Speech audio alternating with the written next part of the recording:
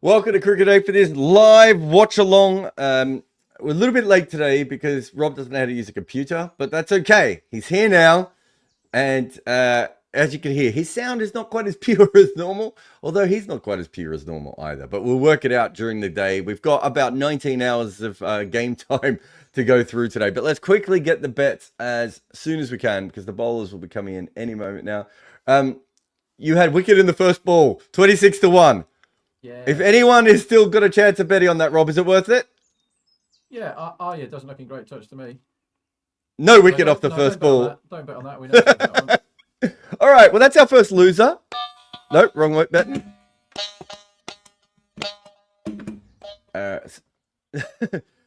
You also had Wicket in first over of the match, which no one can bet on now. You had that at fours.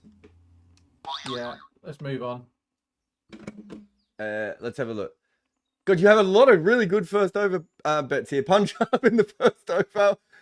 We've been sitting on all these. This is over 6.5. Well, we've had one dot ball so far, so let's see how we go. Over 6.5, I quite like Punjab. Anyway, we can't bet on these. Let's move on to stuff that isn't in the first over. Yeah, but it's still nice to talk about as there's two dot balls in a row because I will be calling them all as losers if you stuff them up. You have Josh Hazlewood as top bowler. He's at fours. Why do you like that? Is he a bit, what's your rationale? He gets more wickets than everybody else. If you actually look at this team, like Booby doesn't get many, does he? Chahal is on the other team, so that's fine. Booby doesn't get many. He just gets his one for however many he is. Like if it swings early, he's fine. He's pretty rubbish at the death, but he doesn't get many more than one wicket in a game. Booby, generally speaking. Suyash doesn't necessarily bowl all his overs. I like him. Krunal is not there to take wickets. He's there to keep the runs down. That's correct, isn't it? Yash Dayal doesn't necessarily bowl all his overs because they sometimes have to look around. We've got Romario in today, which is very interesting. I'm certainly not worried about him because if he does take two, it's 2 for 62. So Hazlewood has the economy going for him. So let's say Romario gets two cheapies because they inexplicably bowl him at the death again. He'll be on a much higher economy rate than Hazlewood, who's had it pretty much on a string. He got taken down in one game. But the rest of the time, he's got the most wickets. His economy is very good, and he bowls in the money phases. Particularly like he's bowling at the death now, so he should get a cheapie there. So yeah, he's not 4. He can't be 4.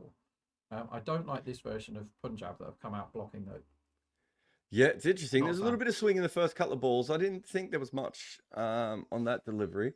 And then you've got laid up Arshdeep as top bowler for Punjab, which we'll have a look in the second inning. So we only really have 2 live bets going at the moment, which is Josh Hazlewood and Arshdeep Singh for later in the game. Run line is 191. That hasn't seemed to have changed too much with this slowish start so far. Luckily, you haven't fleeced everyone for their money on all these bets that haven't come true so far. But you did have Punjab at over 6.5. So 7 runs needed in this over, which would mean they would need 5 in the next 2 balls. Yeah, so Arya, when he got his 100, he hit a 6 off the very first ball, and I thought he was, a mega intent guy. Last time he blocked out early and didn't look like himself again, and he appears to be respecting the new ball. So I'm definitely going to have to change strategy with Punjab because I thought that they were just a team that absolutely smokes it, and they're not. Like he's looked another dot ball. So the only way for the bet that we didn't give you to come off here is a 6 off the last ball, and we've seen 0 intent, -1 intent.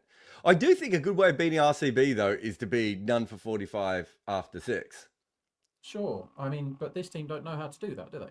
They just don't know how to do that, Punjab. So maybe they've decided that having been shot out for what was it, 111?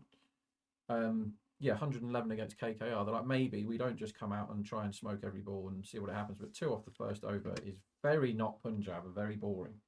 So if we could just see if I've got the right one. Wicket off first ball. No, wrong one. Wicket off first ball. Wicket in first over. Over 6.5.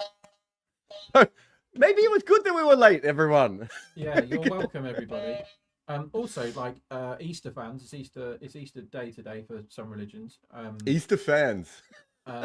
Firstly, I'm a professional Easter egg on legs, so you're welcome for me turning up here today. And this noise here is the exact noise that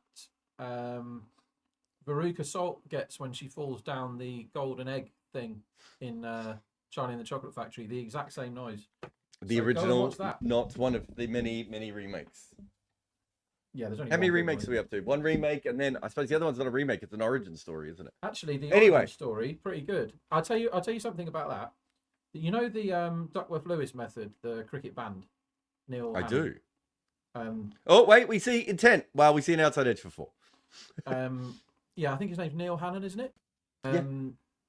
As Jarrod disappears, he did a cricket based band for a bit called the Duckworth-Lewis method with some really good songs. Do you know what one of their songs was? I know a lot of their songs. Jiggery Pokery is the best one. Did you know that they did the theme tune for the 2 Chucks when we were on Cricket Info? That's awesome. I didn't know that. So yeah, they were really nice guys. I didn't know Neil as well, but the other guy, the Northern Irish guy, was just a legend. But just lovely guys, big cricket fans, obviously. Yeah, I went to watch Ireland v Australia at Stormont, I think it was, in an ODI, and it pissed down with rain all day. And those two were there, Neil Hannon and the big guy, and they just got guitars out, got on some microphones and played for like an hour and a half. It's the best thing ever. Absolutely awesome. But anyway, Neil Hannon, who was Divine Comedy first before Duckworth-Lewis method, he did all the songs for the Wonka remake. It all ties back in. Everything's to do with cricket. He did the music for the origin story, which is really good. Interesting. Didn't know that, actually. Never mind about the cricket. Everything is well, not much has happened, if we're being honest. It's 7 runs after 8 balls here. We've had one outside edge of Yash Dial that's gone for 4. We're going to see more intent. We do see more intent. Oh, he clumps this. It is a clump. And that might have hit a cheerleader on its first bounce. Don't get extra runs for hitting a cheerleader, but emotionally you probably should. And that is our first proper intent show. Priyansh there just pulling this away. He's off the front foot. Yeah, his weight's on the front foot, I would say there. It looked very gentle, that ball. It looks like a pitch that you don't have to worry about too much. I mean, Dial is not a bowler you have to worry about too much, let's be honest. The line's not going to stay in the 190s very long if he gets a couple more of these away. I think the market has been burned because there was something like 16 in a row where the opening line was under in the IPL. Yeah. And everyone hates that. The punters hate that. They love backing overs. So the lines are a little bit more tentative than they used to be. It used to be like 2 weeks ago, 3 weeks ago, if somebody smashed a 6 that looked dead easy, everyone's just like, right, overs, we're in again. They're going to get 220. Don't worry about it. And now the market's a little bit scared of constant over betting. But yeah, one pretty hittable ball from Dial is not enough for me to start charging overs. So I'm going to get back to this in a moment. As Yash Dial comes in again, it's full, it's pushed, and it's 4 through extra cover. It looks very easy here. 193 is the run line. What I was going to ask you is then, in general, is it worth betting on the underlines? I think or not. If you're betting with bookies, so the Betfair or the Asian line, wherever you're looking at it, the really solid one should be factoring everything in. I mean, there are inefficiencies in that market, but if you're going to beat it, you're not going to beat it by more than 1 or 2%. Now, if you've got a brain and you work hard, you can beat the bookies by 20%, really. And I think what bookies do... got this over the top, just over mid-on. Almost caught, and they're going to get 2, I think. Just get 2. I don't know how they managed to just get 2 then, but... Yeah, that should have been a walking 2. Yeah, what the bookies often do, Jarrod, is they stray from the actual line because they try and mug their client base off by going much higher than the actual run line because they know that the general punter backs overs.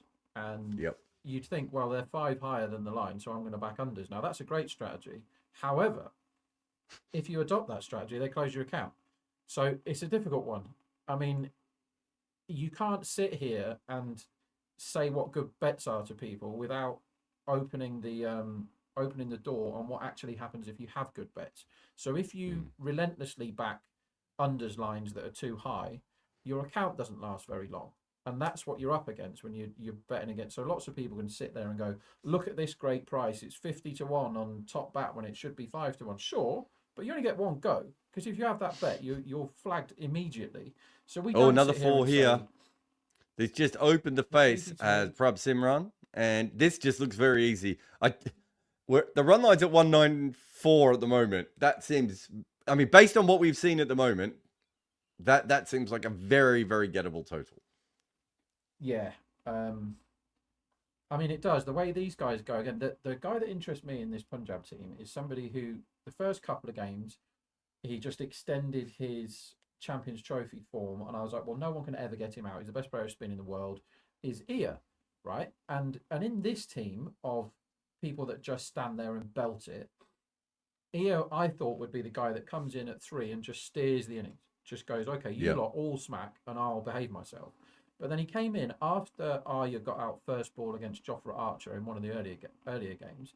He came in and tried to smoke every Jofra Archer ball that was moving all over the place and bowled with serious heat.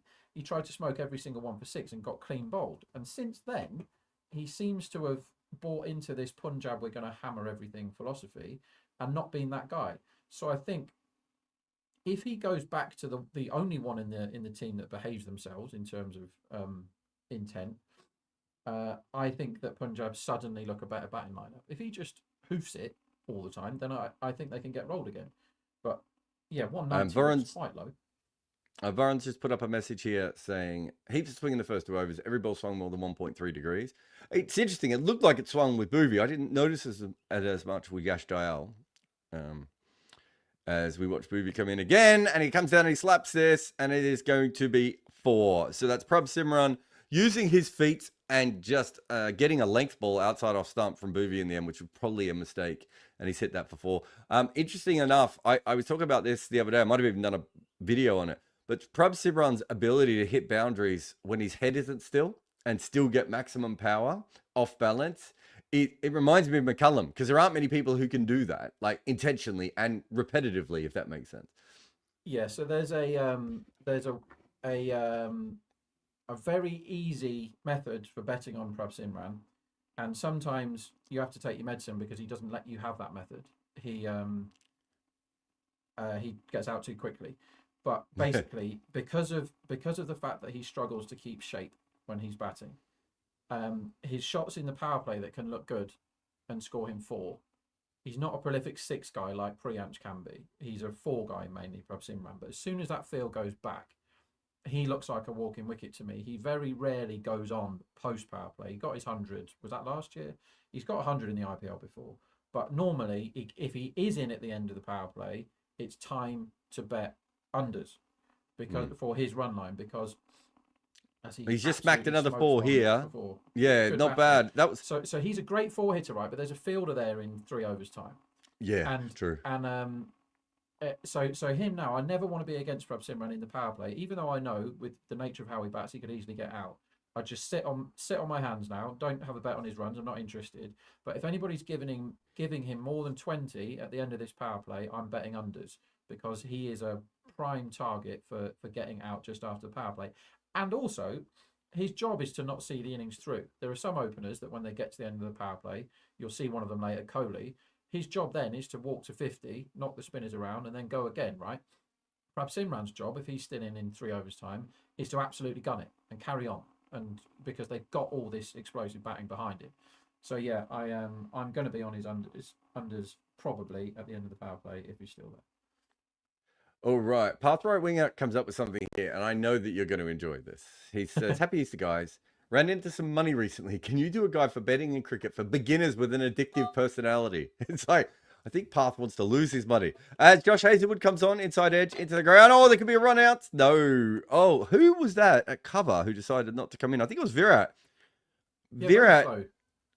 Well, he started to come in and stops, I reckon, there. So we'll have a look at that in a moment. Let's have a look inside. Oh no, this is the 4 from the last over. What can we get for the next over, by the way? Runs, because it's due absolutely loads if they're still in, because we know Hazelwood isn't bowling it. Okay, so it's going to be Boovi or Yash Dayal, isn't it? Yeah, so it's runs, isn't it? Because the swing's gone for Boov. Yep. And Dayal can't really land it. I could see 10. Prabhsimran facing Hazelwood here. Oh, he's got off. I was just about to say, the way he bats with those cross bat shots on the move against a tall bowler, he should sky them quite often. So good batting from him to get off the mark there. Showing off the strike elements zone. of respect, isn't he? There. Yeah, that's the difference between just being a slogger and being a smart batter who can, I remember watching Shahid Afridi when he was about 48 years old make his 100 for Hampshire, and he was facing so good. Who's the South Marchant Delanga? He's facing Marchant Delanga, and he was literally just hitting the ball straight to field and running because he was like, "There's no point slogging this guy. I can't even see it." And this is up and over the top. One bounce four, the classic one bounce four. From Priyansh. Good shot. It was up from Hazelwood, and he sort of hoiked it across the line a little bit, but it was safe. You just look at runs in next over. You got anything for us? Yeah, I can't find, like, to be fair, the bookies are onto it. 10.5.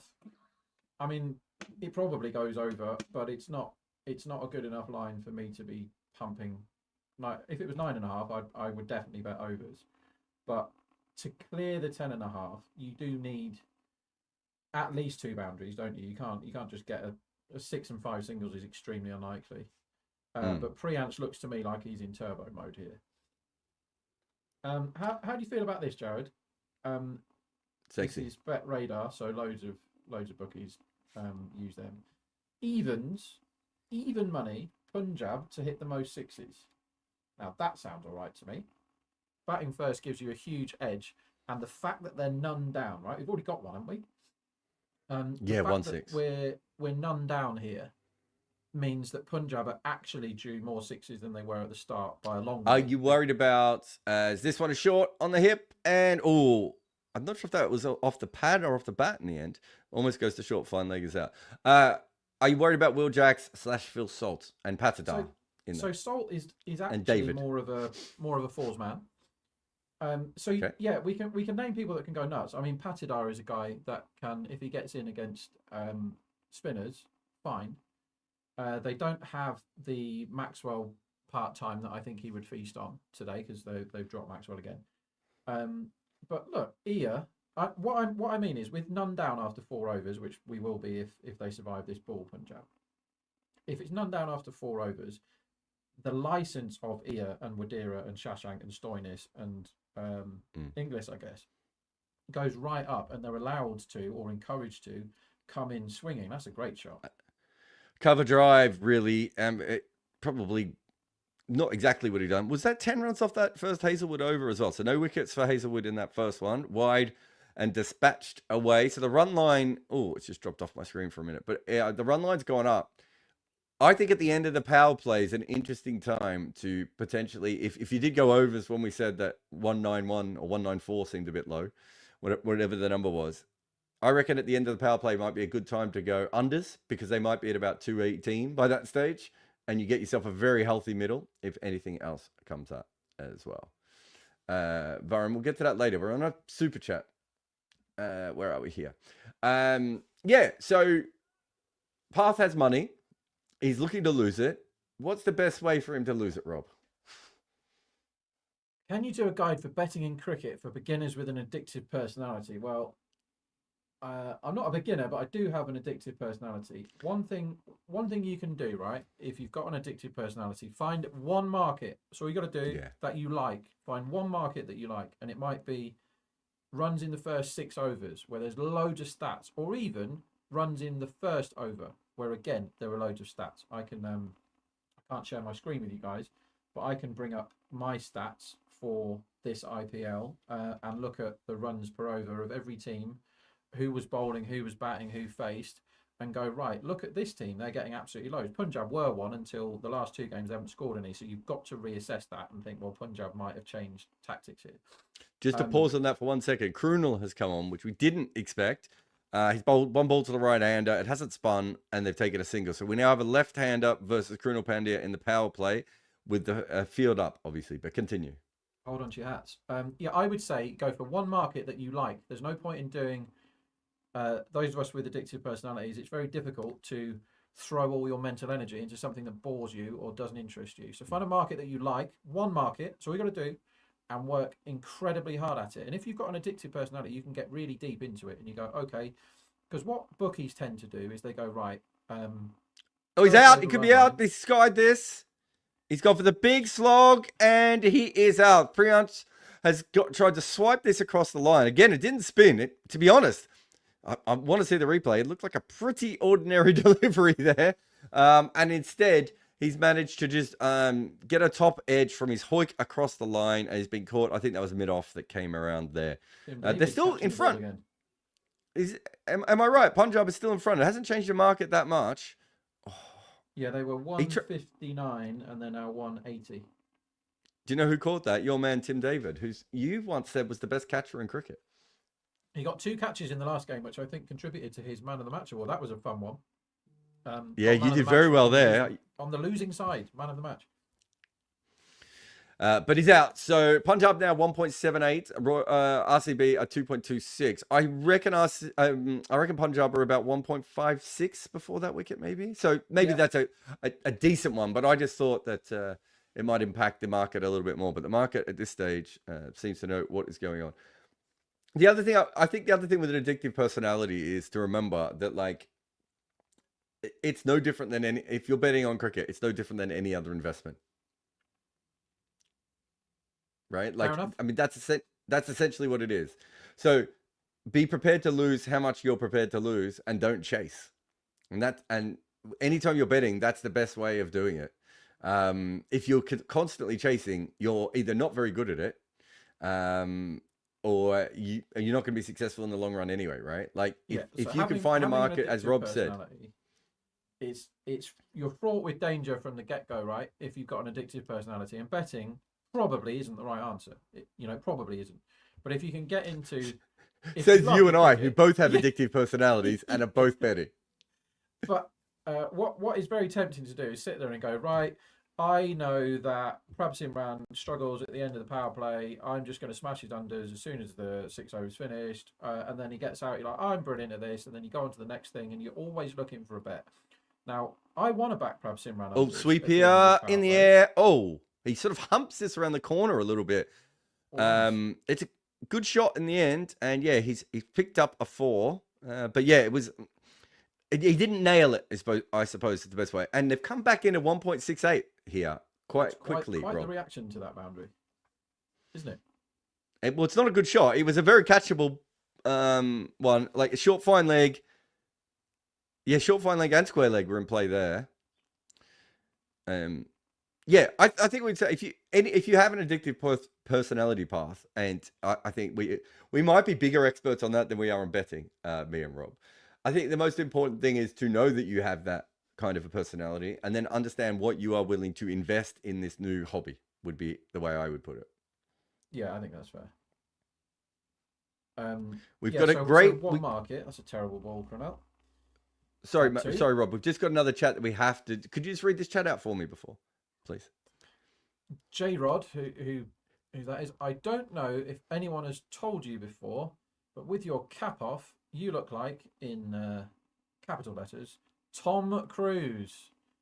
Can we just get a shot of that and put it out on all my social networks? Yeah, if you can just put the picture of Tom Cruise in Born on the 4th of July next to Jarrod's face, that's about right. Anything else you want to say about paths? Anything else you want to say about paths? Question. Yeah. So focus on one market, get really deep down into it, and find yourself an edge. That would be my advice. And do not just bet on everything all the time. There is the one thing that I'll end with on that question is that I know lots and lots of people that make a living out of gambling. I know some of the best in the world, and I know some people that just grind away. But I don't know a single soul that makes money just from being a good judge. And what I mean by a good judge is just somebody that sits there like that with no stats, no nothing, and just goes, I think this is going to happen, so I'm going to bet on it. And no one I know makes money doing that. They're all sat there going, this 1.71, my model tells me it should be 1.65, so I'm backing it. Or my model says it's 1.8, so I'm laying it. Then there's none of this. I think Hazelwood is going to get Prabhsimran out right now, which you might well think. But is the market factoring in enough? So should just go back to my angle in a minute. I'm going to back Prabhsimran's unders only if they're giving him 20 or more. If they're sat there at 17.5, I'm not going to hit the unders because they factored in that he always gets out after the power play. So Porges, you are correct. I do look like a lumberjack, and I spent just the morning, so we're all aware, hacking... Rob looks like a lumberjack and I look like Tom Cruise. These are very accurate comments that we've had so far. Thank you very much. Yeah, I don't have a bathroom at the moment, so shaving and trimming beard has been quite difficult. Nowhere to do it.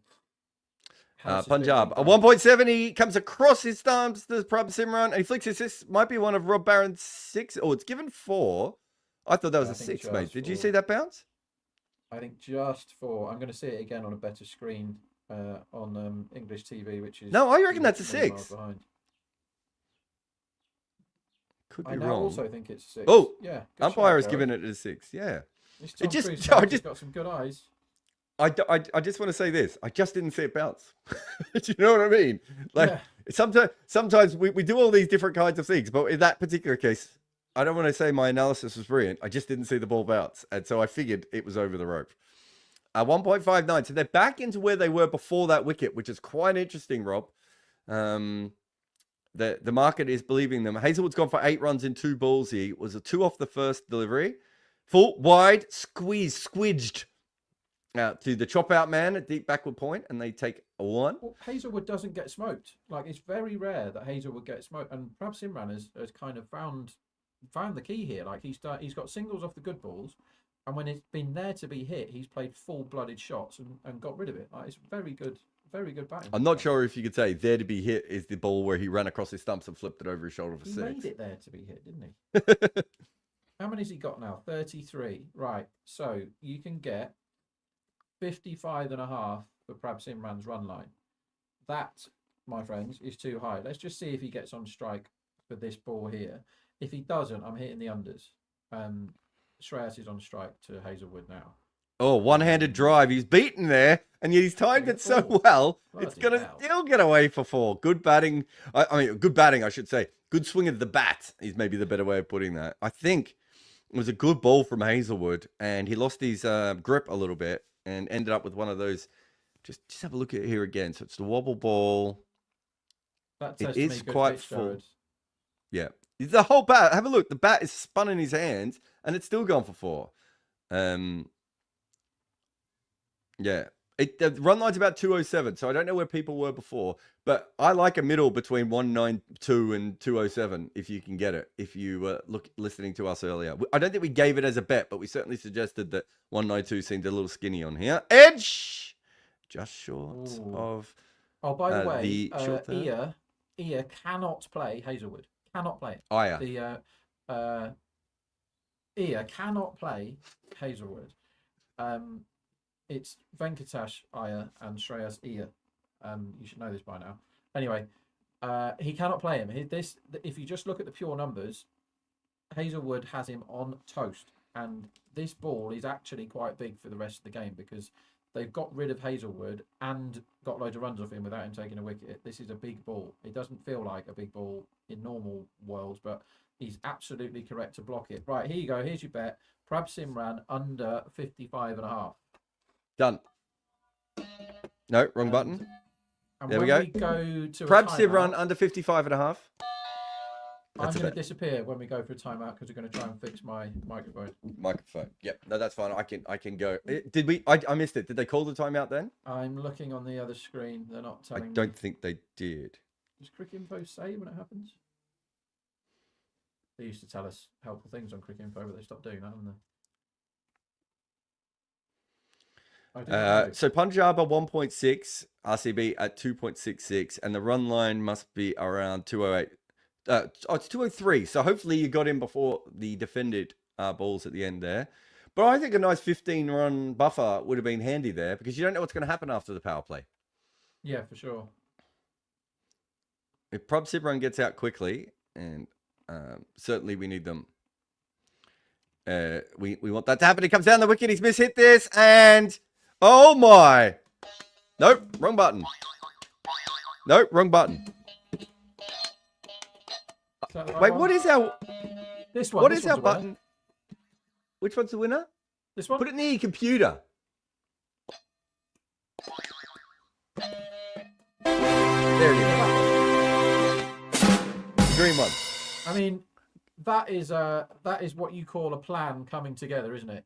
It's like this is what's going to happen. I'm going to find the right line. I'm going to back it towards the end of the power play because he always gets out after the power play. Literally first ball after the power play, premeditated, 2 steps down, hits the bottom of the bat because he lost his shape. Straight to old safe hands, Timmy D on the rope, who never dropped catches, and pouched. And thank you.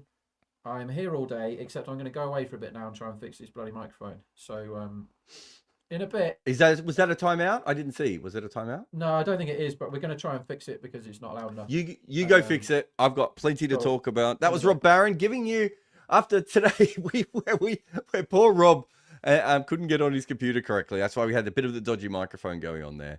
And because of that, we will send him off for a minute and he can try and fix that. But that means that you missed out on all of Rob's losers.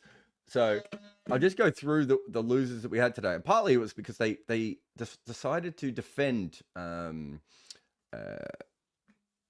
the first over against Boovy. But Inglis, I think, has come out to bat. But Wicket first ball didn't look very likely. Wicket in the first over of the match. And also overs 1.85. All of those didn't go. But we didn't give you any of those, so that's fine. But we have just given you a Prabhsimran, his unders, under 55.5. Rob said we'll wait till the end of the power play and then we'll bet him. And of course, he's gone out, I think, the first ball after the power play, if I'm not mistaken. Anyway, the 63 for 2 after 6.2. A run line is back to 193. So if you got into where I was saying before, you've got a nice, tasty little middle between 192 and about 208, I think, 207 perhaps. And at the moment, Punjab is 1.78 and RCB is 2.26. So Krunal Pandya is into his second over. We also have a bet on Josh Hazlewood for top bowler. He hasn't taken any wickets, but of course, he will be bowling again at the death. But so far, Krunal has both the wickets, and it's going to be tough for Hazlewood to come and get 2 wickets. Well, he's going to need 3 wickets, really, because of the economies at the moment. So chances are that is going to be a loser, but we'll keep an eye on that one for later. They're scoring at 9.69 runs and over at the moment, but I'm very interested to see what happens after the power play, because I thought there would be a slowdown after the power play. Didn't think there'd be a wicket straight away as well, but that's why I wanted the under 207, 208 or whatever it was to happen straight away there.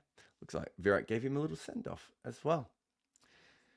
I don't think we have the teams to put up, but because the team is so worried about Rob's microphone, they're probably working on that at the moment. Josh Inglis plays a pull shot here, inside edge, down to short fine leg. Almost got an overthrow. Good work by Virat to stop that happening. 65 for 2 now. Of course, these teams played the other day. That didn't go particularly well for RCB.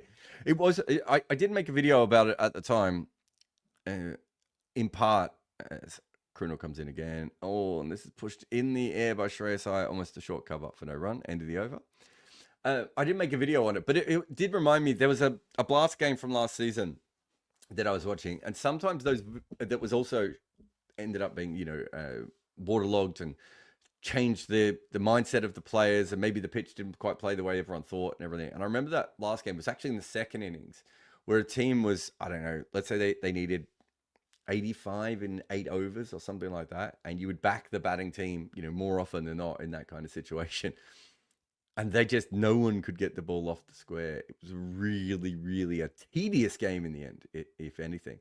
They just didn't manage to hit the ball very hard at all. And so sometimes those games where you've been sitting around the sheds and everything, and it can happen in the first innings and the second innings, whatever that may be. But I felt that's what happened in the last game, that these two teams went up against each other. As we've got Romario Shepherd coming on. Good time for him to bowl. The West Indies use him in the power play. I can tell you that is a bad time for him to bowl. Trying to turn Romario Shepherd into a new ball bowler is not something I enjoy. Inglis is 2 off 2. Shreyas 6 off 8. Looks like a slower one first up from Shepherd. Turned into the leg side, and I'll think of 2. And they've come back. These two very fast between the wickets. Wild throws. They're very lucky not to have got overthrows so far today. I reckon that's the 3rd wild throw I've seen already.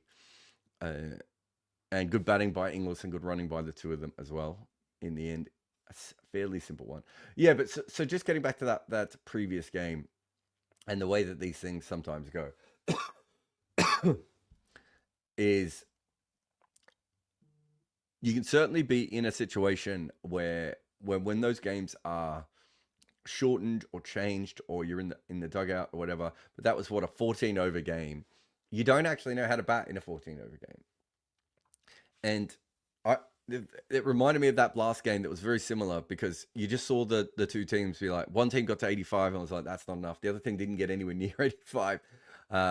And it just messes with your rhythm and everything quite a bit. I remember the start of T10 cricket, teams just didn't know how to play it, right? Like, so when you get those shortened games, and so in RCB's case, they lost so many wickets to so many players. Like Tim David ended up being man of the match, right?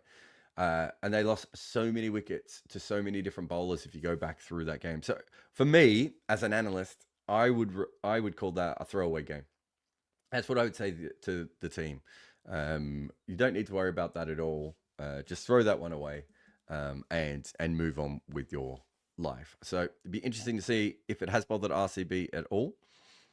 I mean, it's at home, and we know RCB only wins away, so not much of an issue there so far. As Punjab come in again, and he scooped this up in the air, and he's going to be caught by Long. Oh, that's a fantastic catch in the end. In fact, Shreyas just scooped this across the line, and we have changed favourites here. Really good effort by Krunal Pandya for two reasons. I thought that was going over cover, and somehow he's managed to hit this down the ground. I've got to see the replay. That was a freaky moment. He's 6 off 10, Shreyas Iyer.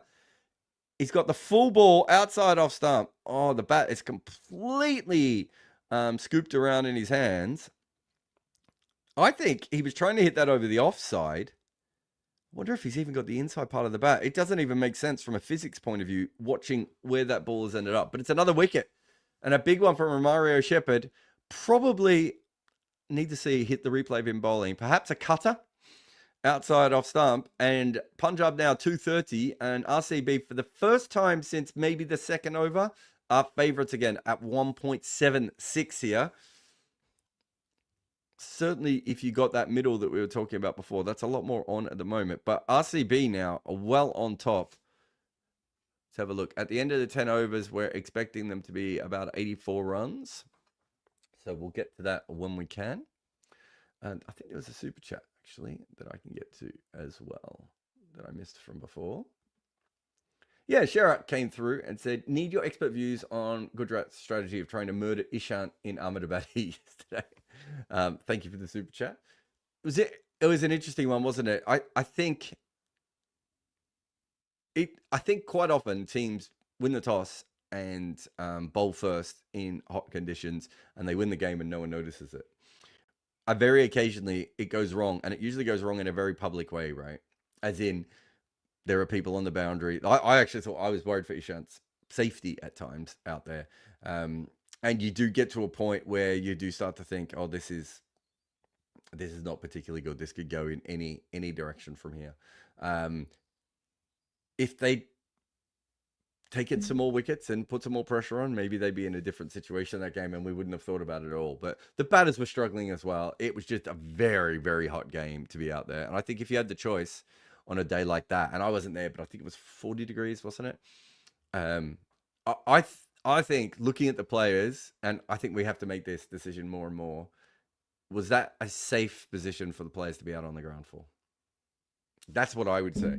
So we could talk about the toss and everything. We've seen a Big Bash game where they decided not to play. I do think we have to start making that decision more and more. Global warming, it's just true, right? Like it's getting hotter. Almost, another wild throw. And this time they're finally given an overthrow. They've now got a run-out chance from that because there was hesitation. They think that this is close to bowling team. I'm not sure if they went upstairs or not, but they got an extra run. But RCB are definitely throwing themselves in there. So apologies for that cough. 191 is the run line. So if you were in there before, it hasn't really changed all that much. But the bet that we have at the moment was over 192 and under 207, I think. So that's still very much on board if anyone got in on that one. Compster says, is it just me, or do we no longer see backward point screamers in cricket? Is it because scoring areas have changed, or because the best fielders field elsewhere? Am I dreaming? We no longer see backward point field as much as we used to, Compster. So that fielder is now out on the boundary.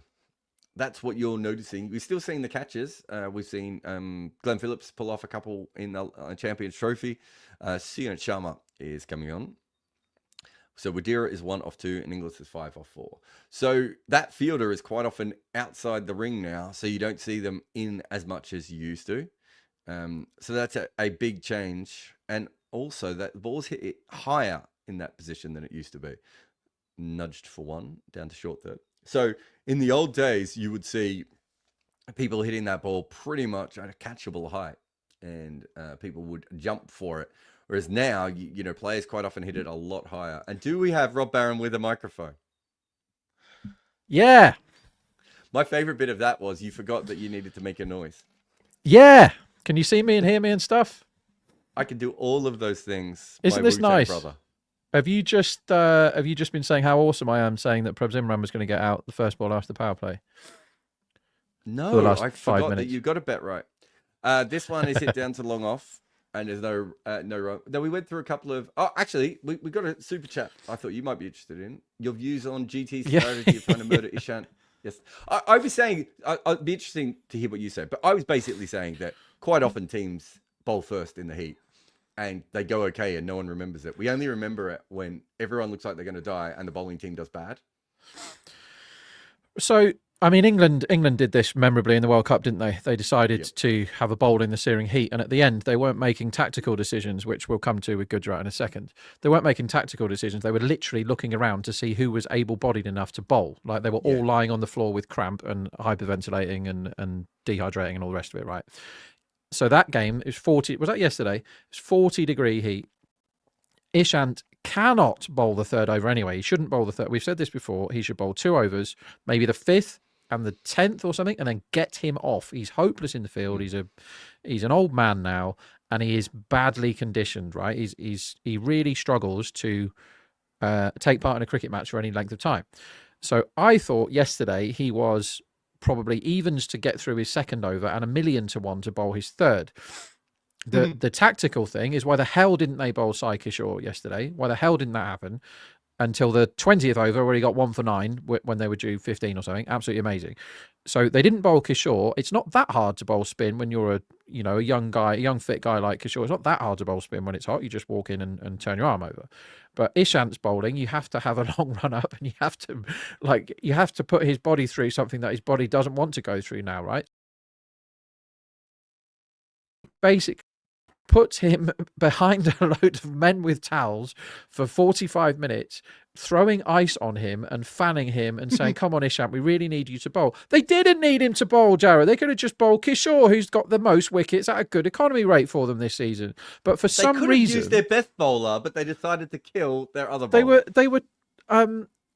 They were terrified. So the tactical reason could only be, we don't want to bowl Kishore at Axar, right? At Axar, not prime Chris Gale. We're going to run out.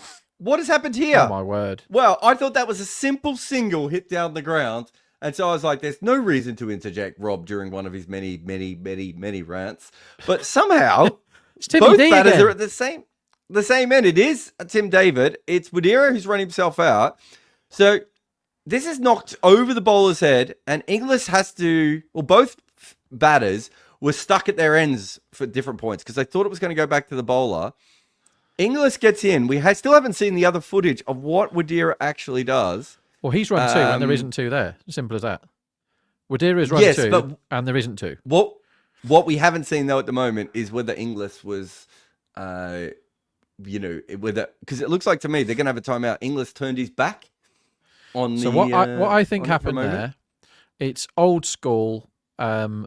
Tim David, the way he picked that ball up, firstly, it's fair in Wadira's defence to assume that Tim David can't do 3 good bits of fielding out of 3 because he's done 2 already today.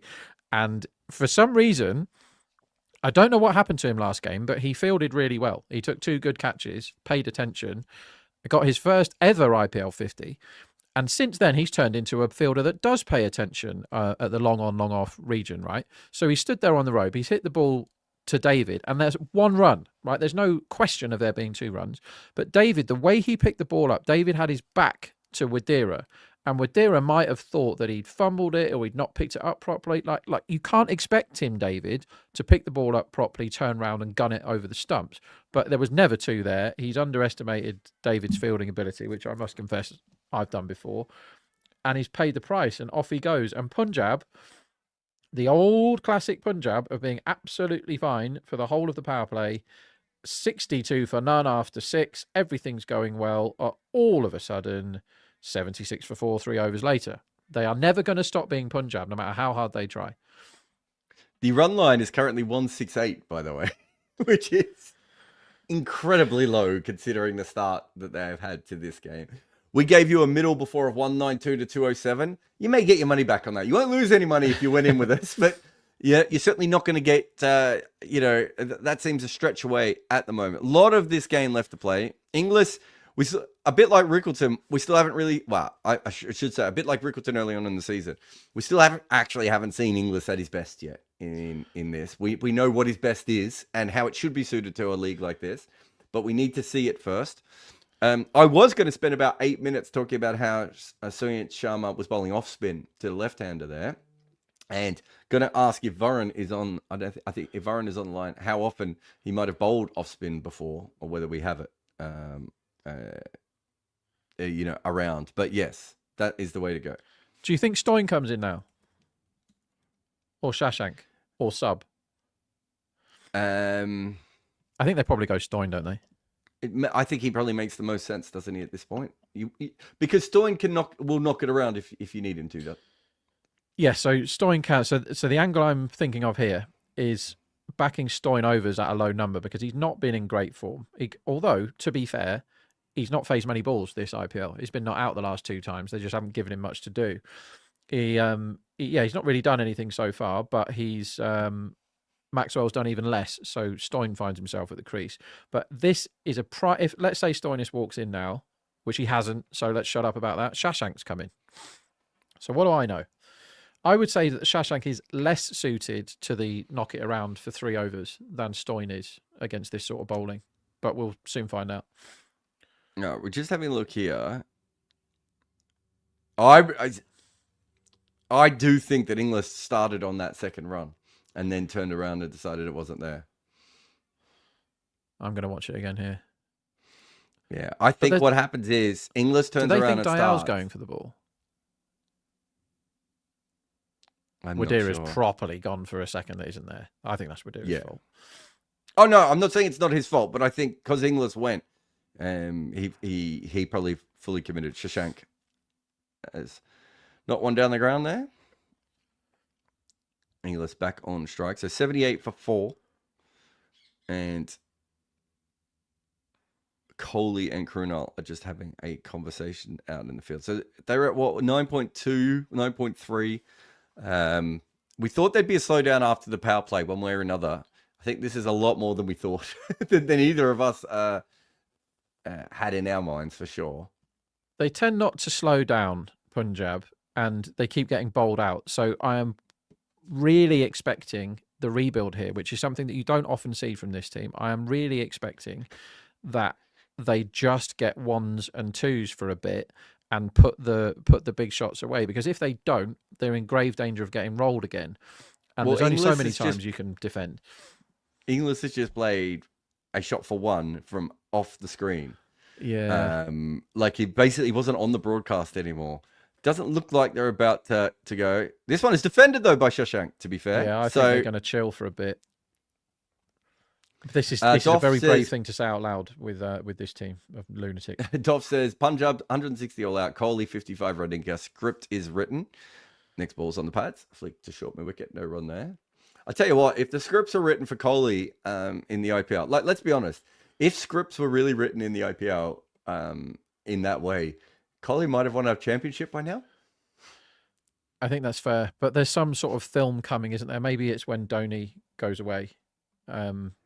In 7 or 8 years' time when Dhoni gives up, maybe they let Kohli win one then.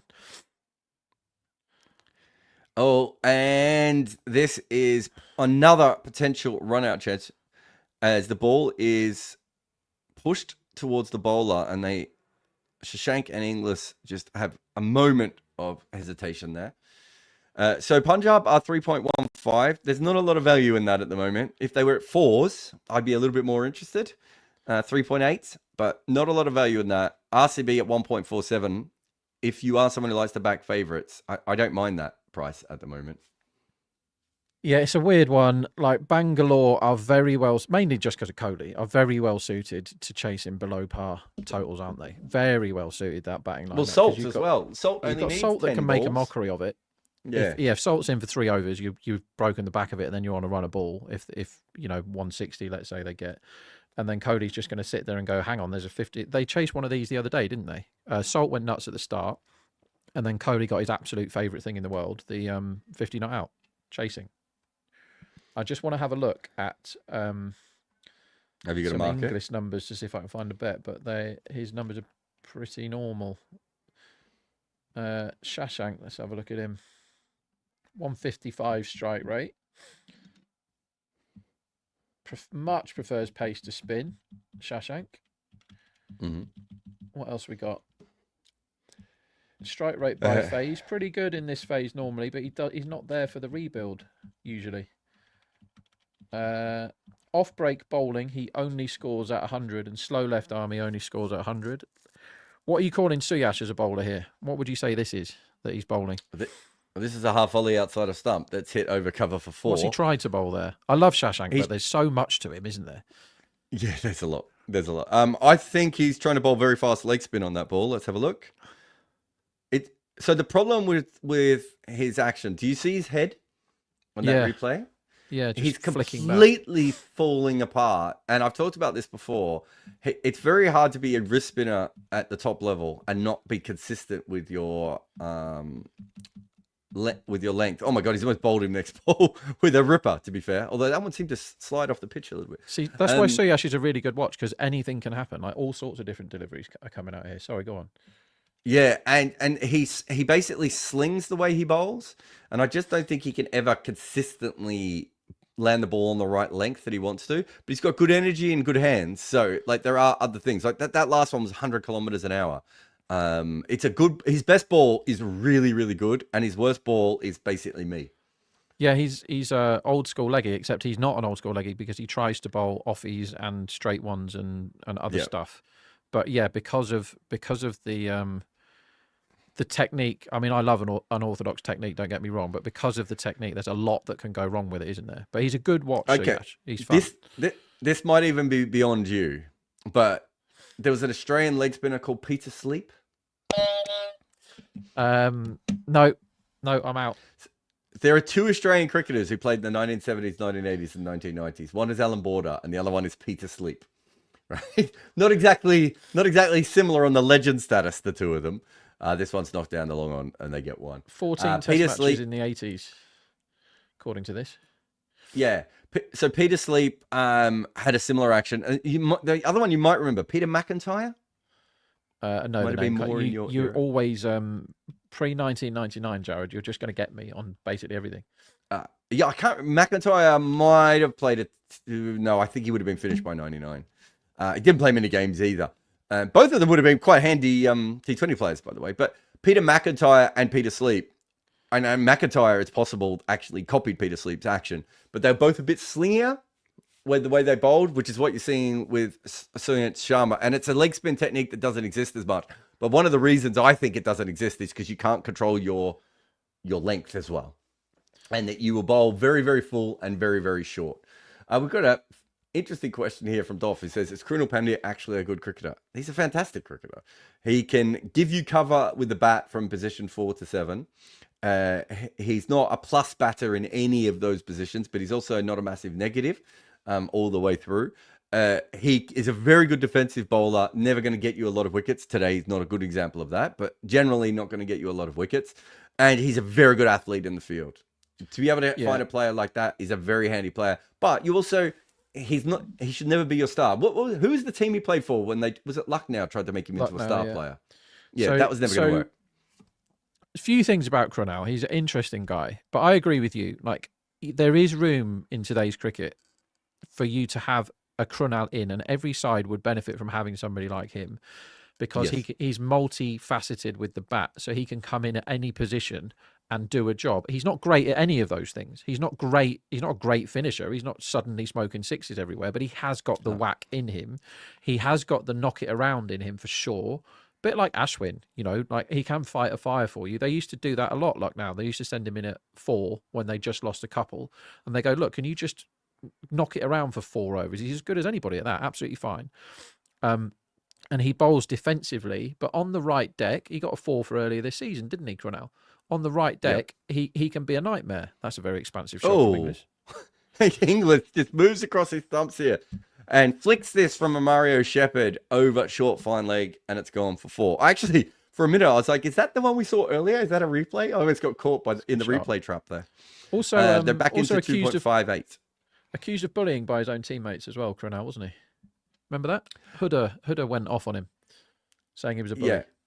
I would say that the Pandya brothers are not always, and certainly Hardik has changed, but the Pandya brothers for a long time were not always the most beloved players. Was probably the best way of looking at it. It's down the leg side push. They're going to look for 2 here, and they will come back. Good batting. Yeah, very good batting. This is how you rebuild. Let me just finish on Krunal. Krunal is basically a very similar cricketer to Sam Curran, right? If you try and make a player like that your star, right, and a key part of your game, you are going to have a crap team. If Krunal or Sam Curran are in a decent team and you have a flexibility around them, you certainly have a situation there where you can, where you're going to go okay. And so, if you think about it, I think Krunal's ceiling with the bat is a little bit lower than Sam Curran's. Right? As in, I don't think he quite has the power to be able to really dominate with the bat, right? And with the ball, he has a better role definition. You should be able to get 4 overs out of Krunal Pandya in most games. You're not going to get 4 overs out of Sam Curran. Both of them can field, so they give you flex, and they also give you batting flexibility, as in they can bat multiple positions, even if they're not a plus in any of those positions, right? But if you try and build a side around them, they're just going to be absolute arse. If you have a good side, they become a very important player in a good side. Fair. As Raxic just said, he had a bit of a scrap with Swapnil during a domestic game, apparently, which I'm just looking at now, which passed me by. So, yeah, he's got previous. What he should do to up his stock and to get more franchise cash is to play the full Pantomime Villain. Like Gladiators has always got one. It was Wolf in my day. It's now somebody else. Viper. Come on now, Gladiators fans. So there should always be a Pantomime Villain. If I was Crunell, I would embrace this tag that he's got of being a bit of a swine and turn up with the black bandana and the tattoo across the face, all that sort of stuff. Why is Romario playing, Jarrod? He's already got a wicket. Games? I still haven't seen that again. And this time he's being reverse scooped by Inglis. Inglis is now going on both sides. And he's got 2 4s from it. The first one was an interesting one. He's a little bit out of control. This one, he went for the Yorker Romario Shepherd, and it was a very good shot past second, where second slip would have stood. That's a really good shot. And he gets the boundary there. Someone just asked, I think Smart Guy just asked, do you think Punjab can get the run rate up? Well, they're back up to 179. So I think that got down to about 165, 166, the run line. They did, yeah. It's one of those, like all Punjab games, it's hyper volatile because they can get rolled at any point and they can go humongous at any point. But I would say that those last few overs are signs that Punjab, and you don't say this very often, Punjab are showing signs that they're playing with a bit of brain power here, because Inglis waited for his matchup there, didn't he? He was like, right, I've got a bit of Romario now, I can up the rate a bit because I'm not scared of him. He doesn't do anything with the ball, and he got his lap and scoop and plundered 12 off the over or whatever. Great. Now Crunell's back. The key here is Stoinis' entry point. I mean, that was right off the base of leg stump. That's a really good shot, isn't it? That he scooped that away. What does Shashank do now? Because he's chewed up 10 balls for 9 runs, now 9 off 11. A lot of batsmen in this spot can't handle it. Can't handle being 9 off 11, and the big shot comes regardless of what the delivery is. So this is the sort of time where inexperienced guys slog out. what Shashank needs to do, they probably had a conversation about this, is like, when do you want Stoinis to come in here? Is it over 16 that you want him to come in? Because they don't have that much insurance now outside Stoinis. Then they've got to think about subs and stuff. Why haven't we spoken about the fact that a schoolboy hit his first ball over extra cover for 6 yesterday? How many hours are we going to spend talking about that? Smash! We're not going to talk about it now. As English comes down to Krunel. So what's that? I reckon that's 3 boundaries and about 5 balls for English. Yeah, English is turning up the heat here. This is the innings we've been waiting for. Him and Rickleton are the ones where I'm like, they make a lot of sense in the IPL. Maybe not as out-and-out stars, but as very good IPL players for a long period of time. Inglis has almost knocked himself off his feet there as he's come down and swung away. And he's just got it over long on. Reverse sweep.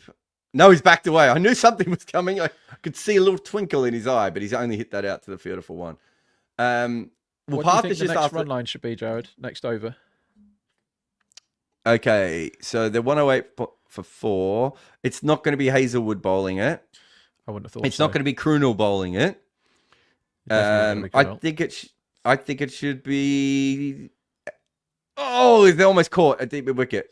Shashank can't cope with his. So Shashank is. I'm going to look at his runs now because he's quite likely to get out soon, because he's decided, okay, I've done my rebuild now. I've done my 10 off 10, and I'm now going to smack it. He very nearly got out that ball. He tried to hit a big shot, I reckon, at the start of this over and ended up just getting a signal on the ground, but he wasn't trying to do that. I think the next over should be 10.5, mate. Yeah, over 8.5 for me, please. You can back over 8.5 at 1.83 pretty much everywhere. So I have, and you should. Because Shashank is going and English is definitely going. So over 8.5, quickly go and get your bet. So what is this? This is the 14th over. Over 8.5 is the bet. Part says, I'm sure you guys are sick of talking about this. Should an SRH type batting lineup ever consider rebuilding the innings? If yes, who, when, and how? I mean, the way that I look at it is that you have very smart batters all the way through that list. Not everyone always has to be hitting. This idea that if they think the situation is in their favor, they should absolutely go for it. But if they don't think the situation is in their favor, there's no point just slogging and losing the game, right? Like, wait, because later on you might get a matchup. The problem is they're not in form. Other than, you can argue Abhishek has kind of got himself back into form. He was pretty lucky to get that big score, but his 40 the other day, that was the highest score in the match, by the way, was actually pretty good. Head doesn't look like Head. He got 28 off 29 last time, and I know there was a little bit in the pitch, but that's impossible for Travis Head to face that many balls and be below strike rate 100. The problem they've got is that Reddy is doing the rebuild and has done it every time, but every single time he's walked to 20, like he did the other day. He got 19 off 21 and then gets out. So which is what Shashank looked like he was doing then. He got to 10 off 12 and was like, well, sod this, I've got to get on with it now, and hoof one towards the rope fielder. So Inglis is going to go at this ball, and he's bowled. Oh! Well, we said before how often he's been backing away and trying to smash the ball. This one was just so full. And it was incredibly full delivery. He's backed away. He's tried to hit this over cover. I could see before he hit that, you could hear me say, there's something going on here. He just looked twitchy. Yeah. He's standing on the wide line, and it was a half volley on off stump. Honestly, I think that there's a part of it. Do you remember he got bowled in the previous game, I think, trying to play a big slog sweep from a similar ball? That's right. He's decided not to play that shot anymore, but that's an important wicket because they were just getting back on top in this game. And now Inglis is gone, 29 off 17. They've still got Stoinis and who's the other one who's left to come in? There's someone else. Anyway, Stoinis and someone else still left to come in. So there's some batting depth there, but we did expect Shashank to go out soon. Also, that makes it very hard for Rob's bet to come off. So they've only got, I mean, yeah, if he nails that, then it's in. Yeah. However, it's not now. So it's Stoin, and then it's Giraffe, isn't it? Jansen, and then it's Bartlett, who's okay. Like, Bartlett's okay, and then it's nothing. Like Arshdeep and Chahal. Like, I can bat as well as Chahal can. So Stoin has got to behave for 3 overs here, and Shashank has to go back. Do you want to read that question out that we've got there? That's not a question. That's just Barron. I mean, it is actually physically a question.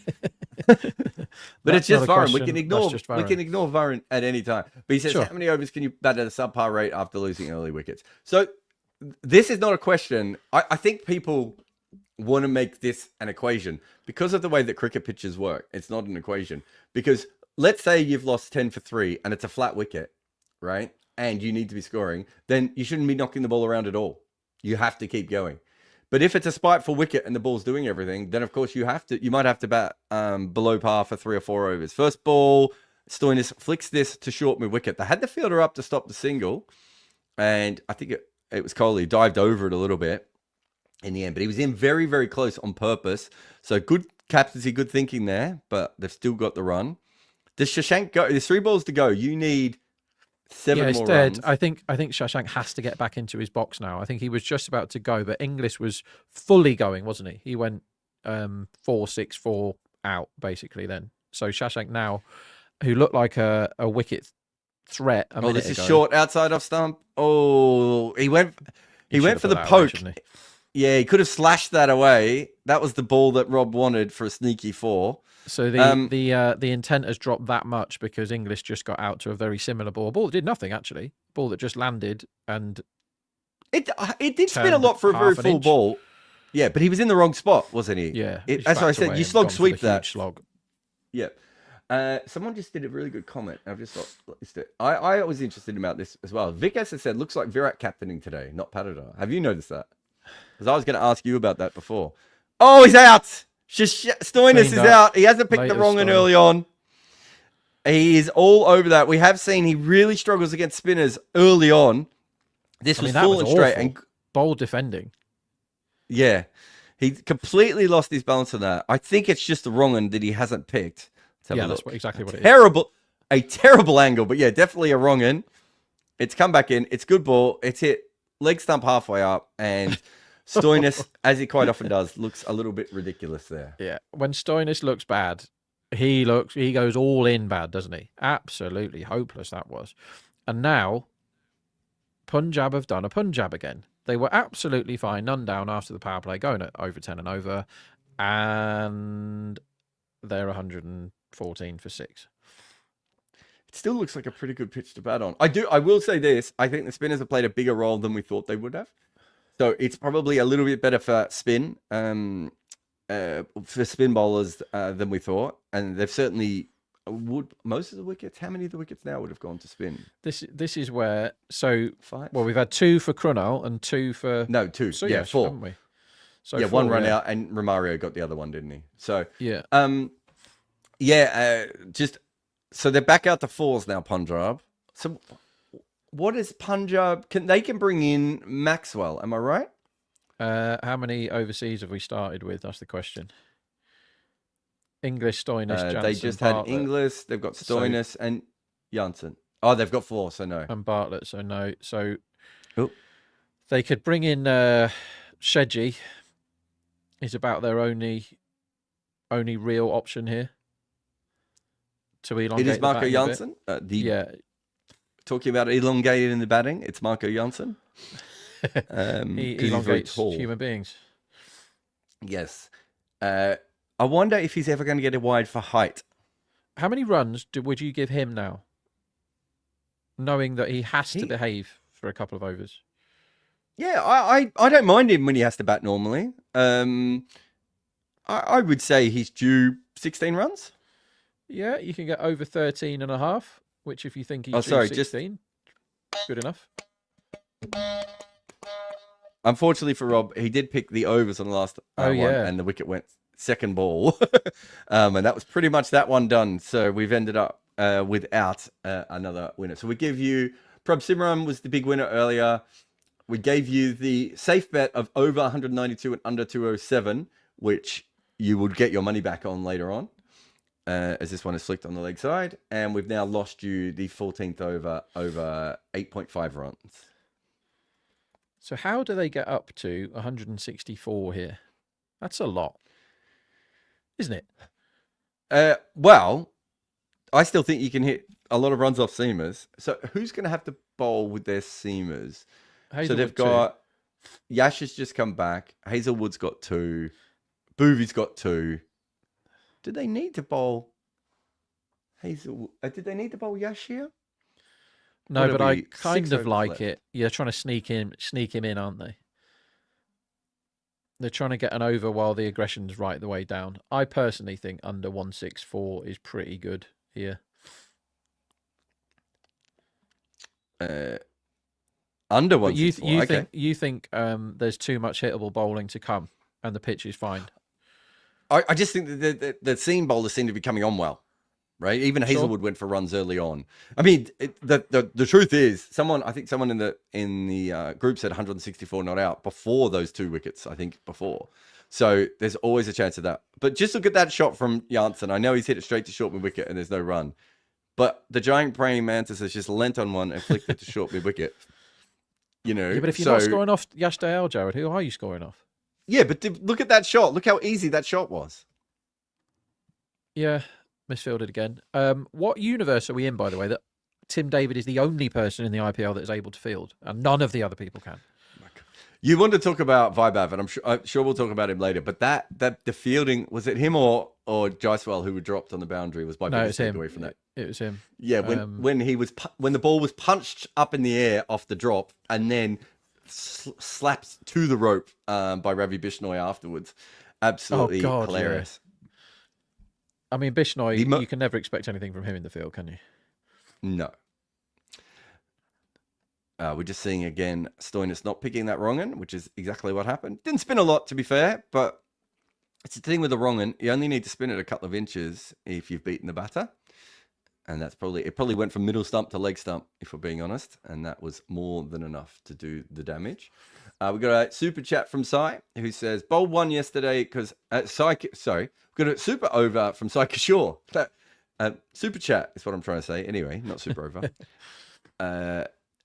Compster says, Sai Kishore bowled 1 over yesterday because Akshar was batting for most of the innings, and Akshar only bowled 2 because Rutherford was batting. Our team's over-reliant on basic matchup starter. Yeah. I don't know if that's basic matchup starter. That might be advanced matchups. But my problem is when they won't bowl an off-spinner to a left-hander, and then you look at that off-spin, and that they won't bowl an off-spinner to a right-hander, and then it's like Heinrich Klaasen, who actually doesn't smash off-spin that much, right? Like, you have to know your advanced stuff. Particularly early, right? What I would say is that if you have your best bowler and he's a left-arm finger spinner and he's been really good in the side, you have to give him 1 over against the bad matchup. He wouldn't be in the. I could be wrong, but Sai Kishore wouldn't be in the league if he couldn't bowl to left-handers. Yeah, at a certain point. I think the last few words of that is just a massive, great big yes. And teams think themselves out of good positions quite a lot. And the criticism that some people give teams is, well, they don't ever use the data and they're just relying on gut feel and all that. But sometimes the huge over reliance on this man holds the bat with his left hand, so he must bat instead of this guy who's miles better than him, is just horseshit. It's just absolute nonsense. And before yesterday, Kishore had 10 poles in 6 games at 8 and over, right? Absolutely nothing wrong with that. Nobody in his team's got more than 10. And you're watching Ishant being basically dying. They're using a defibrillator on him to get him to bowl every ball, like in between balls. He's sat in a bloody freezer on the sideline trying his absolute best not to expire in front of our eyes. And you've got a kid who's really good and fit and healthy who is nailing everybody. He worked over Klaasen like 2 games ago. Do you not remember that? When Klaasen got really fed up with him, we were on air, weren't we? Klaasen got really fed up with him and was shoving him out the way and went after him, and Kishore just outthought him and bowled him leg stump, right? A brilliant bit of cricket. And they're going, oh, well, Aksar's in. Aksar's not Klaasen. Aksar's Aksar. He just comes in and does a job, right? He's fine. Like, he batted well yesterday. But when you've got Ishant, basically half dead, trundling in, landing it on a length, and nobody, fair enough, Rabada's had to go home for personal reasons. But when you're going, all right, well, we've got Arshad Khan who's not bowling all that well. Rashid Khan, we've spoken about him a lot, me and you, is not landing it anymore, and he's not the guy he once was. Why is Rashid Khan just going up through all his 4 overs because he's called Rashid Khan, and Kishore's not allowed to bowl? And they were letting that game get away from them. I mean, it's a really fun game all in all, wasn't it? But they're letting that game get away from them because Axar's batting. Why is Axar so hard for Kishore to bowl at? No, definitely. I could not agree more. So I think that for me is a really weird one. And I'm okay with the matchups, but you also have to remember that there is cricket being played. So what you really want to do is, so Akshar is striking at 200 versus spin this season. Fine. Then you can't pick. Then if that's the case, Varun, then you can't pick your spinner. Yeah, right? Like that doesn't make any sense. Yeah. So that's where my problems with these things come in. I just want to have a look if there's a direct matchup with the two of them at all. Certainly, we're talking about a different game here, but we just hit a bit of a dead spot as they're just rebuilding a little bit. Punjab are 370 and RCB are 1.37. So I said they were good value at 1.57. So I've done the old classic here. I've bet unders, but I've also laid Bangalore. So I'm on under 164. But if there's a great big Marco six Janssen has just come down the wicket and hit a big six. Now you have most sixes. I forgot about that. What was your bet on most sixes? So evens, which kind of you need Salt out or Salt to just hit fours and Kohli to behave and chase this easy because they're under it in terms of sixes. But yeah, what I was just saying is I did the classic. Like I thought the run line was a bit high at 164, so that now looks silly.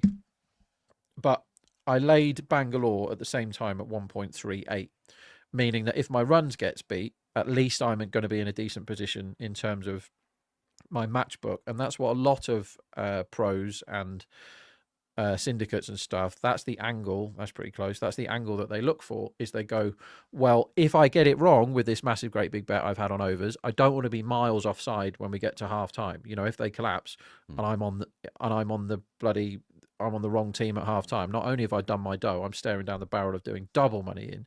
So as a bit of insurance, if you think the 1.38 is okay, lay it while you're backing the unders, because if they get miles over, well, at least I'm going to be onside in terms of the my match book. And if I win my money, I can close my match book for a small loss and I've net made cash. Does that all make sense?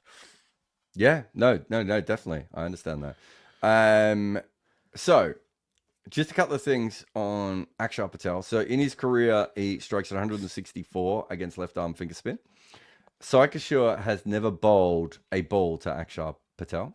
So we have no idea whether he can bowl to him or not. He's certainly never been in this kind of form ever before. And so then if we look at it by the type of batter that he bowls to Saikashur, he's obviously going to be better to right-handers.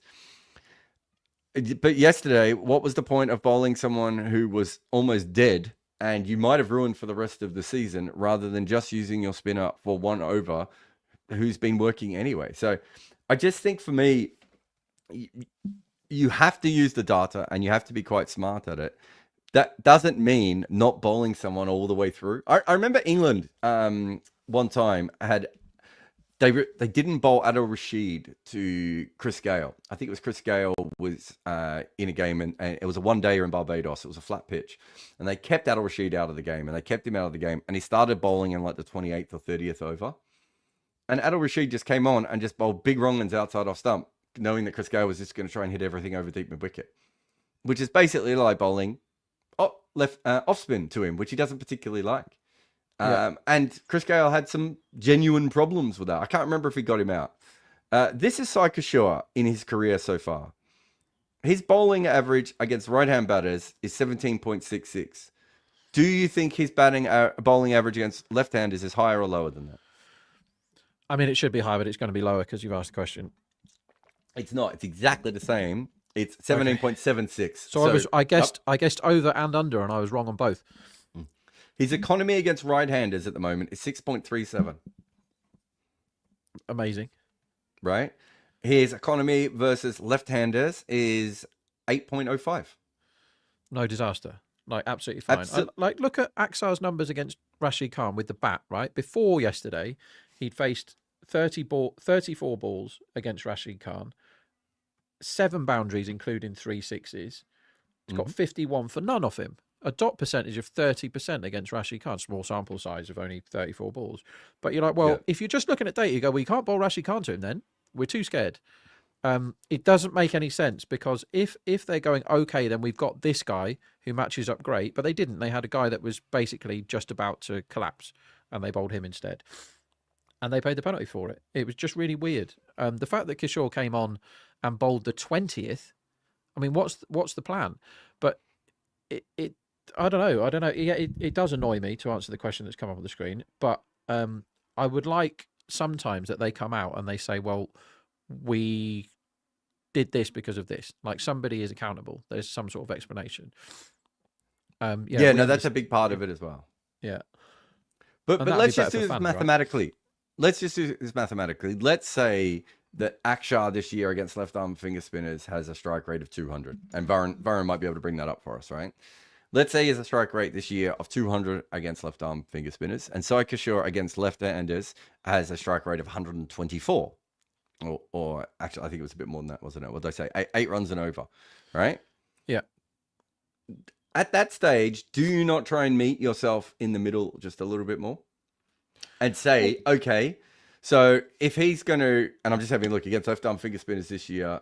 So Sai Kishore's gone at 10 this year. But if you look at his whole career, Varun, in T20 cricket, I think it's a lot better than that overall.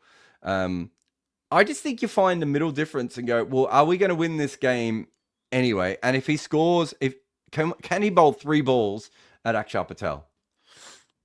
Is the way that I look at it as an analyst. Right. And also, are the 3 balls at the other end going to have a bigger impact? What if at the other end he gets a wicket, which he's been doing all year? The thing is, so they saw him. So let's say he'd have bowled his first over in the 11th and got an important wicket, Kishore, yesterday. You then know that he's fine, and you've got 3 overs of him up your sleeve, which is all of a sudden is a great thing. But if you bowl his first over in the 20th over and he bowls really well, you just go, oh shit, we should have bowled him earlier. That's the only outcome. And also, if he'd have got tonked in the 20th over, you don't learn anything anyway. Also, Akshar Patel yesterday got 39 off 32. He didn't score 100 off 40. He got 39 off 32, Jarrod. He wasn't lighting the place up. Oh, well, I'd take it a step further and say, I remember, was it Brad Hodge or Gareth Batty saying to me once? It was Gareth Batty who said there are some... Yeah, same guy, basically. It was one of the guys who played professional cricket into their 40s who said to me once... If you have to use the data and you have to put yourself in an advantage, but you also have to be in a position to be like, are we using the data on a player who is legitimately a match winner? Or are we using the data on a player who probably is only going to have a moderate impact on the game? Right? So if you're willing to change your entire bowling plan for Akshar Patel, I think you're already in the wrong headspace as a team. If you bring him on for 1 over, as you said early on, and Akshar smashes him, you're not changing it based on a thought process. You're then changing it on reality. We went for it. He got 16 runs off that over. We now know we can't go that way again, so we're not going to go that way again. Whereas the doing it the other way, you're basically allowing. What's Akshar's batting record this year? Yeah, he's done absolutely fine without lighting the place up. So he's done a lot of scores of about 20, right? 21, so 15, he's averaging 9, 34, 39. He's not doing anything great. He's averaging 23 with a strike rate of 159. So a plus player. For sure. But we're just getting a review. They're reviewing the wide, aren't they? I was going to say, what are we reviewing? No, I remember he bowled one down the left. I think he's reviewing a caught behind. I think he heard something. Did he hear the wide? I think he heard something, and it might have been off the pocket or the pad or nothing. It's not hittable, though. I still think they're reviewing. Oh, you're right. It wasn't the wide. The wide was the ball before down leg, wasn't it? This is the one they're reviewing a caught behind that he hasn't hit. Is what's happening here. On with the So my point is, again, you're changing your entire plans based on someone who is averaging 23 runs per innings. Yeah, you're not reviewing. You're not changing. Think about what I said before with England doing that against Chris Gale. There is something about Chris Gale where you could say, okay, if Chris Gale gets absolutely going here, we're in a situation. I still think if you're a good professional bowler, you can work it out.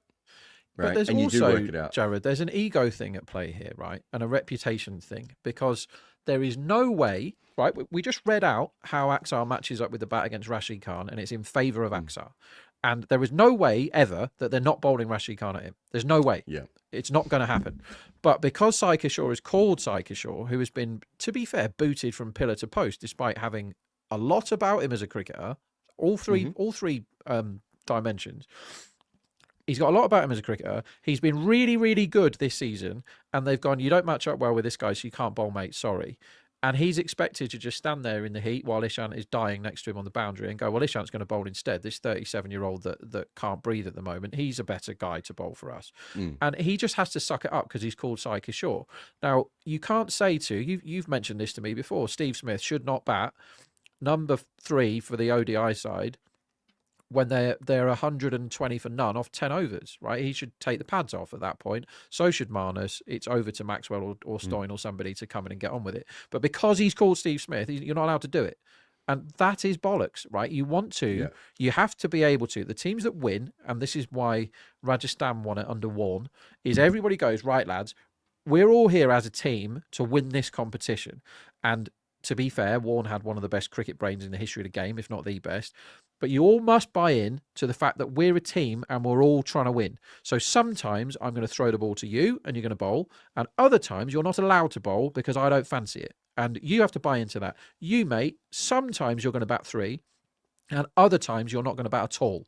You just have to deal with it. Sometimes you get the thanks for coming award. You haven't batted, you haven't bowled, but we've won. And that's better for the team than you batting out of position or you batting nudging it about when we should be trying to hit 14 and over. Do you know, there's not enough of that thinking. And the teams that Perth used to be quite good at it. I mean, Perth did a lot of things, Jarrod, that you've spoken about before in the bash, but they were a team that thought about that stuff. And they did horses for courses, and they picked batted role players so that they could do stuff that is like so that, important. Right? That's so important. We're not talking about this game much because Punjab have confounded all previous thoughts of Punjab and batted sensibly for 10 and over in the power play, got themselves none down, did the one thing that we knew that they were going to do, and Prabhsimran got out straight away. And then they've imploded again, but then they've rebuilt, but they've rebuilt for the entire innings. Like this is where you blast off, right? You've got 4 wickets in hand here. You must smoke it now, Shashank. He's 23 off 25. And he's beaten outside off stump. To be fair, I think he was trying to guide that down to 3rd. I think he'll get a single off this ball. What did I say Janssen was in for? 16 runs. He's 14 off 14. Shashank is 23 off 26. If you'd gone on his unders before, you'd still be riding that bet, despite the fact that you mentioned it an hour ago. He's been in for an awful long time without playing a lot of big shots. But yeah, just to finish off on the whole thing. If you play the game like it's Cricket Manager, right, or International Cricket Captain, from that perspective, with data only, this one's flicked down the leg side. They should get a couple here. Yash Dayal chases that like Rob Barron would. It's an awful looking chase. If you play the game that way, you put yourself in a position where you can actually injure one of your bowlers or tire out one of your bowlers for no good reason. Secondly, if Sai Kishore has been your best bowler all year, don't you also have data on that? And as Pranav says, Sai's economy is because Puran wacky him, not Akshar. So from that perspective, it was 19 off 4 versus Puran, 11 off 5 versus Hetmeyer, and 18 from 20 from the other lefties. He might still have gone for runs in that over. But my point would be, is perhaps what you would have found from that one over is the entire innings would have gone better for you, right? Yeah. And you only have, how many good bowlers did they have on that side, right? At the moment, they're struggling. Question. They're struggling with Rashid Khan. Prashid Krishna is great. Siraj has been good, as Janssen is going to steal a single, almost run himself out again. I just think you have to back your weapons. And their 2 weapons are Sai Kishore and Prashid Krishna. They took 8 wickets in that game yesterday, mate. 5 of those wickets went to Prashid Krishna and 1 went to Sai Kishore in 5 overs. At a certain point, I'd rather Akshar Patel hit 2 sixes and go out to Sai and risk that, you know, being 1 for 12 off 3 balls or even being 1 for 18 off 4 balls or whatever that may be, then I would. And he gets left-handers out.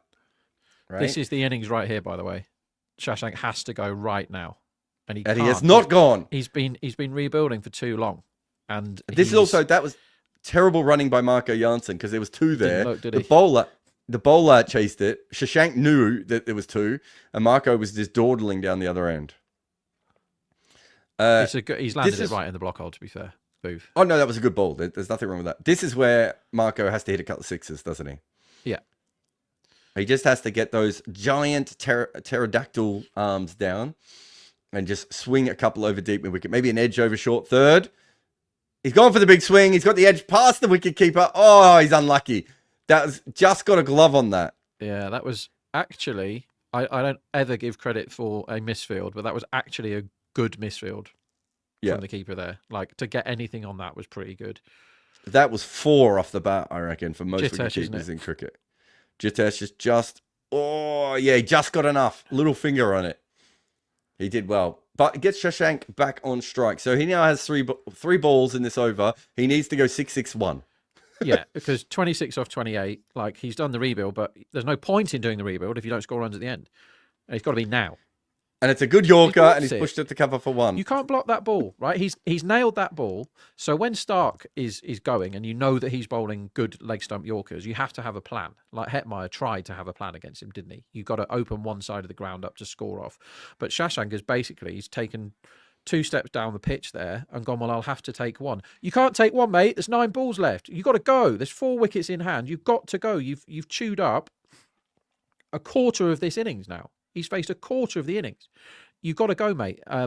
Because if you had back that under 33.5, there's no way you could expect to still be in the game with 8 balls left, and he's still there. No way could he be under 33.5, but he's scoring at 90-odd strike rate. It's just unacceptable. He's got to go now. At least Jansen's trying. Yeah, I will say this. Really good over from Boovy here. He's almost got a wicket off an inside edge. He's bowled 3 really good Yorker length deliveries as well. He's put the ball in the right area. He also stopped Shashank getting back on strike before because he chased that ball out to mid-wicket. Really, really good over from him here. So let's see where the market goes. How many runs do you reckon this last over is due, Jarrod? It should be... Well, generally it would be worth 12, right? And it's a scoop down there. Is this out? No, yeah, is that Yash Joel again? It can't be. My God, he has humped the ground with his groin there while dropping that catch. I think it looked like Yash. The disappointment on the body on the ground looked very Yash Joel to me. Did you? I don't know if you saw it. Yeah. Anyway, they've got 2 there. It is. Poor Yash. My mouse the man was not built trying to get a bet on, which isn't great. So I am backing over 158, having smashed. So for half of the amount that I backed under 164 at, because I quite like the over 11.5. Like you say, due 12. They've got to go. They've got 4 wickets in hand. Hazelwood hasn't gone particularly well today, right? And he's going to bowl this last over unless something mad happens. Jansen's on strike. I'm quite happy to be on over 158, over 11.5 at evens when I'm already on under 164. So I want my unders more, but I've now got a middle. I've got a middle to hit, which is anything 159 to 163 would be lovely. And that's about what they're due in my head. So I think the 11.5 is an okay bet over. So I had half what I had on the unders earlier. So I'm going for the middle. Here comes Hazelwood. Hazelwood, we're looking at over 11.5. This one's hit up in the air. Could go anywhere. It's gone nowhere. And are they just going to take a single? A huge 6 over sort of deep square leg region. And the cameraman's done me a bit there. Single. Well, I mean, to be fair, as you heard with my commentary, I had no idea. All I knew is that it got up and it was sort of floating somewhere. But yeah, gone almost nowhere, that one. Scooped up, really, off a pull or a hook shot. And 148 for 6, 5 balls to go. Rob needs 11 more runs? I want it to land in my middle. I want 159 to 163, if you don't mind. Otherwise, just unders is fine. Yorker again, good ball. Shashank hits it down the long on, and there's only 1. If you'd have said that the under 33.5 for Shashank was alive when he's faced 31 balls playing for Punjab, I would have smacked you in the mouth for being a damn liar, Jarrod Kimber. But here we are. He might not face another ball. I would be surprised. Did you put that bet on? I don't think you ever suggested that bet, though, did you? No, because somebody got out. They lost the wicket at the other end. Away, didn't they? because I thought when Shashank was 10 off 10 that he was going to go, and he played one aggressive shot, didn't he? That got dropped by Phil Salt. And then the very next ball, it's just single city, isn't it? This is horrible cricket to watch.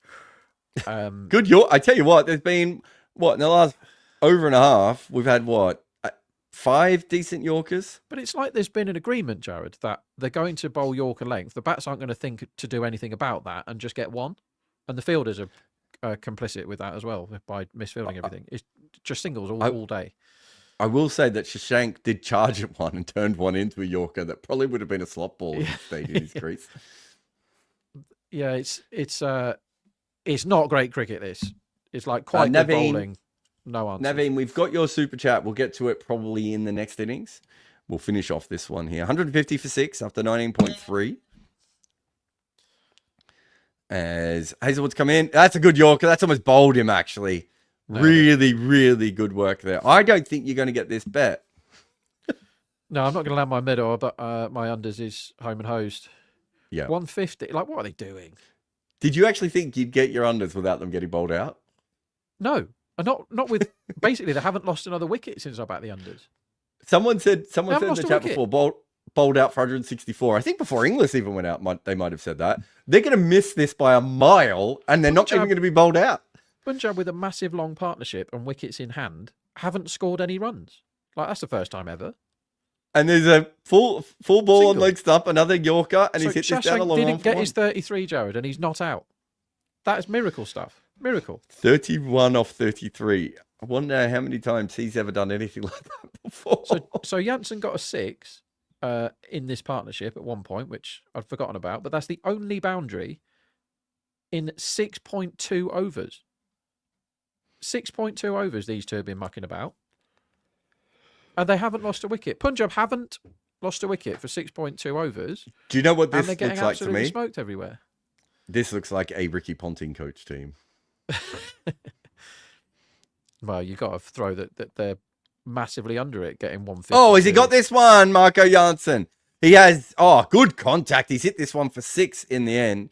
So they're going to end up at 157. But unfortunately for Rob Barron, he missed that last bet. He did get the under 164. We also gave you the over 192 and under 207.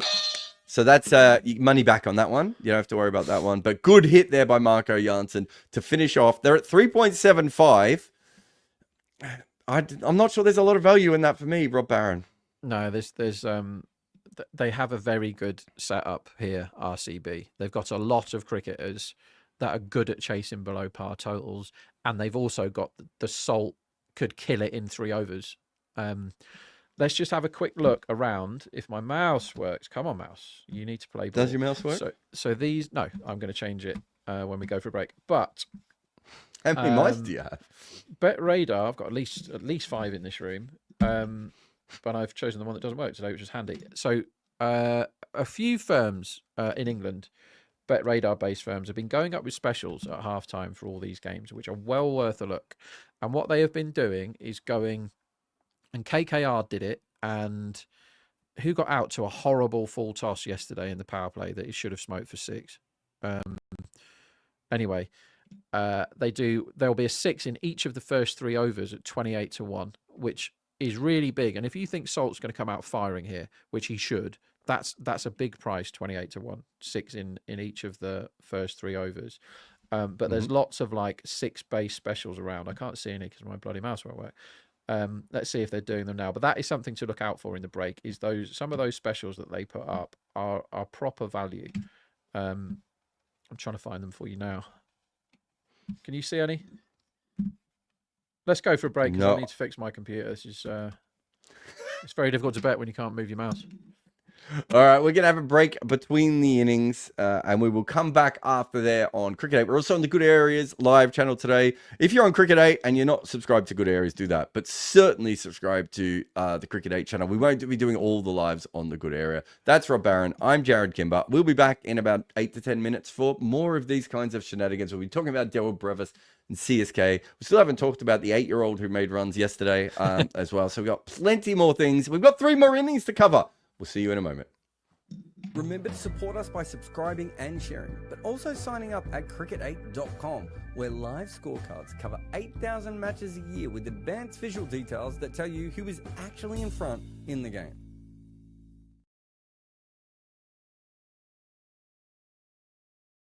Are a terrible team for about 3 different reasons.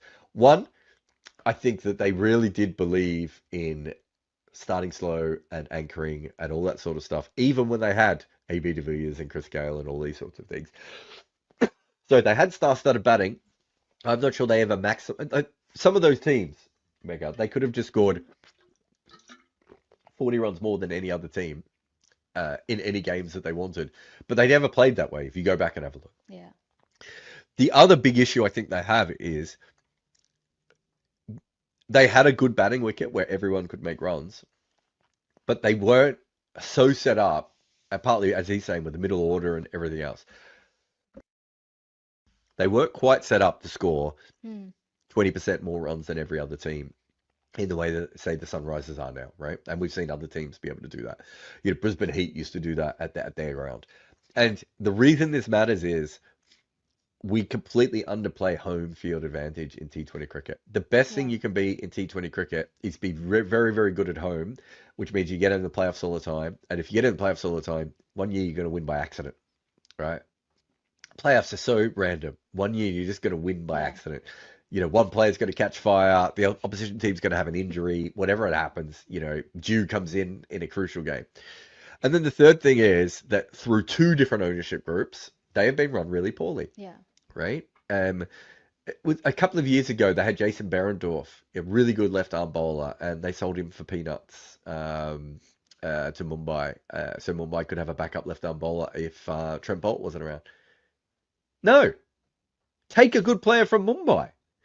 Take a young player from Mumbai, from the best scouting system in the IPL, and take a run on that. Don't just give the player away. Look at their list and go, you want this player? Great. Yeah. What do you want him for? Right? And you look at it, and look, obviously I have a unique experience because I was involved with RCB. It was a shit show. They had no idea what they were doing. There was like 7 different people who had 7 different agendas at all time.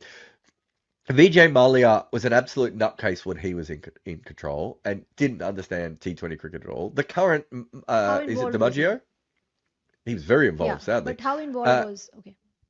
Vijay was really, really involved. I remember when he was still running... When we say...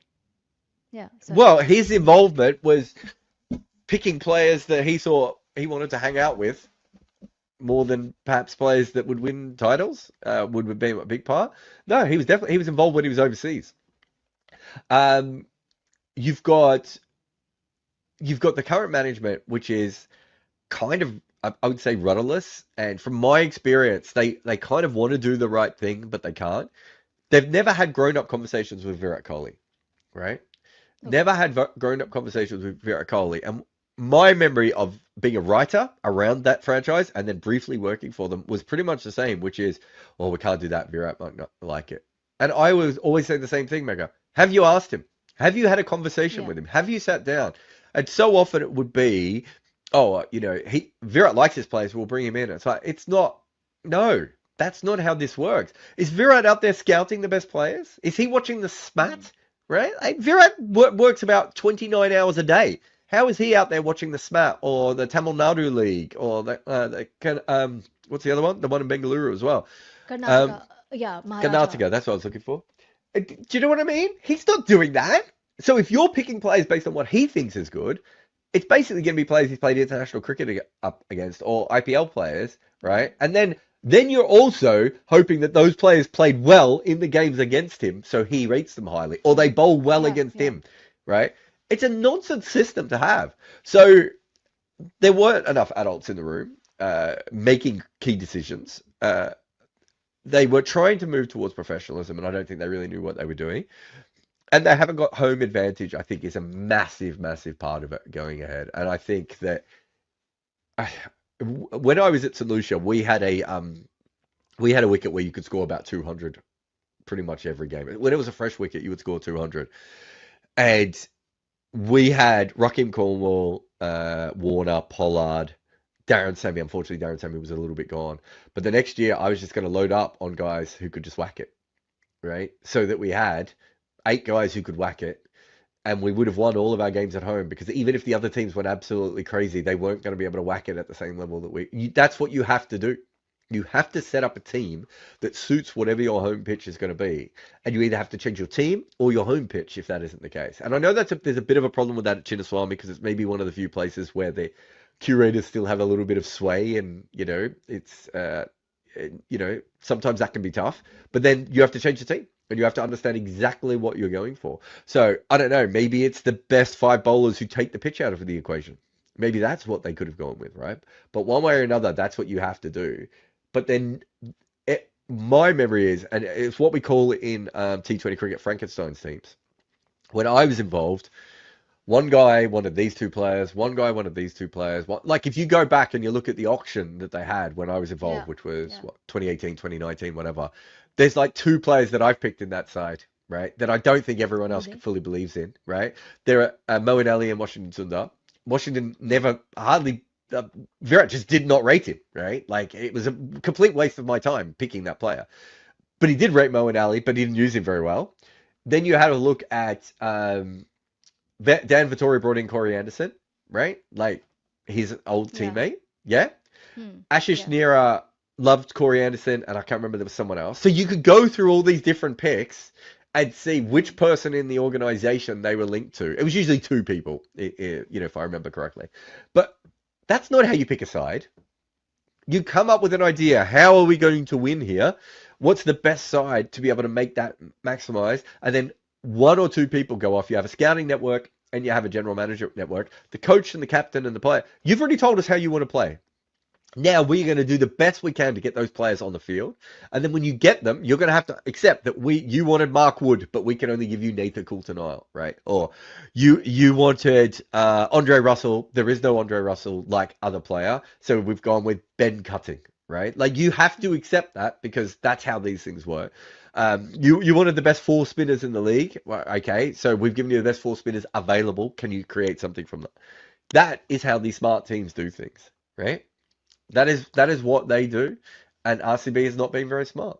This comment from Yash is really interesting. He says, if it becomes India versus that league, the Rebel League point of view, we have to remember that cricket is the only sport in which nationalism plays a huge part. It's not the only sport where nationalism plays a huge part. It's the sport where nationalism is at its highest, though. You're right there. I think it's really interesting at that point, though, Yash, because if I'm a Saudi, if I'm the Saudis and I have this $1 trillion bucket, and I go to Virat Kohli and offer him $150 million a year, right? Is there any way the BCCI can match that? And what if it's 300 million, right? Like, you can just buy pretty much all the world's best cricketers. And that's what cricket was worried about for a long time before, right? Because they were worried that someone would, because cricketers are massively underpaid. For the money that cricket makes, cricketers are massively underpaid. And so it is not that hard to come in as a rebel league. That was the issue they had with the Lalit Modi-led Essel Group, which was 2014, 2015. Subhash Chandra. Okay, sorry. Yeah. I thought you were talking about the... Well, he was involved as well. Like, I mean... This one as well. You're talking about the ICL one. And then Subhash Chandra was involved with this as well, yeah. I think he was involved with both of those leagues, if I remember correctly. Yeah. But yeah, so it's not that hard. I remember having the conversation with a major person from a players' union, and they were the one giving me the story at the time. And I did the maths, and I was like, that actually makes sense. Like, I even thought to myself, if I could find a billionaire, couldn't I just buy cricket? Like, it's not that hard, because players are so underpaid all the way through. But it'd be really interesting, Yash, if it does become that. I don't think it's going to become... I think the Saudis, because they're talking about 500 million in this initial investment, I think they believe they can't get the Indian players now. But I don't think they would be starting this if they didn't think they could get them eventually. And, I've had these conversations with lots of people before.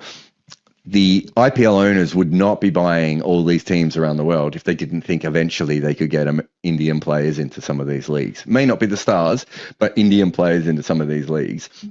And I would think that the Saudis, if they're starting smaller, are hoping through their partnership with the BCCI that they can do something there. But in future, I think there will be a I think they would be thinking that they will eventually be able to do that. They were looking, the numbers that they were looking to pay to the IPL were staggering. I think they were looking at paying like $30 billion to buy a stake in the IPL, right? That is And what so was much the money. nature of the involvement? They wanted to buy a percentage of the IPL and own the league. Of the IPL per se, because that has not happened. That has never been diluted.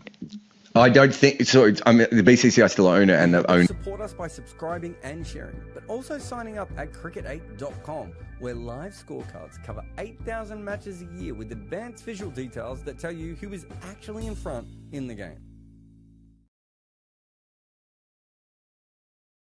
All right, welcome back. Rob Barron is here with a functioning laptop. How's your mouse, Rob? That's me. New mouse for second innings.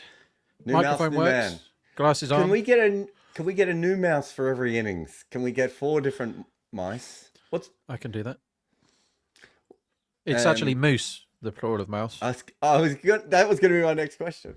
What's the collective noun? It's a group of meese. Do you not know? It's not. Well, no. There's some good ones, isn't there? Like a cleavage of black tits. How many runs you giving Kohli here, Jarrod Kimber? Well, first, can I get to the bet that you gave us at the start of the day, which is Arshdeep top bowler? Oh, yeah. Arshdeep top bowler. He bowls a line that could actually bother Phil Salt because he can bowl it sort of back of a length at the hip. Yeah, I think he matches up really well. So he got Salt the other day. You know, these two teams played 2 days ago, and Salt did not like the look of they? Because that game went for about 8 minutes. Yeah, it was weird. It was a weird game. But Tim David got man of the match, so it was great. That's all I remember about that game. My favourite ever fielder, Tim David. Yeah, so you come back. Sorry, you come back. No, you tell us what you need. A 6 in each of the first 3 overs at 25-1. Which, if Salt goes, he's going to have to smack Arshdeep. But if Salt goes, it's not 25s. It really isn't. We're just going to see the first ball shortly as Jarrod's disappeared to... Do you know Jarrod does 300 press-ups every day and then tries to beat it? Anyway, here's Arshdeep, left arm, first ball, right on the money.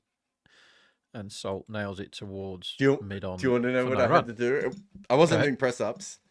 How many press-ups are you still on that train? Yeah, I did 500 yesterday. Jesus H.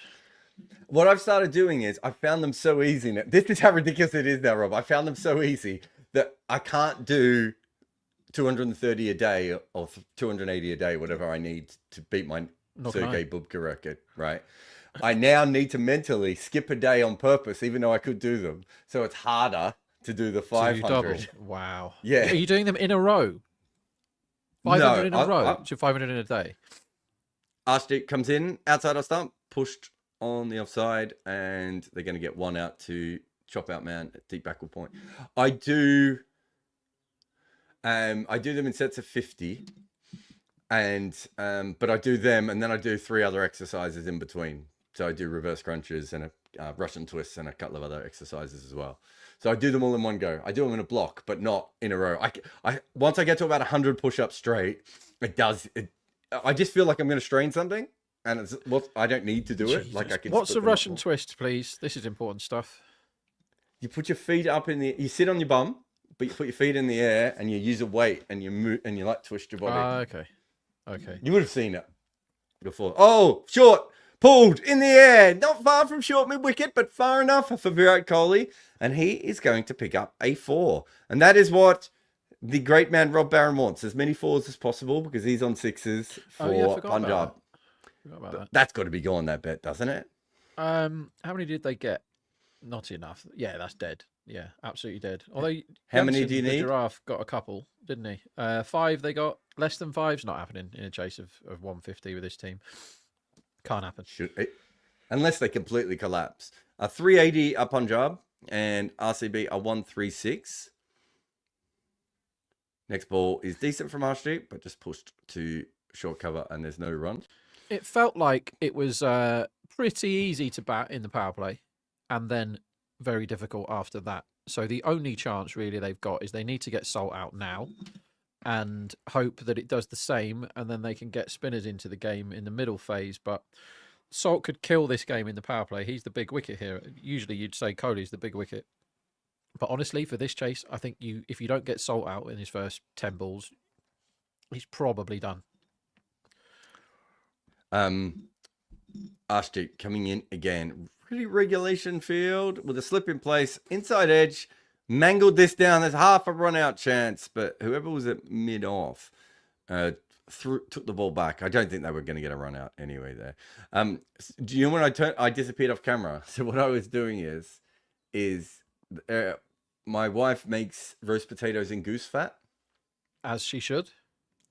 And they couldn't open the goose fat things. And I would have just told them no, but unfortunately I locked my office. So they were going to keep banging until I went over. And then it turned out that all those push-ups weren't as helpful as you would think to get the goose fat open. It did take me a little bit longer than I'd like to suggest as a man. But once you've started that game as a man, you cannot stop, can you? Now, is this out? Is this out? He's given! Well, he's given. Phil Salt is out. It was the exact ball I said before. I think Phil Salt... Now, I thought he was going to review it. I don't think he is now.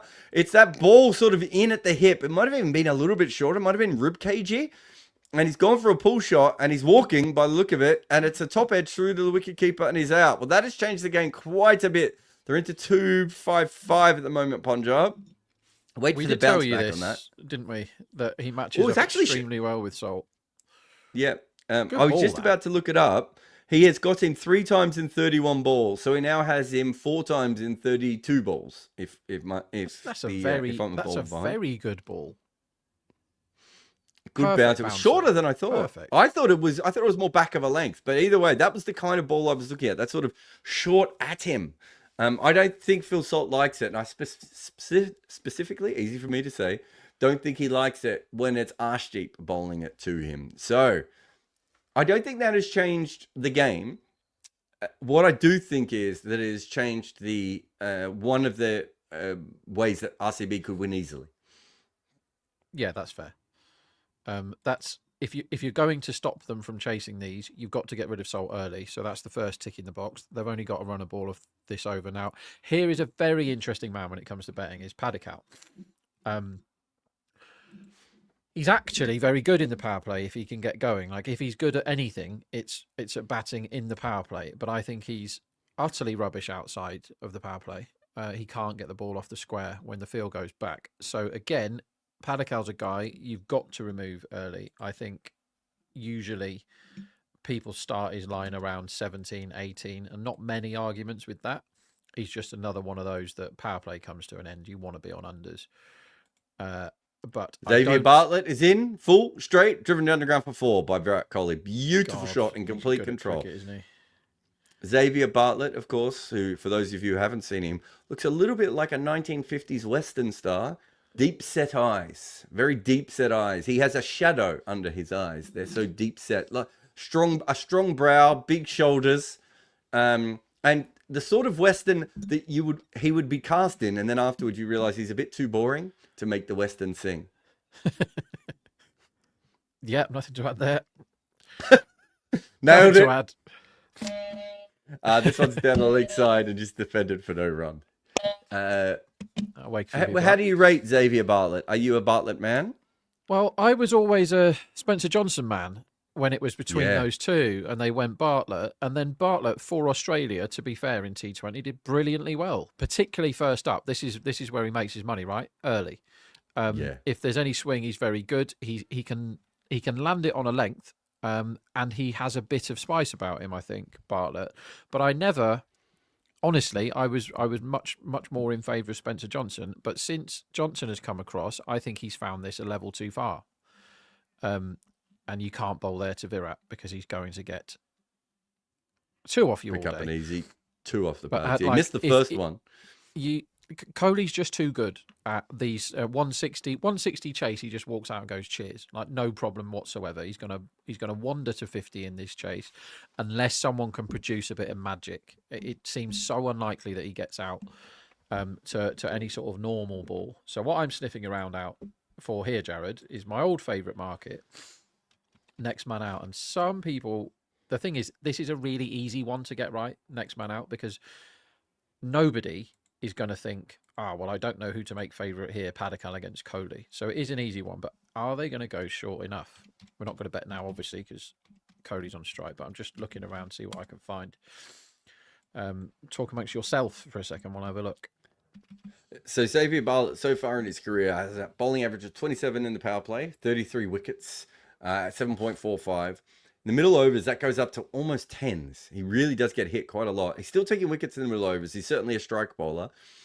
He's still averaging 24 in the middle overs, which is a very good record again. And this one is punched to short cover. He's lucky to get away with a couple of balls in this over. He hasn't got perfectly to Kohli. And then in the death, again, still taking wickets, average of 14, which is a slight plus. It's not as great as it probably sounds. And he goes at 10 and over, which is okay considering everything. He's a good bowler. I still think Spencer Johnson, if he could ever work out how to bowl in India, would be a much better bowler, but he just hasn't so far. No, he hasn't. We've seen a few Australian bowlers translate. We've seen a couple not translate so far. Jai Richardson is the one that I think is better than either of those guys we've mentioned so far, and it hasn't worked for him. This one is appealing, Bartlett. I think it's always a bad sign, Rob, when you're appealing and the umpire is walking the other way, not looking at you. But it didn't stop Bartlett, and now he's asking for a review. And Shreyas Iyer going, well, it was down the leg side. I tell you what, that's one of those that if you they are reviewing. Right, if you get the right Hawkeye here, Jarrod, it could be one of those that Hawkeye says is going straight on, and it's hit him in line. It looks to me, naked eye, that was going down leg, but not by much. If it's one of those Hawkeye, the thing is, Kohli and Dhoni have different settings on their Hawkeye. Well, I can tell you this for a fact. It's hit him outside leg stump.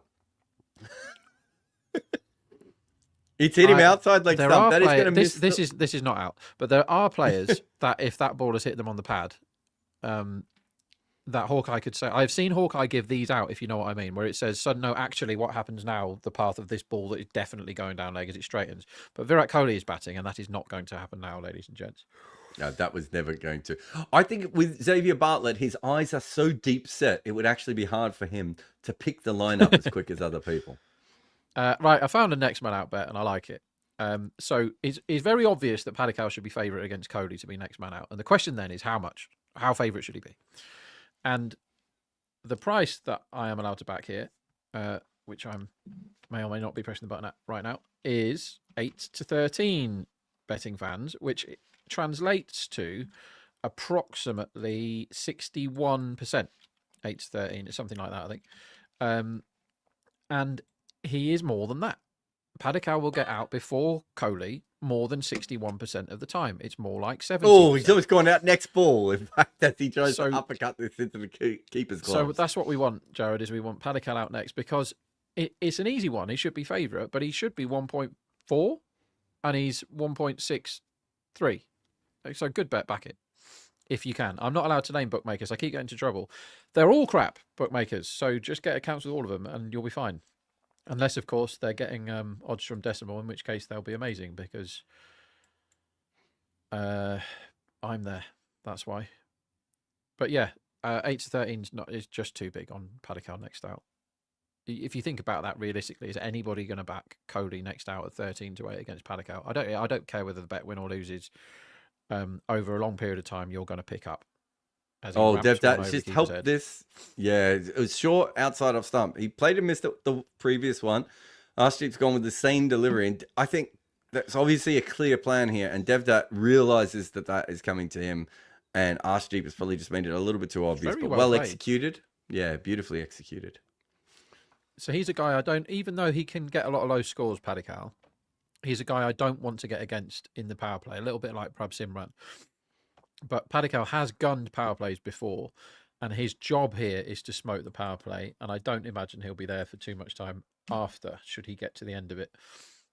But he's not looked, other than that shot was brilliant, but he's not looked comfortable before that, has he? Well, that's only his second ball. To be fair, his third ball, he also doesn't look comfortable, so Rob doesn't make a valid point here.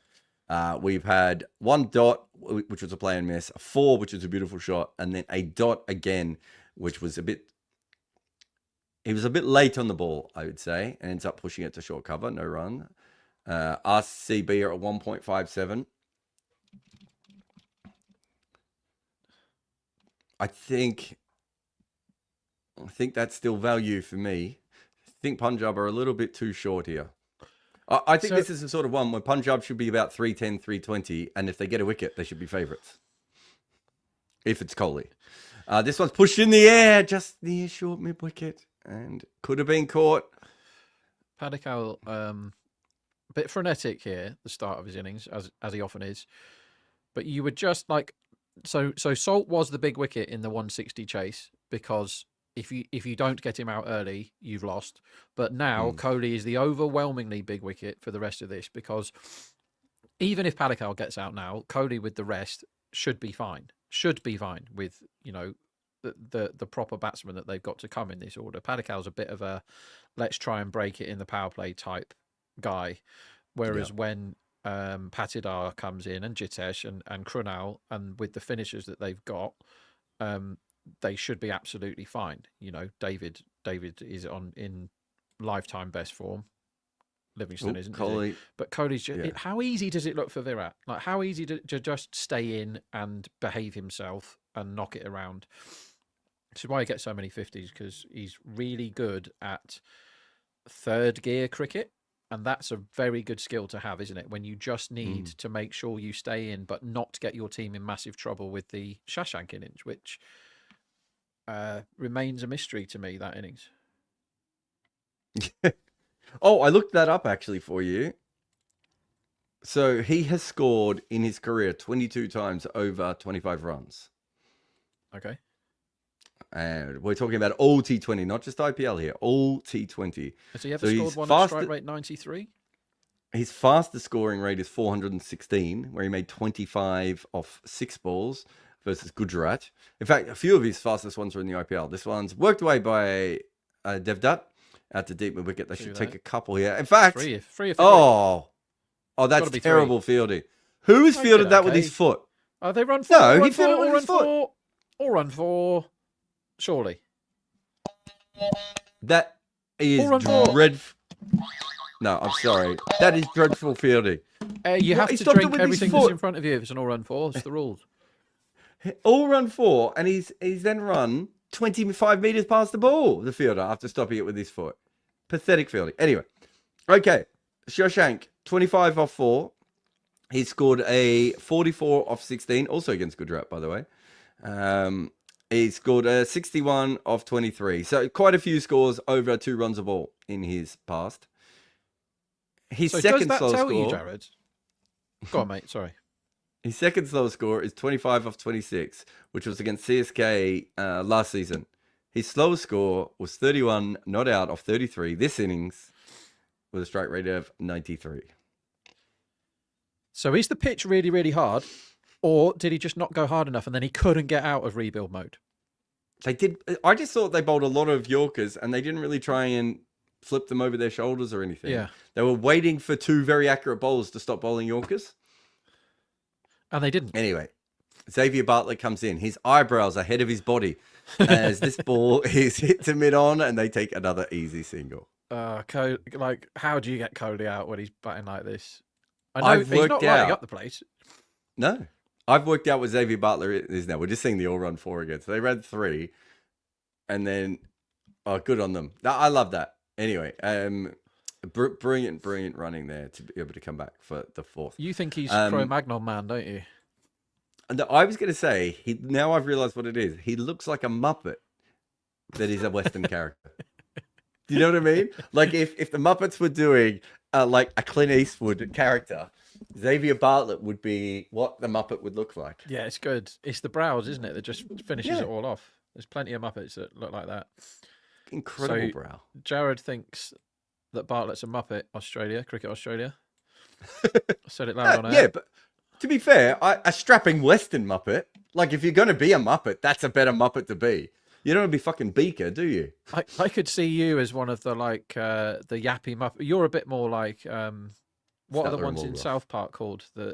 God, why has that gone out of my head? Terrence and Phillip. That's what.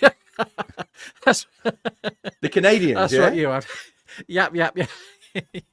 I thought you were going to say I'm like Statler and Waldorf, the two characters who sit on the that's- balcony me sledging and you everyone are off. Statler and Waldorf, but no, Terence and Phillip, I think Oh, that's you. he's hit this shot. up in the air. Is that gone for 6? I thought that might have been a 4, but it's bounced back violently, so maybe it was a 6. It was up outside off stump. Again, Bartlett not really getting a lot of swing here, and he's just played that through the line. And a very good hit by Devdutt Parakal. But he's not even trying to swing it, mate. That's cross seam delivery in the slot outside off stump. I don't really understand the point there. Yeah, that has literally been landed exactly into the slot. But good shot from Parakal. Very good. Yeah. That's what you meant to do with a slot ball, isn't it? You hit it straight off the middle for 6. And that's the first 6 we've had. You need 3 more only. Can't happen. Sometimes you just know bets are finished. The funny one that we did on air with the most 4s, that was amazing. When Rutherford came in and hit like 9 of the last 12 balls for 4 or something. Oh, Fielding, fumble lads. here, arse deep. And they're going to get 2. Although with these 2, they should run 3. No, they just come back for 2, I think, there. It's another thing about Cody. Still one of the best runners on the block. Well, I don't know if you saw the podcast I did with Robbie Utapa, but he picked Coley as his best runner. He had him and Gautam Gambhir, who he said had incredible. Yeah, that's what I thought. But you remember, running is a lot of chemistry as well. Like if the other person's on the same wavelength as you, like I've run with a lot of guys who aren't anywhere near as fast as me, but they just know that I'm going to go and they go with me and we make the runs. Whereas sometimes you'll run with a much better athlete, but they just don't understand how to run. Do you know who I run really well with? This is such a weird name drop. But it's a brother. It's a brother of an Boris English Johnson. player. I did once play in a game that was umpired by Jeffrey Archer. I don't know if that's the same as Boris Johnson. Yeah, they're the same person, I think. I used to play for the Law Society quite a bit because my wife's a lawyer. I was their ringer, so they didn't have a particularly good ringer, and we would play against the Lords team or the House of whatever they're called team. Yeah. So I played against a lot of the politicians I played against. In fact, one of them I ended up having a row with, and they were like, "Jarrod, it's not worth you." Anyway, I played cricket. I played cricket with the brother of an England player, a very famous England player. As they're gonna almost get a run from an overthrow here. 31 for 1 at the end of the 4th over. Well, don't hold us in suspense. Who is it? I thought you might be able to guess. Vaughan? No, it's younger. Younger than Michael Vaughan. Yeah. I don't think England have had any cricketers younger than Michael Vaughan. Harmison? No. Don't even know whether Harmison. I was going to say, does he have a brother? Yes, he does. Ben Harmison, who played for Kent. Of course. Yeah, of course. Bloody hell. No, he was a bit too good. This is a brother that didn't quite make it to professional level, although he's a very good cricketer. Think opening batters. Compton? No. Didn't his brother get... No, it was his cousin that went on to be good, isn't it? Well, if you're called Compton, you already start in the second 11 of the county. And then you have to... Here's Harpreet Brar, by the way.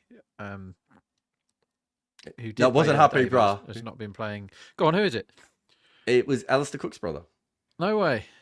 Yeah, so I played... I played quite a few games with him, but we ended up being in 2 massive partnerships together, where we both batted in sort of middle order positions.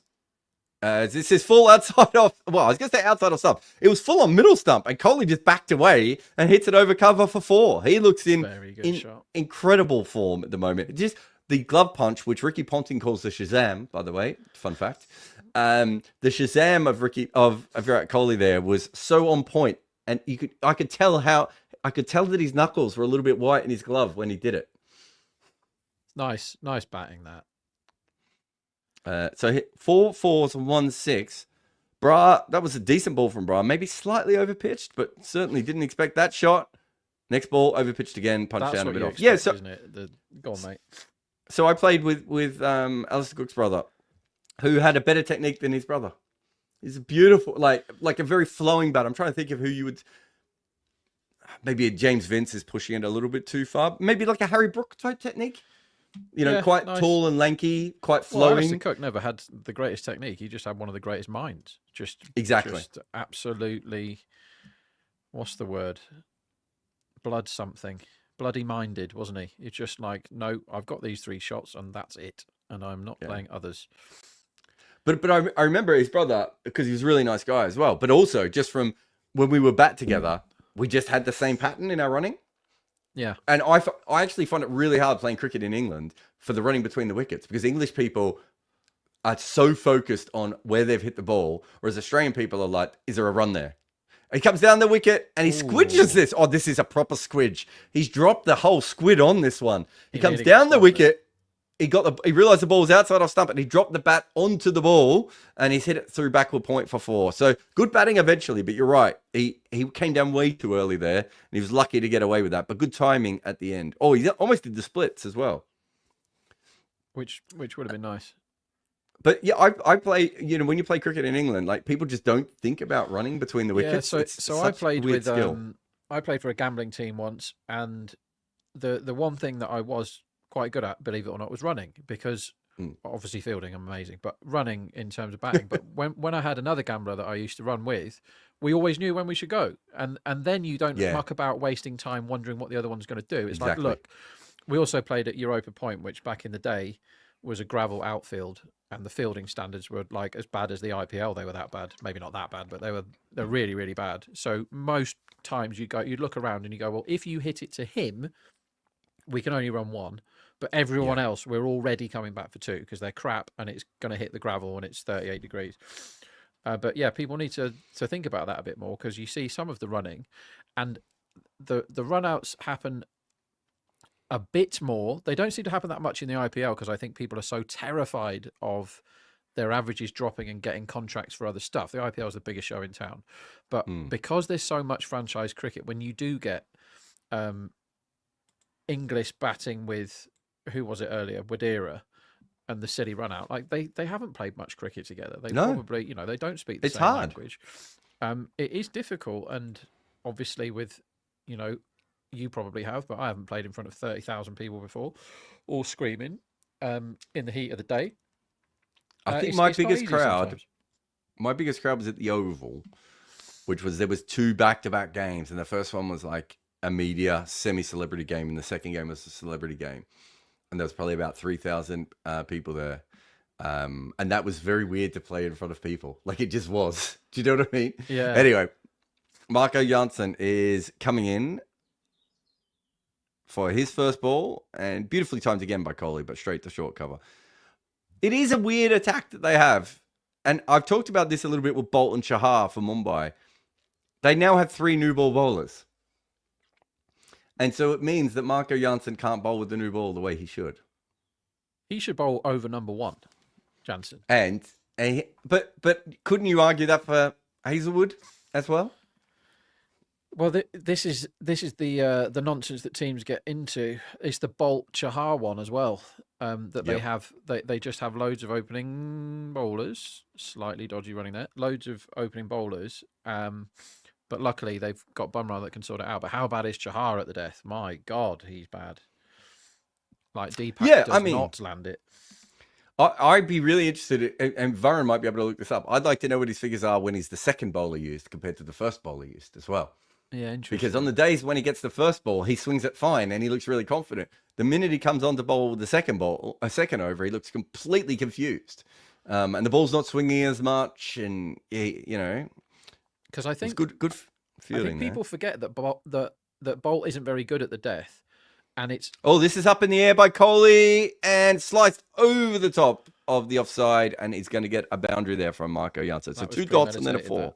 That was premeditated. He dot first ball, confusion second ball. You're like, all right, I'm having a go at this one, and he lost his shape a bit there. That was a lucky boundary. That's the first shot where Kohli hasn't looked in complete control.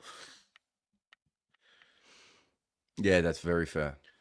Right, I am now sniffing around for my Padikal unders. Not quite the same as Prabhsimran, who is, bordering on a certainty to be out next, but to give him more than 20, so if you can see 43.5, 44.5, might be worth, how many is that? Is that 2 or 1? 2. Yeah, okay. So we know the most he can face in this power play is 1 more ball. So I'm back in under 43.5 for Devdutt. Yeah. Do we have any? What about this one? or this one. That's the one, isn't it, for having a bet? Orange. This is new bet. Doorbell, isn't it? Yeah. Yep. Yeah, So under 43.5 for Paddock Owl.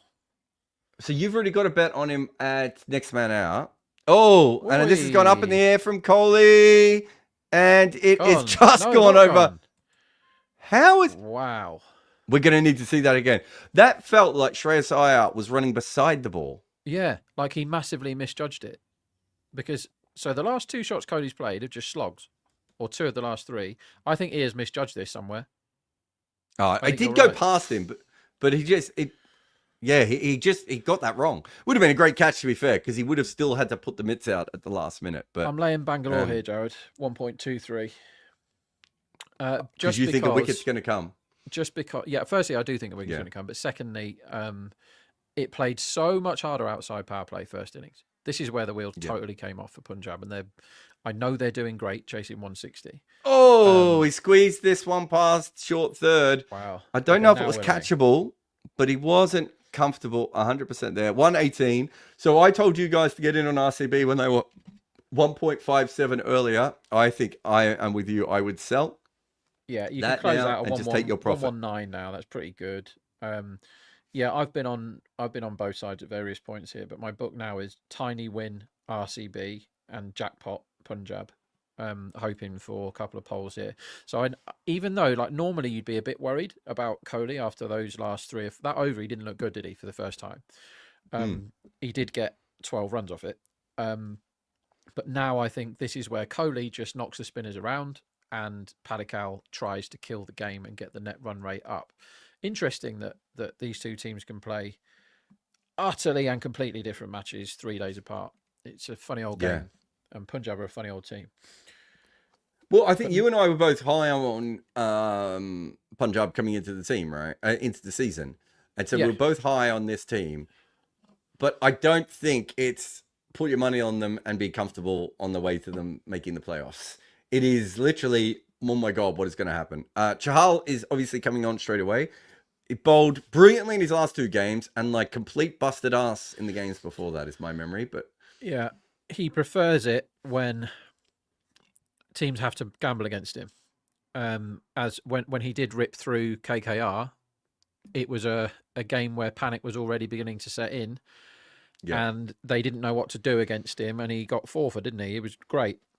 But for the rest of the IPL, he's been pretty ineffective. 6 wickets in his last 2 games, I want to say. So he got the 4 against KKR, and then obviously got a couple against RCB as well. Comes on first ball, it's pitched up, it's hit down the ground, and it is over long on. In fact, it's a long way over long on for 6. Shot. That's a big statement, that. Yep. They need a wicket now. I was about to say, this is the kind of ball where you toss this up, it gets hit for 6, and then the next ball you get a wicket because the batter thinks I can do it again. So I would bowl this very, very wide of off stump and then very, very slow if it was me. It's not, it's the opposite. It's a really good ball. Ooh, He's ended up cutting it off middle stump, I reckon. It was a fast one. Good bowling. Close, that's one of those where if they can just flick the pad first, those ones, can't they? And you've done LB. No, good cricket there from Chahal to come back. I'd have a look at that, I think he hit it. I mean, he definitely hit it, but it could have easily flicked off the pad first. Yeah. It is, we've got about an hour and a half before the next game starts. If this game finishes as early as it feels like it's going to finish, and who knows what can happen. They'll find a way of elongating this game somehow. Well, we had one when me and Mash did it where we had a chance to do the early podcast first. Oh, wow. And still get a break. So if something like that happens, if it's only about a 15-minute break between the 2, we might just take the 15-minute break. But if not, we might actually do the podcast after this game, if there's about 20 or 25 minutes. So if that happens. My wife last night, so it was the Denver Nuggets played their first playoff game last night, Rob, and it was in prime time in Europe. And my wife comes in and there's 3 minutes left on the clock. She was still watching the basketball 40 minutes later. As his ball's down the leg side. and she's just looking up going, I don't understand. I heard them say there were 3 minutes left. And we were like, well, there was 3 minutes left, but then there was a review. Then there might have been another review. Then there was 4 timeouts. Then there was overtime. Yeah, this is try watching in NFL. It's like a 2 minute warning, so you've got another hour and a half. So yeah. Anyway, Nuggets won, which is all that matters. I know one of their players. I think Jokic plays for them, doesn't he? Jokic. He does. Yep. He's an absolute machine, isn't he? Oh. He's awesome. Some of the stuff. Last night was great. He got a blood nose with about 10 seconds to go in the game. And it was just like, he was trying to use the towel. And eventually he just said to the guy, just give me something. And he just stuck like a polystyrene thing up his nose and just went back out on the court. Yeah, like he just doesn't care what he looks like. He's just he's a proper hero, him, isn't he? Right, here's an interesting market. I want to hear that's a bad your price first. Start fielding like humans, everybody. And this is the sort of stuff that we used to go up when we traded manually 20 years ago. What price Virat hits the winning runs in this game? How many games do they have to play from this point? 93 off 78 required with him mega set. How many times does he do it? He would do it 33% of the time from here. He's got to be on strike and hit the winning runs at the end. But we know that that's fairly likely. You think 33% is too strong? Yeah, I do. But I also 20%. Think the price out there is probably backable. So you can back 5-1 that Kohli hits the winning runs here, which is 16.6666%, isn't it? That seems like a fair enough one to have a tenner on and buy yourself lunch, doesn't it? It's a bit of interest. Like he looks. I think 20% is. If you had told me it was 20% chance, I would have been fair. I still think it's closer to 30%. So 16% to me, JK. Yeah, that seems fair. So because we're betting the same company, right, is 6-1 that Paddock hits the winning runs, and that I would not back with your money. Yeah.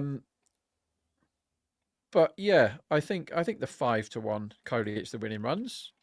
It's very hard to say what price that should be because I can't sit here with a load of stats in front of me and say, well, whenever they've needed 93, he's got it 31% of the time, so it's fine. As Paddock plays expansively and the fielder makes a mess. We just saw the all-run 4, and I'm so annoyed that they keep doing this. That all they ever show is the speeds of MS Dhoni wicket keeping, and all they ever show is the speed of Virat Kohli running between the wickets. But just watching that all-run 4 from earlier, Kohli actually jogged one of those runs. Like, how bad do you need to be in the field to be at deep square leg, the ball to go to deep mid-wicket, them to run an all-run 4, and one of the batters actually gives up on the run halfway through? Yeah, 36-year-old is jogging to get an all-run 4. Also, they showed the pattern that he ran. He actually, the first 2, he ran completely a perfect pattern, and then after that, he loses his pattern and he goes out, which is, if you've ever read Dean Jones's book, One Day Legend, or One Day Magic, it's called. In that, he talks about Alan Border being someone who left a lot of runs on the table because he would run around rather than straight in and out. That was Dean Jones's big things. He would note in his book which batters would run straight. Good. That's good. There's so much in that. It's not a great book. I'm going to be honest with you. But if you just want to learn about running between wickets, it's probably the best book ever written.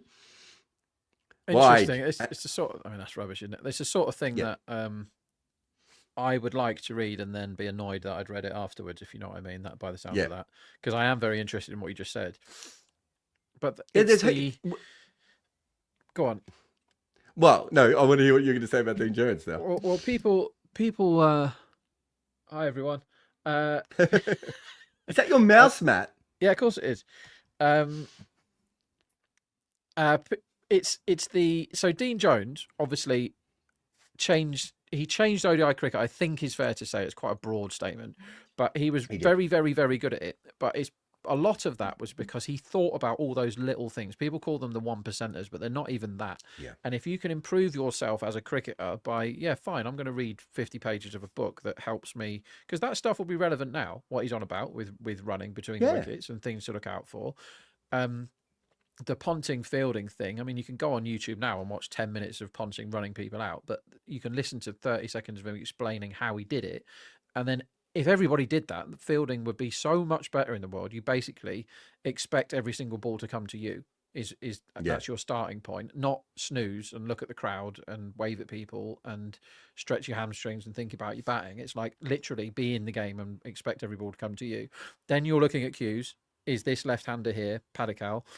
Is it likely to go to my right or left? When he takes a step forward, where am I moving? Not reacting to everything. You're picking up cues all the time. And some of that stuff is unquantifiable and you can only do it by playing a million times. And other times you can actually read up on it, learn, listen to people that have done it before and go, right, this is what I'm meant to do when I'm fielding. Because a lot of these terrible fielding efforts that we're seeing over and over again is because people aren't on the balls of their feet. They're stood flat-footed, mucking about. They're not thinking, am I meant to be on the edge of the circle? Stoinis dropped one the other day that he would have caught at face height if he was stood on the edge of the circle when he should have been on the edge of the circle. He took 3 steps forward and dropped it behind him. I've seen at least 4 gone over the heads of people that are 3 yards in from the rope when they should be stood on the rope that they could have caught at chest height.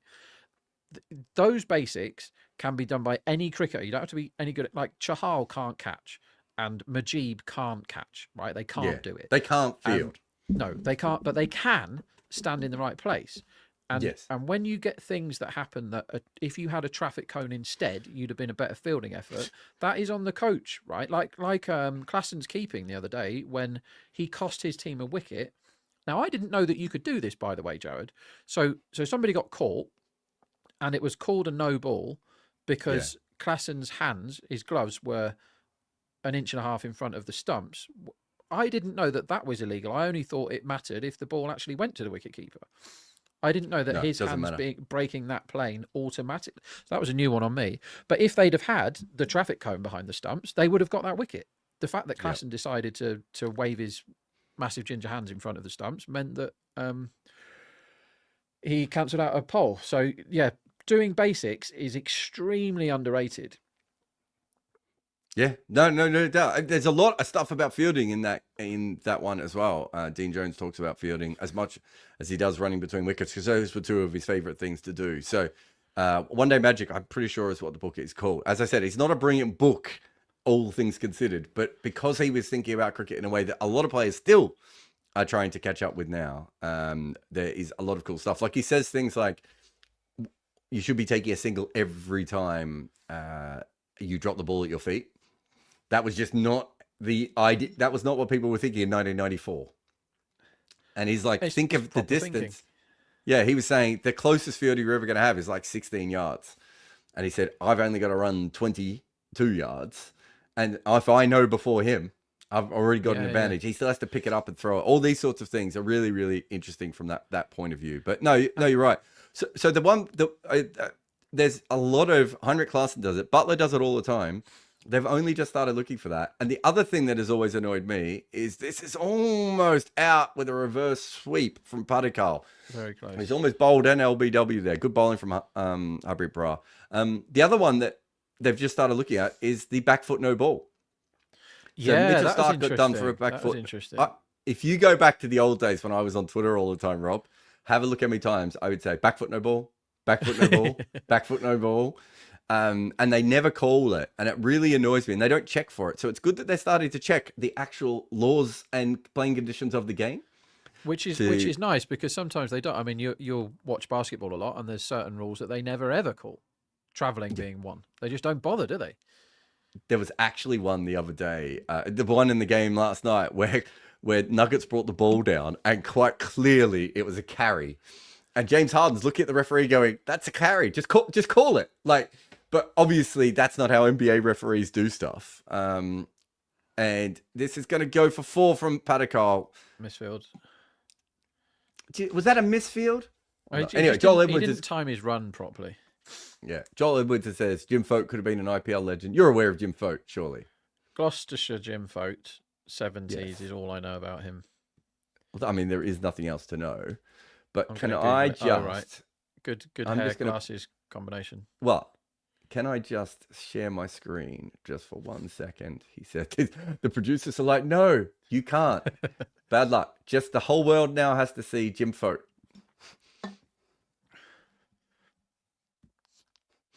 We can't see Jim Did Fote. we share it? There's Jim Fote. Whoa. There's no bad photos of Jim Fote. I can tell you Stand that. by, He rocked ladies. it every single time he brought the action. Like, look at this. This is years later, Jim Fote, and he's still all over it, right? Yeah. I mean, how is he getting home from the ground without being swamped? Just absolute dead set legend. RCB 1.14. So not far away from where we told you to cash out before at about 1.18, 1.19. I think they were at that stage. Got a couple of super chats. Feel free to get your super chats in. Now I've lost them, of course. Naveen sent this one earlier, but I thought we'd wait for this game to develop a little bit more, where he said, what do you think about CSK, Ropey and Darrell Brevis? Can it improve their middle order? Future mainstay for CSK? I think when you have an injury like that, if you can pick a player like Darrell Brevis, who is going to be involved in the IPL over the next 4 years, you haven't had to pay him all that much. Was it 2.2 crore, I think he was getting? So we're not talking about a huge amount. And at the moment, they need something a little bit more dynamic. I think it's great. In fact, Robbie Utapa was really upset that they didn't get Karan Nair in their CSK this year. They've not been quite as smart as they used to be. I think this is a smart move. It is a smart move, but as far as him being a mainstay is concerned, they would have bought him at the auction before if they thought he was going to be a mainstay. So he wasn't in their thinking. No. You don't need him to be a mainstay at 2.2 crore. No, so I think rolling the dice at that kind of price halfway through a season when they've been stinking the place out. But remember, last year, Delhi called up Fraggle, didn't they? Fraser McGurk halfway through.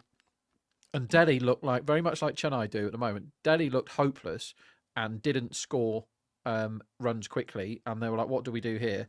And they just gambled. They just went, okay, let's give this kid a go. And he was amazing last year. He was scoring at 200 and hooning every single power play and getting 12 off the first over, trying to take Bumrah down. Like, he was great. He took Bolt down though, didn't he? Sorry, not Bumrah. Bumrah wasn't there. So fine. Gujarat picked up Shanaka as replacement the other week. Like, that's not a good answer. Like, that's not a good idea. Like, what's the best outcome there? That you have a solid role player who's already aging out and has never been very good anyway. Right. So no point. 0 point in having him in your team. So if you go Gujarat, who have got 3 openers who don't score as quick. Sometimes my biggest criticism of Gujarat is they don't go hard enough, those top 3 who are all amazing. We're talking about CSK here. You're talking about Gujarat. But what I'm saying is, yep. if Gujarat, who took Shanaka as their replacement, had have gone Brevis instead, that makes their team better. They're not picking their overseas anyway. So why not go Brevis instead, as Kohli walks down the pitch and smashes a single? Why not? Why didn't they go Brevis and go, we'll have him because he makes our middle order more dynamic. We've got room for him. We can have him and Rutherford after those top 3 heroes. All of a sudden, you've got a good cricket team. Instead, they went Shanaka, which is nonsense. Whereas Chennai have been stinking the place out in terms of intent. Conway wasn't the answer. He looks out of form and struggling and all the rest of it. Ravindra's not doing the things he was doing last year, even though he's clearly very talented. And they're mucking about in that, like, Jubei doesn't look very good. We know what Jadeja's going to do. There's the whole Dhoni circus surrounding it all. Brevis chucked in there is great. I like it. Yes, it can improve their middle order. But the reason he didn't get picked by every single IPL team in this auction, and there are players that you might say, well, he's better than Brevis, but there are quite a few that you say, well, I don't really know whether this overseas guy is better than Brevis, is he hasn't translated that over a sustained period of time. He had a few goes in the IPL, didn't he? 6 Padikkal. from Who didn't even have a Padikkal. 6? Just Back whips Padikkal that away. was off his 6s last game at 40s, and he didn't do anything. And now he's hitting 6s everywhere. He has hit 4 6s, so you can't have another 6 hit if I'm reading this correctly. Yeah, it's about 1,000 to 1. No more 6s. No, he's got 3. Yeah, I backed him 40 to 1, Jarrod, to get the most 6s in the last game. And he's going to get them in this game, which is just... Why did you back him in the last game? What was the thinking there? 40 to 1 is way too big for a guy that can hit 6s. Even though he's, doesn't get many runs very often, but he's played very, very well today. So you backed him in the last my game. runs bet, by the way. Lost my... I was about to say, you did. We'll get to that in a second. He's facing up this next ball. Xavier Bartlett bowls a decent solid ball, to be fair, but easily played. So Rob had a bet on Devdutt Padikkal under 43.5, if I remember correctly. Yeah, I think and that's right. he is now over 43.5. He's looked pretty good. He had that one ball that he struggled with from Bra that was on his stumps. But other than that, he's looked pretty good, I think, Padikal. And he's a guy that confounded us for quite a while. Sorry, go on. No, I was just going to say, another super chat here from Aditya. It says, on a scale of optimistic to clinically delusional, how would you describe Mohit Sharma trying to bounce out Shafane Rutherford last night? So it's quite interesting. I reckon that's the third time this year I've seen Mohit just try and bounce people out. I just don't think his slower ball is getting the revolutions it used to get. And because of that, because he's a smart cricketer and he's 10,000 years old and looks older than that, if we're being honest. I think he's just like, okay, so my theory this year is I'll be able to bowl bouncers. And from what I've seen, and I don't know, I think Barron's headed down the shops, but from what I've seen, there's nothing that suggests he can bowl bouncers anymore. Or ever? I think could he bowl them ever? Was he a good bouncer bowler? He had the slower ball bouncer, didn't he, before? That's different, but yes, I agree. He had that, and he had change-ups, and he did a lot of good work in IPLs gone by. But what he looks like now is a guy that is another 4 here. This is over now. Yeah, slightly dull game, but at least they're going to finish in time for the next one, which is good of them. This is one where there's not masses to think about in terms of this game, and I'm turning my attention towards the next one. But if you look at Mohit, Mohit's numbers this season, which I'm frantically trying to bring up as I'm talking to you, he's been crap in every game, basically, hasn't he? I think he, I think Gujarat knew what they were doing, getting rid of him. I'm gonna find his numbers eventually, but he's basically getting tonked every single game. Whereas in previous IPLs, he's come up on the rails and had a good go at the purple cap. Like he's got loads of poles in IPLs gone by, but he's now. And this is really important when you're doing your auction strategy. He's going at exactly 10 and over, Mohit, in this IPL, and he's not getting wickets. So 10 and over is fine if you're getting wickets, but he's getting a wicket every 63 balls, which is unacceptable. And when he came on yesterday, the game was in the balance, Jarrod. The game was in the balance. It was about evens, and Rutherford just tonked him everywhere and the game was over, like in the blink of an eye. It was the wrong time to throw in the ball. It wasn't something that anybody smart would have done with the game on the line, throw the ball to the guy that's getting smashed everywhere.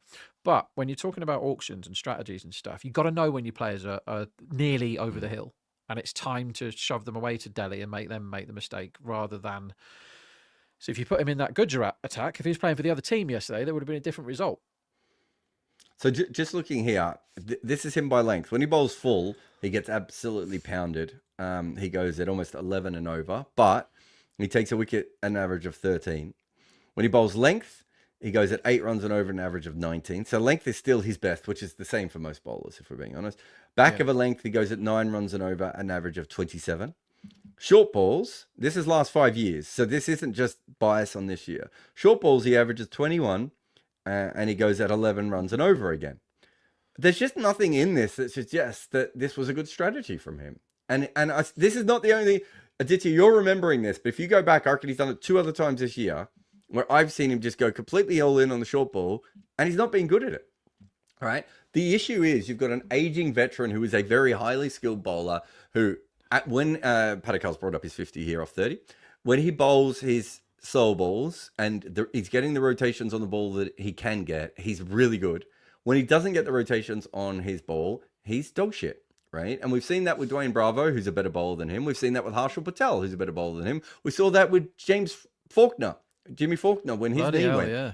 Where did he go? Right? You can go from being one of the best bowlers in the world to being essentially a waste.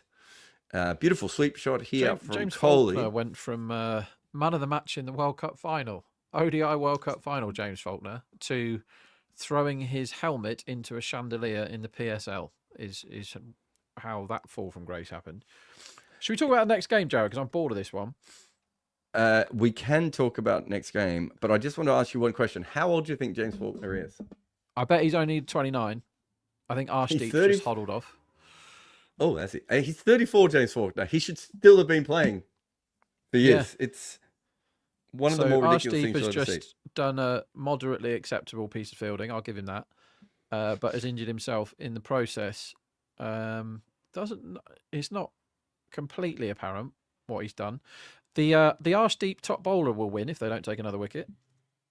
And the Kohli to hit the winning runs is arrowing in, isn't it?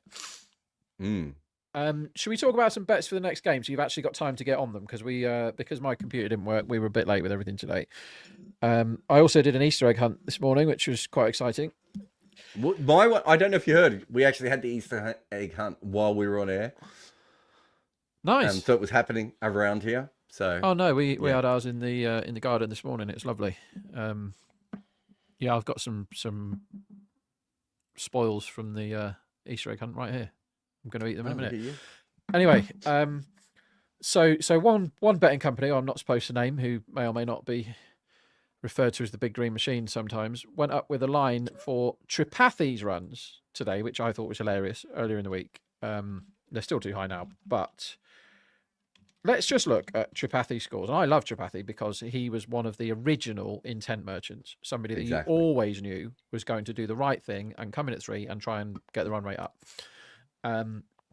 These are Tripathi's scores this season, and he can't be extremely high on confidence, as fans of insanely predictable things will enjoy. Cody's just got 50 in a chase. His scores this season are 2, 5, 23, dropped, 16, 9. So what's his run line for the next game playing against? Probably he's going to have to face Bumrah early in his innings, isn't he? Because he comes in first drop. And or Bolt and or Chahar. It's about 15, 16. Yeah, so they went up the other day with 28.5. And they moved it to 26.5, and then they moved it again to 24.5, not realizing that the right number is 17 or 18. So that's funny. I don't know if it's still there. You'll have to look. I'm not supposed to talk about these bets. I'm really annoying Ratchet now because he hasn't put them on the screen, but we might as well talk about them. Yeah, we can talk about them now, and then he can put them up. And we can put them on the screen in a bit. So some people are 4.0 on Jasprit Bumrah to get the most wickets for Mumbai, which he hasn't quite clicked back into gear yet. But for me, the signs are there. And the fact that he is still being used as the super gun and getting the... I mean, it doesn't really matter. Some people, like you back Arshdeep to be top wicket taker because he bowls 2 at the top and 2 at the end normally. Top and tail bowlers, and you get that chance of the free one or 2 at the end of the innings. You back Pathirana, who is 4.3 with some companies to be top Chennai bowler today. You back Pathirana because he bowls 4 at the end. And that's great. That's prime time. That's what you want, right? And he aims at the stumps. Again, since he's changed his action, he's not been as effective as he was last season, Pathirana. So he's not an all-in job, but it's a good bet at 4.3. But Bumrah, it doesn't really matter when he bowls because he gets you out whether you're attacking him or defending him or trying to run away from him. Like, he's that good. So in that attack, where they've got a load of people who are quite good at opening the bowling and absolutely terrible later, Bumrah at 4 is a very good bet. To be top Mumbai bowler. You should be backing that. The other one is one where I think I had the unluckiest bet of my IPL, backing Vijay Shankar under 20.5 in the innings where he was dropped the world's easiest catch on naught and the world's second easiest catch when he got 20, and then he ended up getting terrible 30-something. But Shankar has got a couple of scores north of 20 this season, but if you go back to his last 2 years, he's like 80% under 20 as Padikkal slams on towards long on and hits another 6. Oh, I thought he was going to be out there. I did too, but there wasn't a fielder. Got a long on must be quite wide for him. Sorry, continue. I mean, this is gambling in a nutshell here. Is 40-1 last time, doesn't score any runs. Don't go up with the price this time. Wins. Well played, though, Padikkal. He's batted really well. And we were laughing when it was 5-1 Kohli to hit the winning runs and 6-1 Padikkal hit the winning runs. And now, I wouldn't mind being on Padikkal at 6s as they reel these in. So, yeah, the bets are coming up on your screen here. Apparently, you can still get under 24.5 for Tripathi, which you must back. The 2 top bowler ones I really, really like. I'm trying to find other stuff that I've backed in this game. Oh, he smashed this one down the ground for 4 as well. Looking good, and he's ticking. And How much does Cody doesn't have 50? Where did I get that from? He was wonder raising why his you were bat to saying that. somebody. He raised his bat. He must have just seen an old mate or something in the crowd. Are you Interesting. so you've got Bumrah for most wickets? Are you worried about the fact that Bumrah keeps falling full tosses? No, but like I say, I think it's a matter of time. It's a matter of time before he gets back into it. Okay, Cody to hit the winning. Oh, is this out? Oh my! I think they're gonna have to review that, aren't they? You may as well. Well, you need this though. You need this review. Oh, I want the next you one, bet. don't I? Tilak, I thought was quite underrated today as well. Tilak. So Tilak's been really good, and he got a lot of press for doing something that wasn't his fault, walking off in that game to let Santner try and score 12 off 2. Like just an utterly ridiculous decision. But he's actually performed really well, and he's got top bat for Mumbai in 3 of their 6 matches this season. So when Rohit's let's be honest, Rohit is slowly improving, but he's failed every time. Rickleton can't go on, or hasn't gone on, maybe once this season. Sky always gives chances. We know how good Sky is. Come on to him in a minute. Tilak holds that innings or holds that batting order together, and he's got scores of 39, which was enough for top bat, 250s in the last 3 games, and he got a red inker last time where he couldn't get the top bat because everyone kept dropping Will Jacks. But 6.5 Tilak to get the most runs from Mumbai today is much too big. That is a very good bet. That was outside leg, that LB that we thought was out. Yeah. So yeah, I think Tilak has been underrated by some bookies there. 6.5 is a big old number next to his name. No, definitely. Where would you put Rohit's run line? Now here's an interesting one. Let me read you Rohit's scores. He's done something that is nearly impossible to do over 6 innings, and he has scored more runs than he did in the previous one every single time. Here's his scores. Come on, computer. He started with a duck. 8, 13, 17, 18, 26.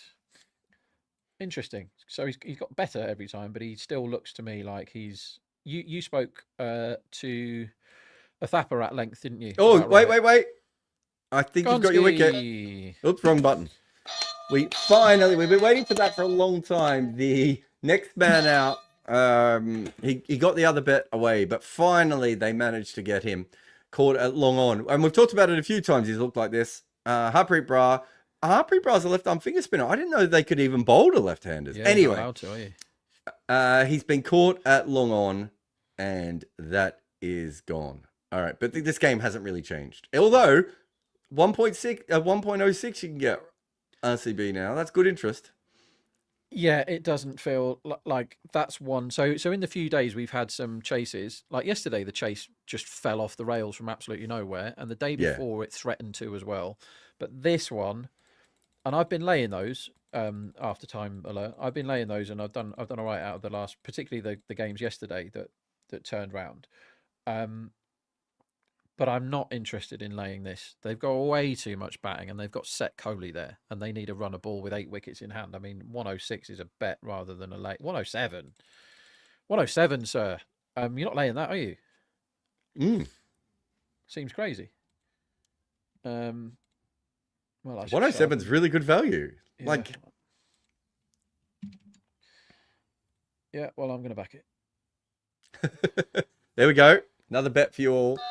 107. I Take this one to the really want to be bank. tipping up backing 1.07. So I've got a load of green next to my Punjab, and I think 107 is at the very least a close. So if what I mean by close is you end up with, some people would call it cashing out. You end up with the same amount both sides. It's at the very least a close 107 because they need to run a ball with 8 wickets in hand, and Kohli's 47 not out, Jarrod. Like this isn't something that, and they don't have prime Rashid Khan, or even Sai Kishore in their armoury here. They don't have anybody they can throw the ball to and go, right, get me 2 for. Chahal is a good guy to have when they need to attack you and you need to break the game open. But if Chahal comes on, they can just knock him around for 3 or 4 jobs are good. where were we? We were talking about the other game, Rohit. You spoke to Varma, you gave Utap about Rohit, didn't you? Yeah. That was interesting. And he was saying that he thought maybe he could be a number 4. There you go. Look at that on your screen. Back to like 6.5. So I don't agree. That Rohit should be a 4, but where's the mega intent Rohit gone?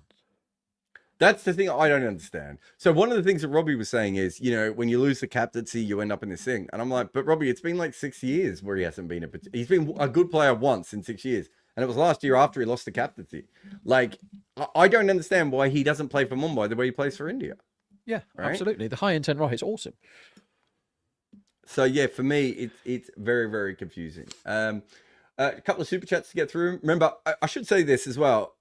We will be able to do more of these if the more viewers that we have. So as beautiful shot from Badadar over cover from Chahal goes for, I'm going to say 6. It's been given as 4, is it? I thought it was a 6. Anyway, might have just bounced inside the rope. But if you like these, if you subscribe to these channels, all these sorts of things help us with the algorithm. Just a beautiful shot from there. Okay, so where are we up to here? Compster says, would it make sense for Delhi Capitals bring in Dushmanta Chamira for Mohit? Obviously, it's not like for like because one's overseas. I'm not a big Chamira guy. I don't know about you, but he's all right. If he's on your books and you think there's something for him long term, I think a lot of IPL teams like him because he's like a faster version of Prashid Krishna. But I've never really seen the consistency from him that I probably would need to. He's nothing more than that. Like he hasn't lit anything up. There are some bowlers that you're like, well, I get it because he could do this or he could be that. Spencer Johnson being one. And then when he doesn't do it, you're like, oh, okay, we'll have to think of a different plan then. Like Bartlett might have been all right, but he looked not quite up to it here. Yeah, if you are bringing him in, you're not bringing him in for Mohit, though. You've got to rejig everything. But some of these decision-making, like yesterday's game, was it? Both sides. So Delhi picked 7 bowlers and 2 overseas batting first. Riddle me that. And then they sent in Nigam, is it? They sent him with 3 overs to go. And then he got out. And then they sent the sub in, Donovan Ferreira, who got 7 off 9 or something. Like, they're just total idiots. Like, totally stupid. Who was the team the other day that sent the sub in really early when they were 3 wickets down? Was it LSG? I can't remember. I know I can picture the guy walking out to the crease, and I can't think of the name. Was it Badoni? Was it the innings? Maybe. But yeah, I can't remember whoever it was. I remember thinking at the time because what teams do is they wait till they're like 5 or 6 wickets down before the impact sub comes in. And I'm like, I understand the general principle of that because you're waiting to see until you need them. But at the other stage, once you're 5 or 6 wickets down, even a impact sub maybe won't help you, right? Whereas you might be better off at that stage. So they brought him in early because Pan absolutely reeked and cost me my over 46.5 power play bet yesterday with his 3 off 9. He went block, last 4 balls of the power play, which is a crime in itself and should be you should be subbed out just for doing that. But he ended up getting 3 off 9 and got out playing another stupid shot. Caught behind, and then they went, well, we don't want Miller now, and we don't want Samad now.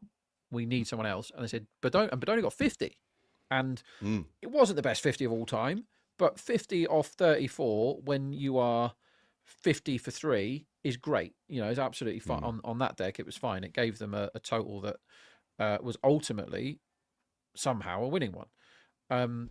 Yeah, that's an example of you bring in a sub because you're buggering up your batting and you need someone to change that and whilst still keep, because when you've lost Pooran and you're that team, somebody has to give your innings impetus, and that's what they did. It was smart. Whereas picking all bowlers when you're batting first and then not subbing your overseas hitter in until there's 15 balls left is just absolutely bananas. And then when he does fail, he just makes you look even stupider. So yeah, there's still no brain cells knocking around in the IPL. There's very little evidence that people are thinking much, I think is fair to say. Siddharth says, why not surprise oppositions with more uncapped unknown players they haven't faced? It's working this season. Does it happen in other sports too? There's a reason why you don't do it. It's because mostly it doesn't work. And secondly, over a period of time, people do get used to them, and they get used to them quite quickly. So it's not. If you've got a really talented player that you can bring in, that's fine. Who is it? Who's the guy in the PSL who everyone thought was a superstar? And I was just like, I think he can only face right arm seam. Is it Mohammed Harris? Mohammed Harris? Harris, yeah, busted flush Harris. Right. Ed Pollock. Do you remember him? Warwickshire. Oh God, yeah, opened the batting for a bit, didn't he? I can go through a bunch of guys who made runs early on and then never did again. And you see the same with bowlers as well. But you're also forgetting, Siddharth, all the players who've been uncapped or unknown who've come in and have also been us. Like, you're remembering, a fetus coming in and hitting a ball over cover for 6 yesterday. You're forgetting the many, many other players. Like, not that many players have faced Xavier Bartlett. That hasn't helped him. Why are we not talking about the 14-year-old child that hit his first ball for 6 over extra cover? I not often am utterly lost for words, and when I watched that yesterday, Suyavanshi I'm on about. Yep. I didn't really do anything for about 10 minutes. I didn't bet. I didn't really talk. I didn't. What? My brain stopped working. I was like, "What the hell is that?" And I think Watson actually said on commentary, "What the hell is that?" And that's how I felt for ages. And it might be the funniest thing that's ever happened on a cricket field. It might be the best. Like, I don't know how good that is, but I do know that hitting the ball over extra cover for 6 is really hard. I do know that being 14, well, I can't put myself in that kind of shoes at 14. At 14, I dread to think what you were up to as a 14-year-old, but I certainly wasn't ready for 30,000 people and I can tell you exactly. All that. I taught myself to pick locks so I could steal things from people's mailboxes. But unfortunately, it was before the days of Amazon and people actually ordering good things. So I mostly just got like letters from their phone companies. So you stole people's credit card bills. That's, I mean, there's misspent use and there's misspent use, isn't there? Yeah, I was probably like playing fruit machines and playing football or whatever. And he's turned up in the IPL, but it's not that he even played the shot, because if you put me into the IPL tomorrow and I'm facing a ball, I am definitely going to try and hit it for 6, but I'm also definitely going to get out or miss it. And so for him to hit it straight off the middle, and whoever was the main commentator yesterday just went, whoa, and like couldn't say words. And I felt exactly like that. It's like, what the hell have we just seen? And then his third ball, he did it again. Not over extra cover, but it was a very good shot straight for 6. And then when the spinner, who nobody Digveshes it, nobody scored off him. He was like, he'd bowled 11 balls for 6 runs or something. He then backed away and smoked him over cover for 6 off his stumps. I was like, bloody hell, like, what am I seeing here? He's 14. And I know he got 100 or 52 or whatever against Australia under 19s, but you can run into stuff at age group cricket where you're just a bit too good for non-adults, right? When you're 13 or whatever, that can happen. Yeah. But it's very hard to get carried away. That might be his highest ever IPL score, what we just saw yesterday. Could easily be that. And they might, I'm uncomfortable with them playing him at all. Even though we saw that, and it was one of the best things ever, I'm still a bit weird, a bit kind of, he's probably not 14. He's probably a little bit older than 14, right? Like, I don't know. He doesn't look much older than 14, Jarrod. But well, he also doesn't look 14. He does look a little bit older than 14. But I know what you're saying. But that's the same thing they said about Sachin. But for every Sachin, there's a lot of other guys that we've never heard about again. Like guys who did play Test cricket at 15, 16, 17, there was a wicket keeper from Yorkshire who I think made his debut for Yorkshire when he was 15, and by the age of 20 or 21, he was running a Tiger, which is a nightclub in England. This is my concern, is that at 22, he's gone because of the amount, and we can't fathom in this country the amount of pressure or the amount of eyes that. I remember when Yuvraj had a bad couple of games in a World Cup and they were stoning his house and making it that he couldn't go back to his own home and stuff. This is Yuvraj, a legend of Indian cricket. This kid is under now enormous pressure because he came out and hit his first ball for 6. And if you notice, the thing that really bothered me about yesterday, he was crying when he walked off. And that is a human reaction when you're 14, when you're a kid, when you're a child, because the pressure is ludicrous. And he was thinking, after that first ball, very difficult to imagine what it felt like. Never done that, what he did. But that must have been like the best feeling ever. Like if you're 14, you got those, and you're just like, the commentators can't say words. The professional word sayers cannot say words for what you've done. It was too much for him when he walked off. My question is not like, obviously there's lots of words you could use for that individual ball, but should a child, that's what he is, he's a child, should a child be playing in this? I'm betting on the game, Jarrod. Should I be betting on 14-year-old boys playing sport? Doesn't feel right. So my thing was when he went off the field crying, that's when I thought, oh, you guys probably shouldn't have sent him out there. Like, that's probably like the chances of him being a huge success are so low. So, you know, the NBA is a really good one. And I think we've seen this in professional football as well, haven't we? Like, yeah, Freddie Adu. It is so hard to work out if someone at the age of 14 or 15, 16, 17, 18 is still going to be playing at 28, 29, 30. Right? That doesn't mean that at the age of 16, 17, 18, they aren't physically ready. Right? But what it does mean is that the sort of pressure that you see under a player like that. Did we just see a non-run out where both players were at the same end and somehow they still managed a lot of to shouting is what I saw. Oh, and then they've hit a 4 next ball anyway. I didn't realize that's the second time today where I've seen what I thought was a simple single, looked away and just be like, why is there a run out chance here? How was that not run out, by the way?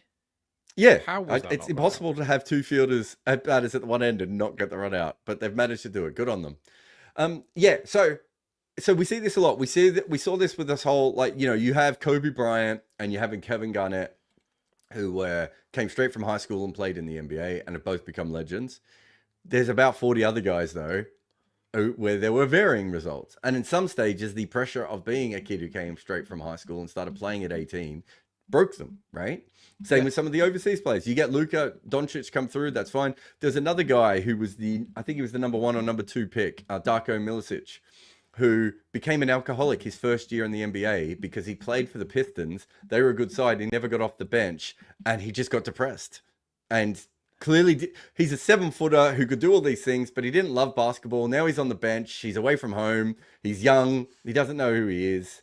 You know, all these things are really, really tough. Are we going to have a timeout here? Of course we are. Making young people do stuff in adult situations, right? Adult pressure. Like, adults should be able to handle, some can't, should be able to handle the eyes of the world on them, right? You should be able to do it. If your decision is to be a singer, then you can't be shocked when there's loads of people turn up watching and paying cash to see you. Then you're meant to stand up and sing, right? If you can't do that, you've chosen the wrong path.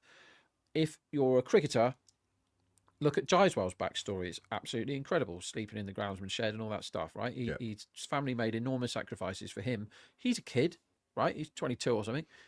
He's 8 years older than his batting partner, Jarrod, yesterday.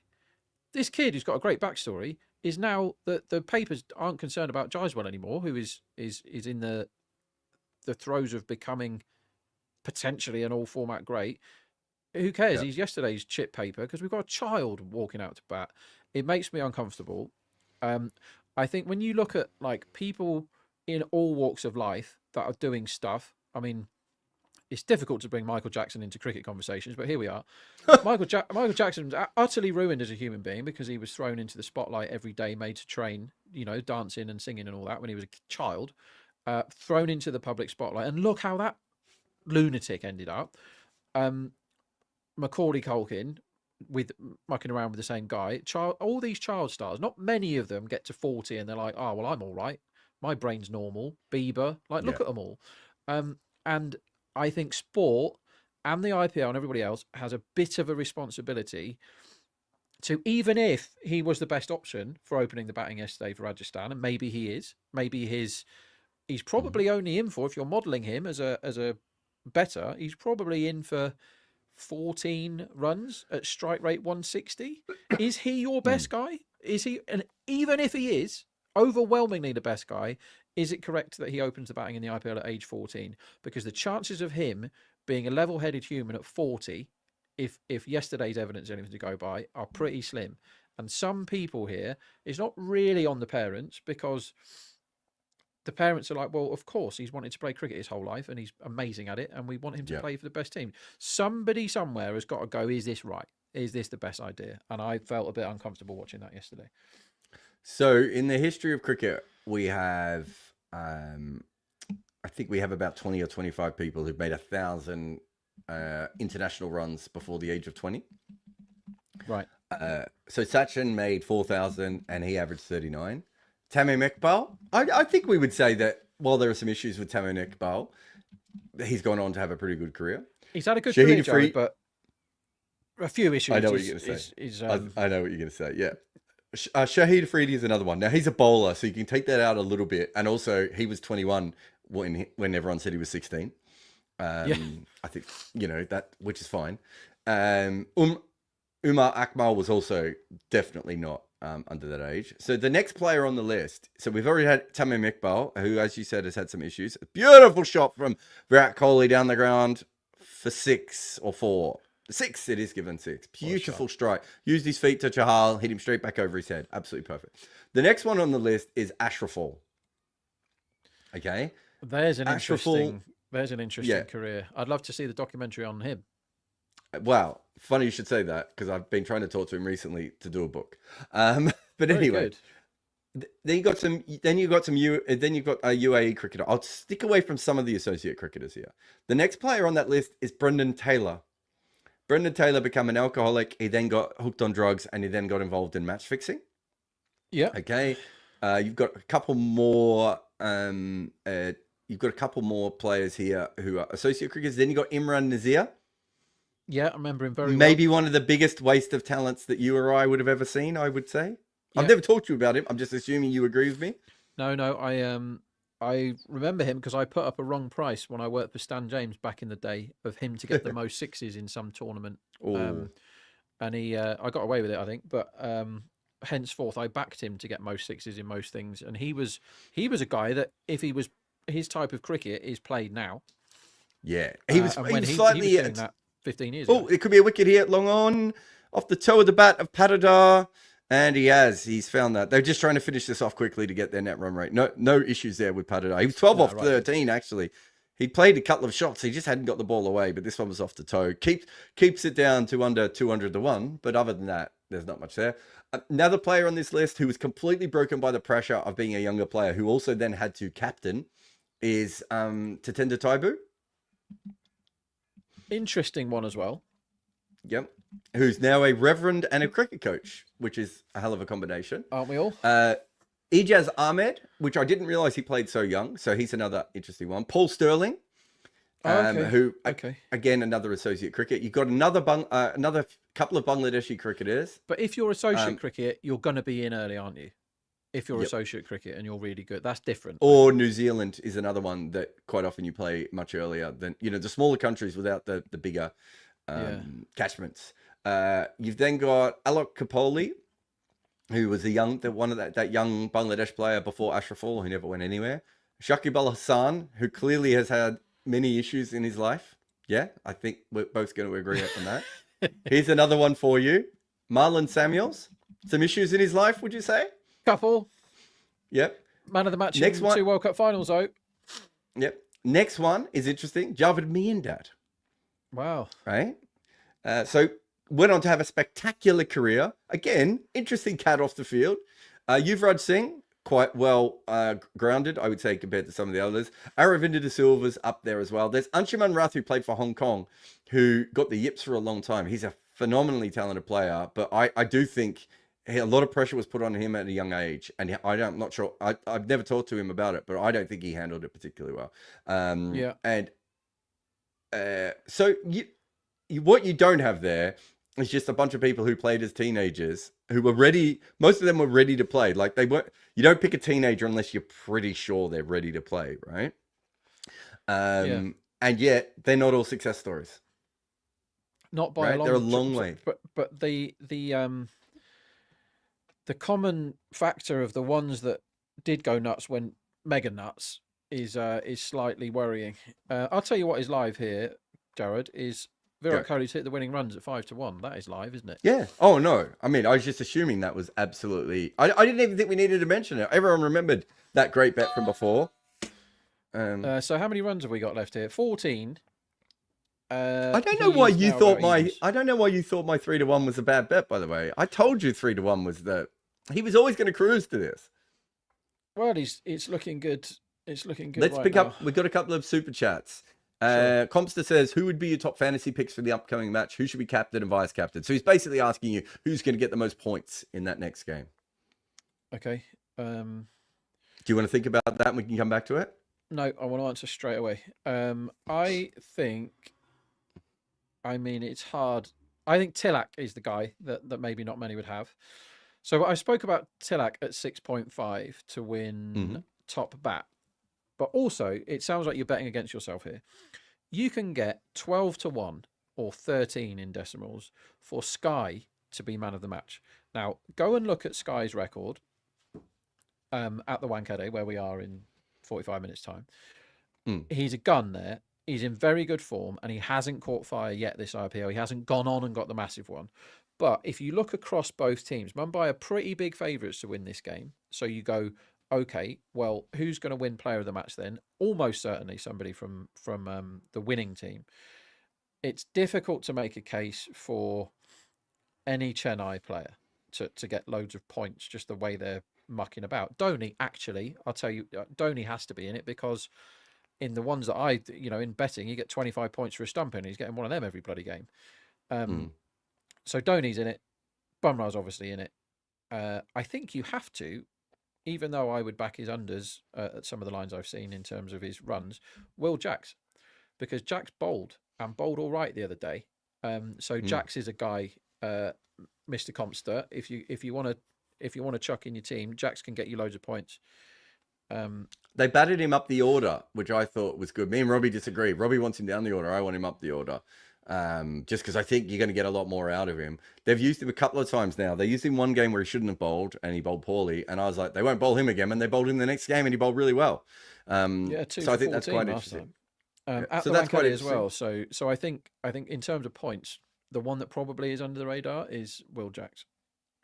Palash says Sachin is still the youngest 100 maker in Australia, England, and South Africa. This is my point. Like, you can't point to Sachin without pointing to the many other people that I just mentioned on that list that have not had good, well-adjusted lives. Like, Sachin is a special case, and I think Sachin has the best record ever of a player in their teenage years, and also one of the best records ever over the age of 35.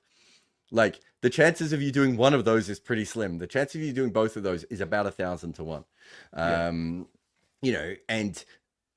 So it is very, very tough to be in that kind of situation. I think Path might have put a question in as well. Sachin, just ludicrously talented individual. Not to say some of those other names you mentioned aren't, but Sachin was kind of known from schoolboy what he was going to be. But he didn't play at 14, did he? He wasn't in the India team at 14. 16 when he played against Pakistan? 16, I think. And having been a human, there is quite a big difference. Well, sort of, like, allegedly. Wadira's bowling, which is interesting. Very interesting. They need 7 runs to win, and Kohli's not on strike, and that's annoying me. This could easily be 6-4, see you later. What we want is single, 6. Well done, everybody. Path said, Vibav captains in the same game is a literal example. He was 17 when he first played and turned out fine. Saying that someone has turned out fine is fine. I just went through a list of 25 people, and we came with more than enough examples of people not coming out fine. It is really, really tough.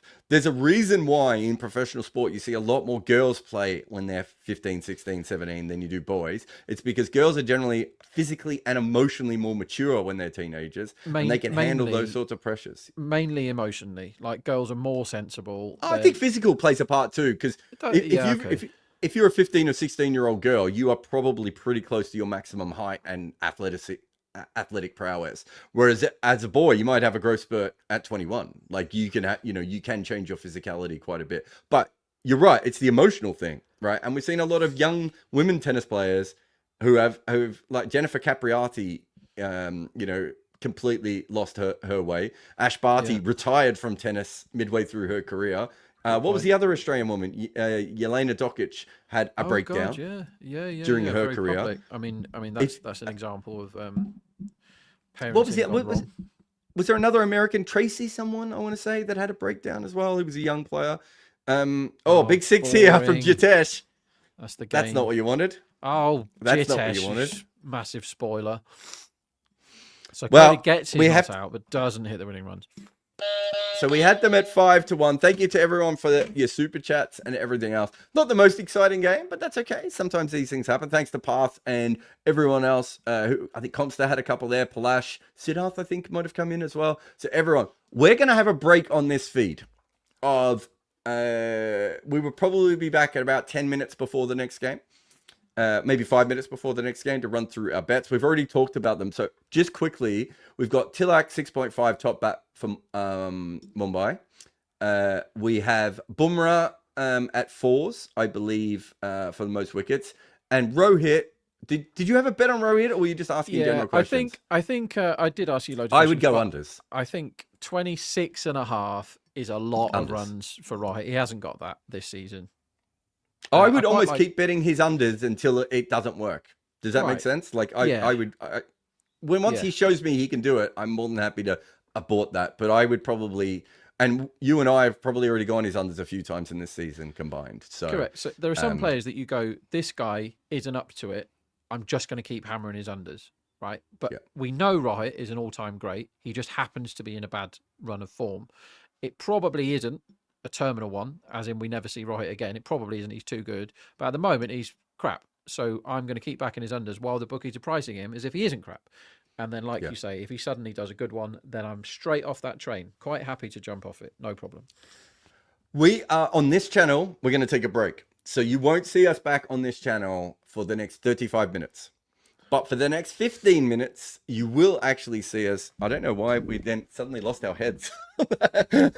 Suddenly we both looked like street urchins. What you will see on this channel is some old podcasts. So if you want to see that, that's fine. We're going to be on another channel on Cricket8 where we're going to be talking about this game in more detail. And that's going to be then turned around for a podcast. So we have to do it on a separate stream. It's boring. It's a technical thing more than anything else. But, you know, the way that we're set up at the moment at Cricket8, it's easier for us to do it this way. So I'm going to say goodbye here. And if you wait in 2 to 3 minutes, you'll see us on the other stream. We'll do a podcast and then we'll be back here for the second game. There'll be more Jarrod, Kimber and Rob Barron. There always is. Remember to support us by subscribing and sharing, but also signing up at cricket8.com, where live scorecards cover 8,000 matches a year with advanced visual details that tell you who is actually in front in the game.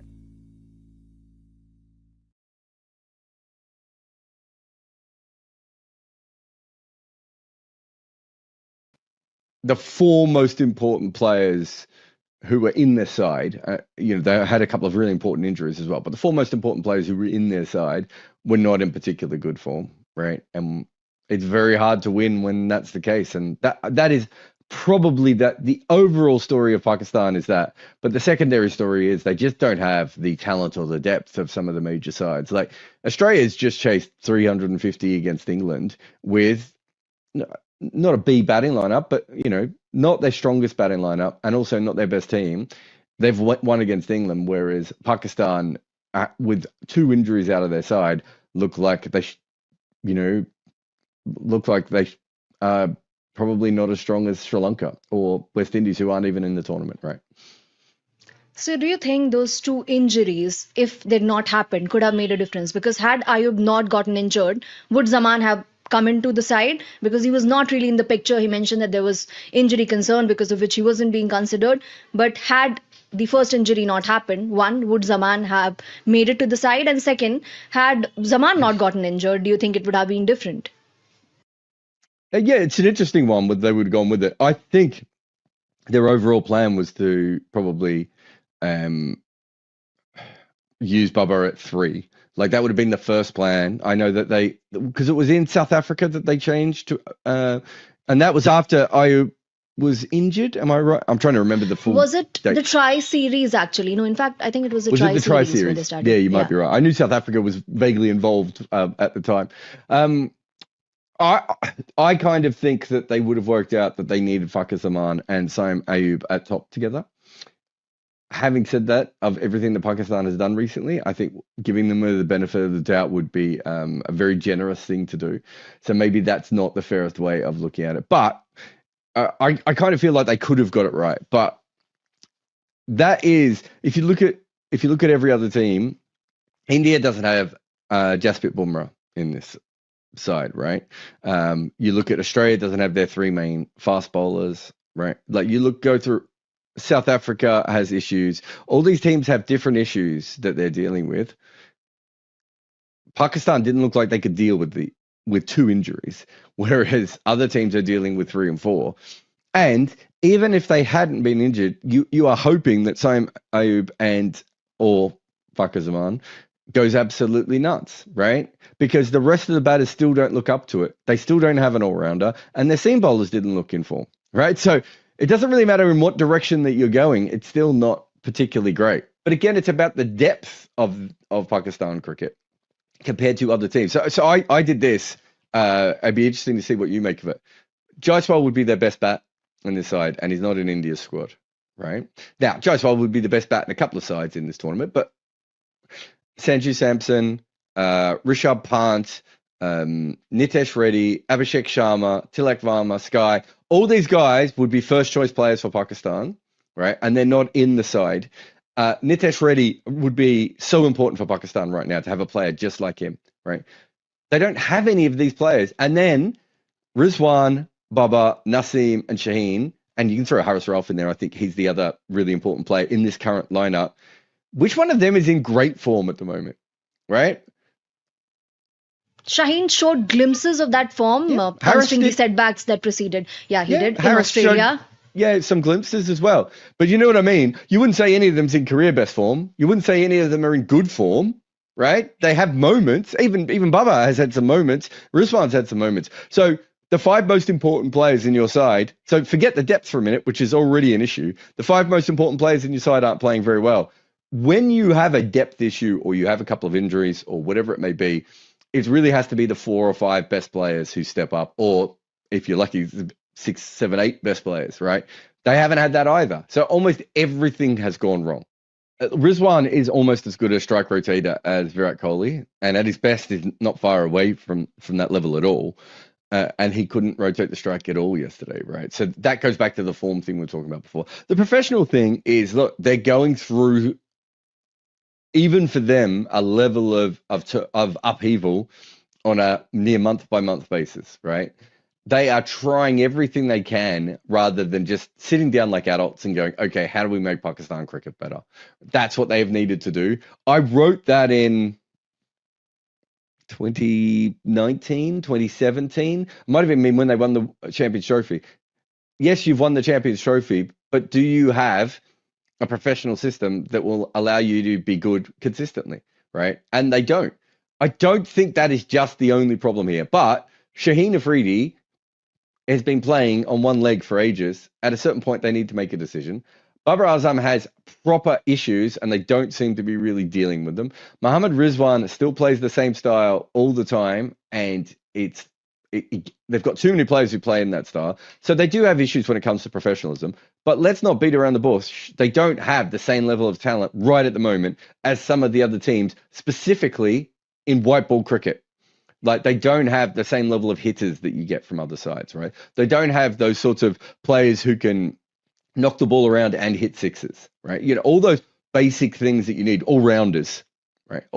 Shaheen coming in at number 8 all the way through this tournament is just like, well, okay, you can't lose any wickets then, can you? Because you don't have a number 8, right? And that's not professionalism. That's their best 4 bowlers and I have no issue with the 4 bowlers they picked, other than perhaps Shaheen still not looking 100%. But I have no issue with the 4 bowlers they picked. They're probably their 4 best bowlers.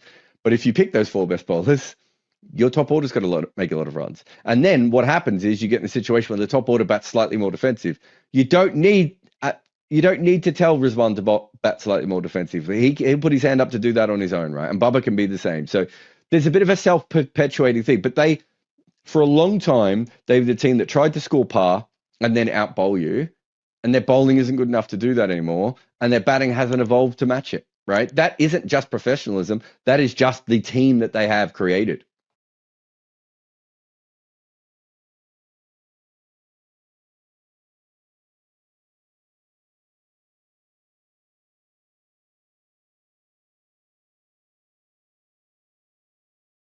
The thing with Mike Yadav that I really like, and the injuries, we're just going to have to see how that goes. But the thing I really like is it's not one dimension. He's not Umran Malik, is he? Yeah, well, Umran Malik or Mark Wood, right?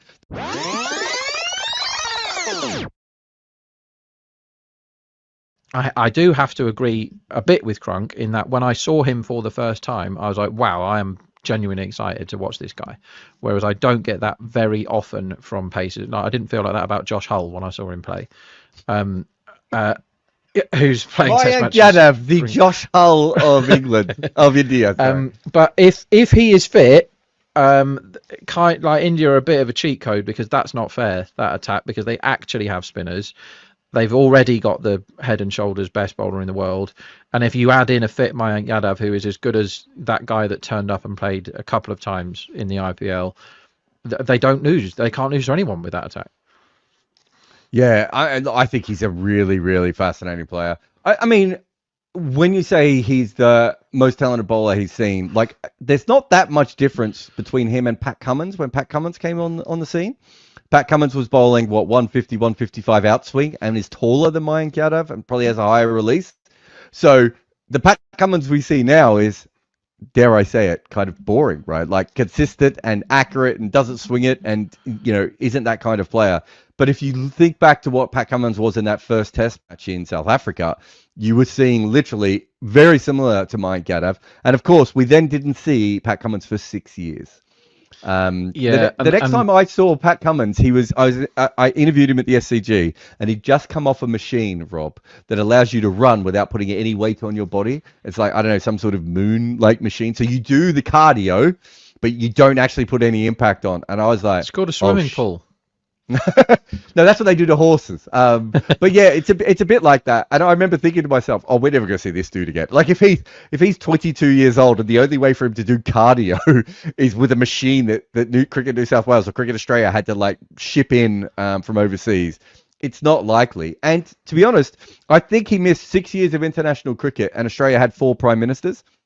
So it was a big stint out of the game at that point. And when he came back, he wasn't that kind of bowler anymore. Right, like he had changed, and then obviously the wobble ball played a big part and everything else. So you can, Crunk, get very excited about a young bowler, and then a couple of years in, that bowler is very different. I mean, it's not just bowlers, of course. Remember, David Warner, when we first saw him, was flat batting Dale Steyn back over his head. Yeah, good. And when was the last time that David Warner could play a shot? Like David Warner, if you watched a video of that, would get a pain in his shoulder now, right? Like, age wearies you and everything else. The thing with Mike Yadav that I really like, and the injuries, we're just going to have to see how that goes. But the thing I really like is it's not one dimension. He's not Umran Malik, is he?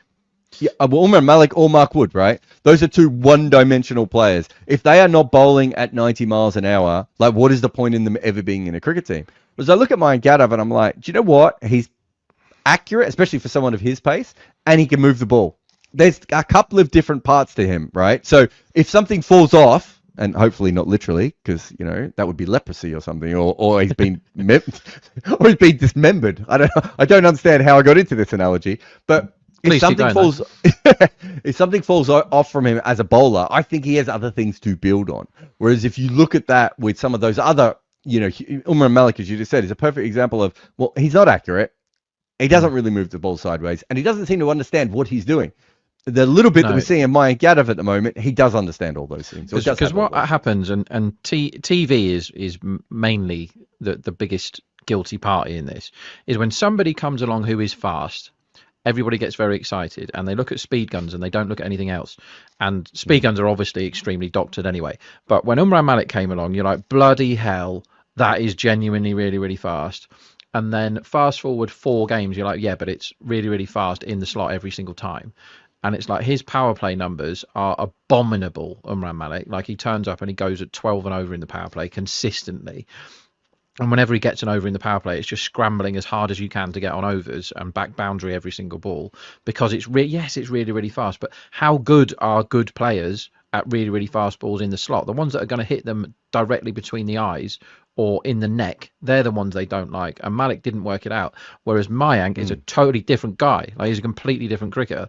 So you have Shamar Joseph, who put it together in a test match against Australia and won a test match nearly by himself when he had a bad foot or whatever. And you're like, that is incredible and it's exciting. And how good is he? He goes to T20 with no experience of bowling with a white ball, and has to suddenly go, right, here's the IPL, let's see how you get on. It's a totally different ball game, like literally, and he got found out in about 5 minutes.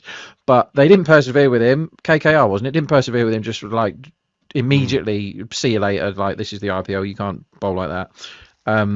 But 3 very different yet all very interesting cases there. Mayank Yadav is the one that you think, blimey, he could be anything, but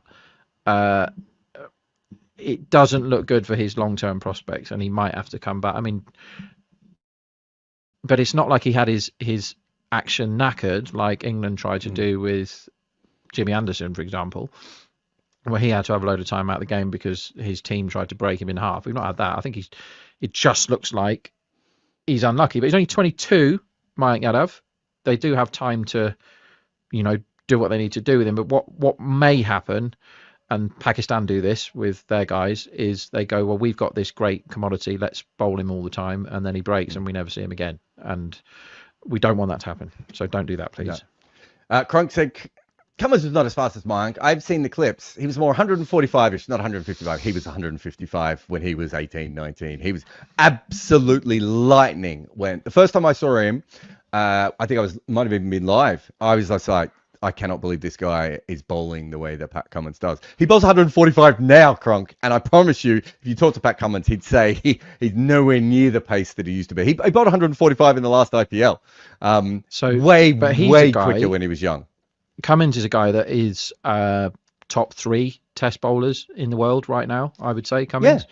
Yeah. But until very recently, where he's worked out that he's a very limited white ball bowler, particularly T20 bowler, I think that is because he bowls like he was the guy that had the massive pace in his locker, the 155. And he actually bowls it near a 140, and he gets carted all the time. So he is somebody that... he was like, well, I'm going to be really good as a power play bowler. And again, KKR spent all the money. And then SRH, I'm going to be really, really good as a power play bowler.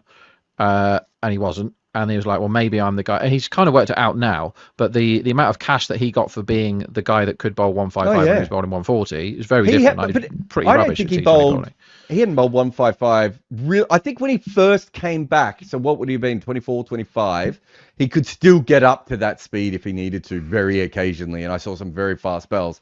But he hasn't bowled anywhere near 155 certainly in the last, 6, 7, 8 years. And I think you're right. It's quite interesting when you think about him. He's basically developed into a very, very accurate 88 mile an hour seamer, right? Who can occasionally ramp up slightly. And that was in red ball cricket. And in white ball cricket, he never developed any extra skills for a long period of time, partially because he didn't have to. But the point is that, Crunk, people were as excited about Pat Cummins, and now we see Pat Cummins as almost a very good stock bowler. But like, if you had a choice of watching, I mean, you named it before. If you had a choice of watching Rabada or Bumrah or Cummins, like you're from an entertainment point of view, you're always going to pick the other two over Cummins. Now, that was not the case back in what? No, it wasn't. I remember 2012 watching or whatever it was when he started. I remember watching Bumrah's first couple of games in the IPL. And it wasn't like that. His name was the funny thing for me, because in Thundercats they had Mumra, and so I was just shouting Bumrah all the time, and that's what I remember about him starting. It wasn't that and yes, his action is very interesting, Bumrah, but it wasn't like, oh my god, this is the guy. And it was for Cummins. To be fair, Rabada in Test, when I first saw him in Test matches, that was very exciting. You're like, bloody hell, they found somebody here, because he was awesome. He was instantly really, really good. But so was Cummins. It took Bumrah some time, didn't it, to get good? But Cummins was like, and also Cummins can bat.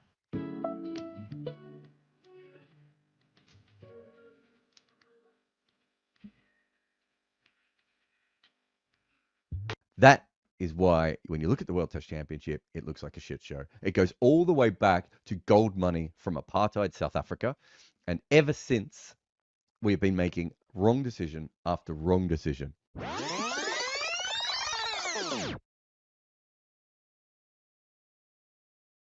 The South Africans were afraid that Australia and England would just kind of go off on their own. So they wanted to join the club. So they formed a club, right? And they actually played a test series, the only test series we've ever had in cricket. And it was essentially the first World Cup, if you're being honest, right? And it was between those three teams. And the South Africans pushed for this ICC, Imperial Cricket Conference. And when they did that, they said, well, let's just keep it to Commonwealth countries. And England were like, oh, that's lovely. Yeah, well, that's honoring our legacy. Of course, we'll do that. So the team that misses out at that point, that is a very strong team, is the USA, right? Then, the only teams who come through are New Zealand, West Indies, and India. So West Indies and India had played cricket to a point where I think everyone thought they probably deserve a go. The problem is that South Africa couldn't play the West Indies and India because of apartheid. So we needed another team to come in, Mega, that had to be a white team that South Africa could play. Hello, New Zealand. At that point, what should have actually happened is Argentina should have come in as well. So there's 2 MCC tours of Argentina. I think I'm right in saying that Argentina drew both of them. So they had proved, as much as any other team had, that they were worthy of playing Test cricket. They don't play. And after World War II, when England's no longer a big thing in Argentina anymore, you get to the point where Argentinian cricket just completely dies. Not to mention that Avita might have burnt down a cricket clubhouse at one stage, but that's a different story for a different podcast. You don't hear that sentence every day, do you? But essentially, cricket dies out in Argentina. So we've now lost out on Argentina, what other sports do Argentina love? Is it rugby and football? Are they not also English sports that were brought over? Yeah. Right? There's no reason for Argentina not to love cricket. They've had lots of cricket grounds back in before World War II. USA, cricket and baseball share the same ancestry. For up until baseball becomes really big, cricket is arguably one of the biggest sports in America, probably. And it was bigger than baseball, and it got more press coverage than baseball because baseball was seen as a sport of the lower classes, and cricket was seen as a sport of the upper classes. So there were still lots of reports about cricket, even while baseball is growing everywhere in the USA, right? We just turned our back on that because one guy called Abe Bailey from South Africa was like, we can form our own club here. And it completely screwed cricket up forever. And instead of early on going, oh, we've made a mistake here, let's fix this, we just kept doubling down on it and tripling down on it. And so then you have a team like Sri Lanka, who probably gets Test status about 40 years, maybe 60 years after that they should have, because there's no one in their corner. There's no one fighting for them, right? We lose other teams. So Canada almost got Test status when Pakistan did, right? Again, for a very similar reason to why New Zealand got it. Because they needed another white team so that South Africa had someone to play, right? It's incredible. The colonialism, the racism, all this sort of stuff, that is where we are today. And even to the point at which Denmark should probably be a Test playing nation at the moment. Denmark had county cricketers in the 80s and were a really strong side, Mega. But because they weren't part of the Commonwealth, no one pushed for Denmark, right? So we end up in a situation now where cricket hasn't grown the way that it should have. And it's dreadful. If you were looking at what Test cricket is now, and you can include T20 cricket and everything else, it's shambolic because it's never been run by anyone, and it's been either bilateral agreements between old crusty men, or when they did put a rule in place, the rule almost ruined everything, right? And if you want to know, I'll give you 2 facts on how backwards cricket has been, right? In 1973, we had our first ever World Cup. Yeah, women's, yeah. Women's, not men. The men had no interest in playing a World Cup. Football World Cup had been going for 40 years, and the men never looked at it. And it took a woman and a rich benefactor as well. Yeah, to get together. Rachel Hayhoe Flint and her friend to get together and make it, right? The second, and here's the other one. This is mind-blowing. In 1996, I think it was, one of the world's biggest websites was Cricinfo. It was absolutely massive at a point where there were no websites in the world. Cricinfo had been around before the internet. before WWW, right? That's how big Cricinfo had got. 1996, it's huge. Everyone in the world is trying to follow the World Cup via Cricinfo because it's giving live ball-by-ball updates, right? Which is pioneering in itself. I think Mark Cuban and Cricinfo were the two people who've worked all this sort of stuff out. I think Mark Cuban and Cricinfo were the first two groups to actually live broadcast radio online from sporting events. That's how Cricinfo was revolutionary. Mick Jagger funded part of Cricinfo so that he could listen to cricket coverage online when he was touring around the world. This is true. All this is true. This is how big this website was, right? The guys who are running it are amateurs. They don't know what they're doing. You've got a neuroscientist, you've got an engineer, all these different guys, brilliant people, but like they're all in their mid-20s. Even some of them are teenagers. Travis Basevi was a teenager, right? They're teenagers. They're in their early 20s. They're doing PhDs. They're neuroscientists. They're astrophysics majors and all this sort of stuff. And they've got this thing. They go to the ICC and they go, look, we don't know what we're doing, but we know that this is one of the biggest websites in the world. We want to give it to you for nothing. You just give us enough money to help. We'll keep running it for you, but ICC will own this. And the ICC went, no, we don't want it. 40 million users that website has now. And the ICC has been at war with Cricinfo ever since because Cricinfo completely dwarfs them online ever since. And they were offered it for free. That is the people who run cricket. That is the people who have always run cricket. That is why when you look at the World Test Championship, it looks like a shit show. It goes all the way back to gold money from apartheid South Africa. And ever since, we've been making wrong decision after wrong decision.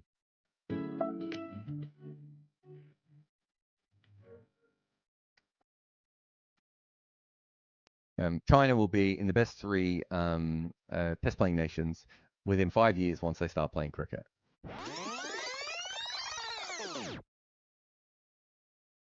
So why do you think Bangladesh has not been able to scale up like the Sri Lanka did in the 90s? We haven't really fully processed what an incredible thing that Sri Lanka did.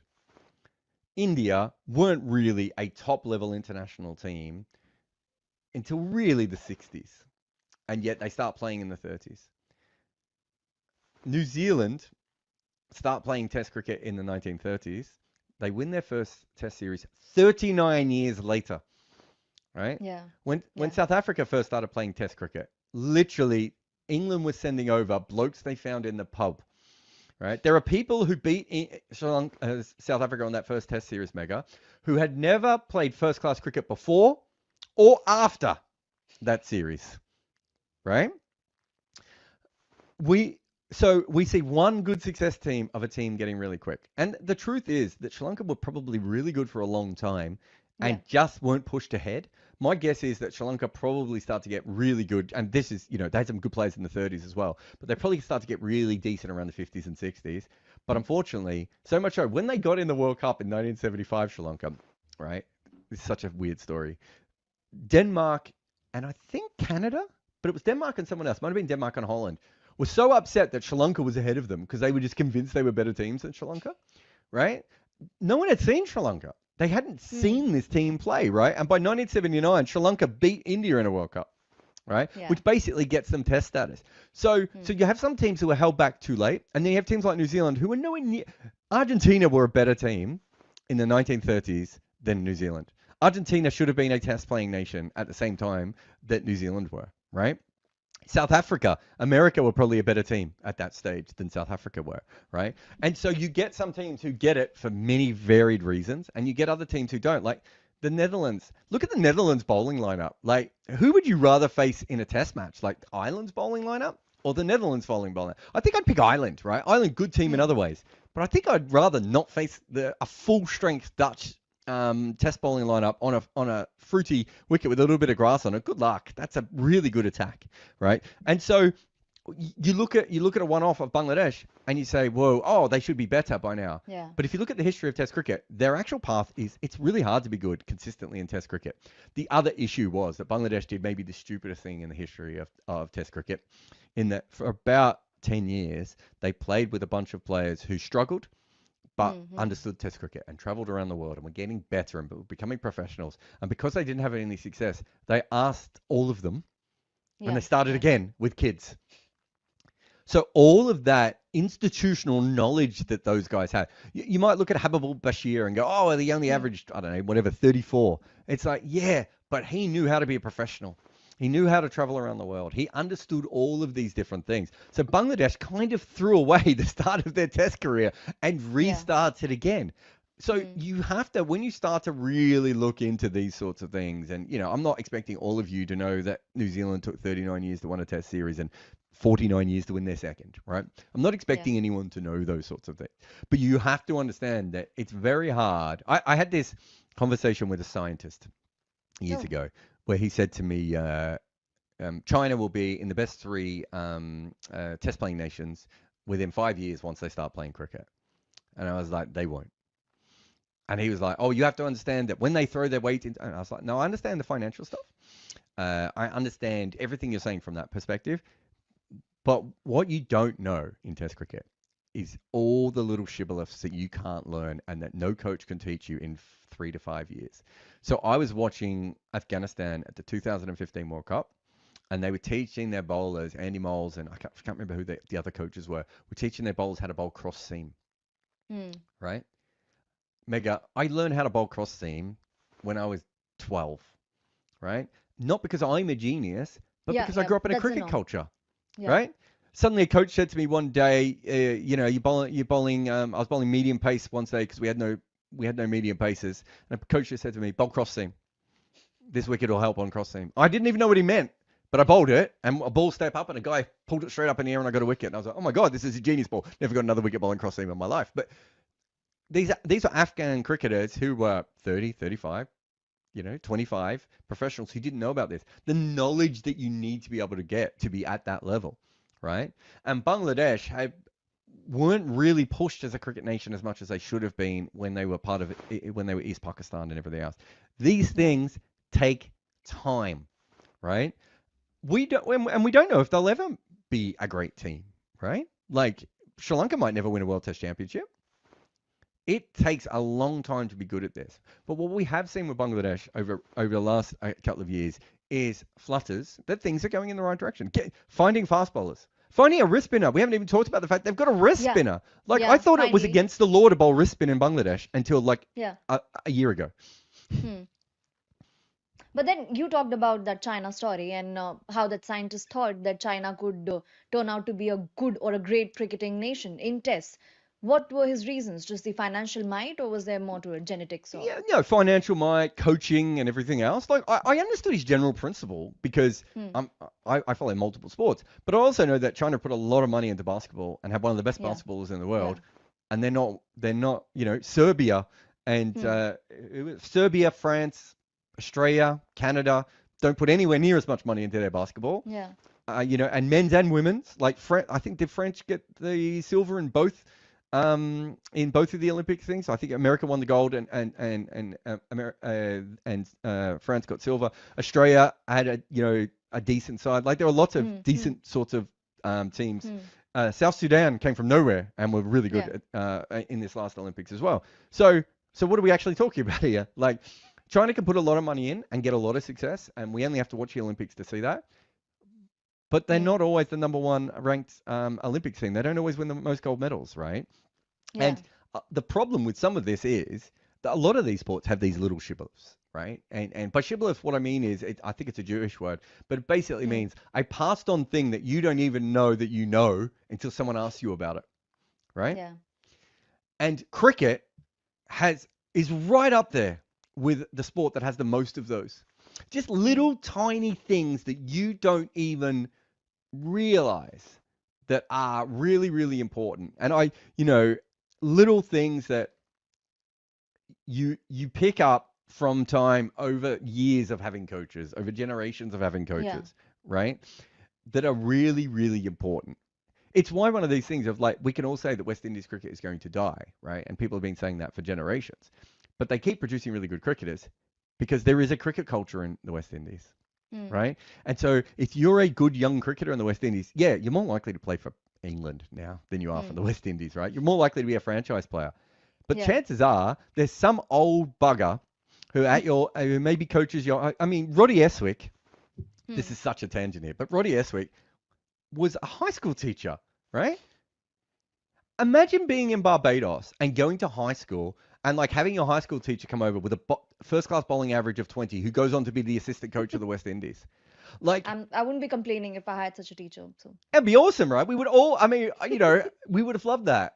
And yeah. and so when you live in a culture that has that, right, you learn things that you can't anywhere else. This comment from Yash is really interesting. He says, if it becomes India versus that league, the rebel league point of view, we have to remember that cricket is the only sport in which nationalism plays a huge part. It's not the only sport where nationalism plays a huge part. It's the sport where nationalism is at its highest, though. You're right there. I think it's really interesting at that point, though, Yash, because if I'm a Saudi, if I'm the Saudis and I have this $1 trillion bucket, and I go to Virat Kohli and offer him $150 million a year, right? Is there any way the BCCI can match that? And what if it's 300 million, right? Like you can just buy pretty much all the world's best cricketers. And that's what cricket was worried about for a long time before, right? Because they were worried that someone would, because cricketers are massively underpaid. For the money that cricket makes, cricketers are massively underpaid. And so it is not that hard to come in as a rebel league. That was the issue they had with the Lalit Modi-led Essel Group, which was 2014, 2015. Subhash Chandra. Okay, sorry. Yeah. I thought you were talking about the... Well, he was involved as well. Like, I mean... This one as well. You're talking about the ICL one. And then Subhash Chandra was involved with this as well, yeah. I think he was involved with both of those leagues, if I remember correctly. Yeah. But yeah, so it's not that hard. I remember having the conversation with a major person from a players' union, and they were the one giving me the story at the time. And I did the maths, and I was like, that actually makes sense. Like, I even thought to myself, if I could find a billionaire, couldn't I just buy cricket? Like, it's not that hard because players are so underpaid all the way through. But it'd be really interesting, Yash, if it does become that. I don't think it's going to become... I think the Saudis, because they're talking about 500 million in this initial investment, I think they believe they can't get the Indian players now. But I don't think they would be starting this if they didn't think they could get them eventually. And, you know, I've had these conversations with lots of people before. The IPL owners would not be buying all these teams around the world if they didn't think eventually they could get Indian players into some of these leagues. May not be the stars, but Indian players into some of these leagues. And I would think that the Saudis, if they're starting smaller, are hoping through their partnership with the BCCI that they can do something there. But in future, I think there will be I think they would be thinking that they will eventually be able to do that. They were looking, the numbers that they were looking to pay to the IPL were staggering. I think they were looking at paying like $30 billion to buy a stake in the IPL, right? That is so much money. And what was the nature of the involvement? They wanted to buy a percentage of the IPL and own the league. Of the IPL per se, because that has not happened. That has never been diluted. I don't think so. Remember to support us by subscribing and sharing, but also signing up at Cricket8.com, where live scorecards cover 8,000 matches a year with advanced visual details that tell you who is actually in front in the game. Hello. Rob's face when he was on the solo shot when he came back was absolutely glorious. Oh my God, I have to host on my own, which he would have been able to do. The Robo Dog is back out on the field. Let's get through our bets as quick as we can. We also forgot, we had a winner in the last one. Another one, a forgotten winner, which was Arshdeep, top wicket taker. Now, what have we got here? We had most sixes. Is that the last game? No, Mumbai, team with the most sixes. Take me through it, Roberto Barron. Yeah, I like it less now they're batting second, but 1.8 is still a little bit big. I'm not overly excited about that. I'd have been absolutely all in if they were batting first, but they're not. Next. Okay, Tripathi under 24.5. Not playing. Next. Suryakumar Yadav, player of the match at 13s. That seems too big. Like too big. Bet? Yeah, I like it. 13, 12 to 1 in old money. Yeah, it's way too big for a man of his talent. When they are, frankly, quite daft. 1.47 to win the game. You'd expect it to go to a Mumbai player. There's a few interesting names on these playing 11s. We'll get to playing 11s in a moment. Vijay Shankar's final score under 19.5. at 1.83. Lovely bet that. And we have Tilak Varma at 6.5 for Mumbai, top in batter. And you said he's been top scorer 3 of the 6 times? 3 out of 6. Can't be 6.5. All right. Mumbai's team is Sheikh Rashid, who played at least one. Has he played 2 games now, I think? Rashim Ravindra. Ayush Matri. Is Ayush the young kid from Mumbai that they signed up? Oh. So he's the one that... So you're reading the Chennai team there. The Matre is the guy that came in as the Gaikwad replacement, but there's that video doing the rounds of when he was 6. Everyone was like, he's amazing. So he's totally unknown at this level, unproven. So it'd be interesting to see what he does. He's 17, another child that we're watching, but at least he's a child that's allowed to buy cigarettes. Are you allowed to buy cigarettes? Are you not? Maybe they changed that. You're allowed to buy scratch cards. You can gamble as much as you want in England when you're 16. Ravindra Jadeja, Shivam Dubey, Vijay Shankar, Jamie Overton, MS Dhoni, Noor Ahmed, Khalil Ahmed, Matish Patrana is their team. And then for Mumbai, we have Ryan Rickleton, Will Jacks, Surya Kumar Yadav, Tilak Varma, Hardik Pandya, Namin Deer, Mitchell Santner, Deepak Chahar, Trent Bolt, Jasper Bumrah, and Ashwani Kumar. Deepak Chahar has got the new ball. I don't think Varun's in here. He was on our podcast, but I don't think he's in here at the moment. I quite like Rashid under 21.5. That's a lot. Strikes at like 127. He's a pretty boring replacement opener for Chennai. Like I assume he's there to get on with it, but yeah, career strike rate 127. I'm not. Chahar comes in, it swings and is smashed into covers and is misfielded there. So Rashid coming off well. Now,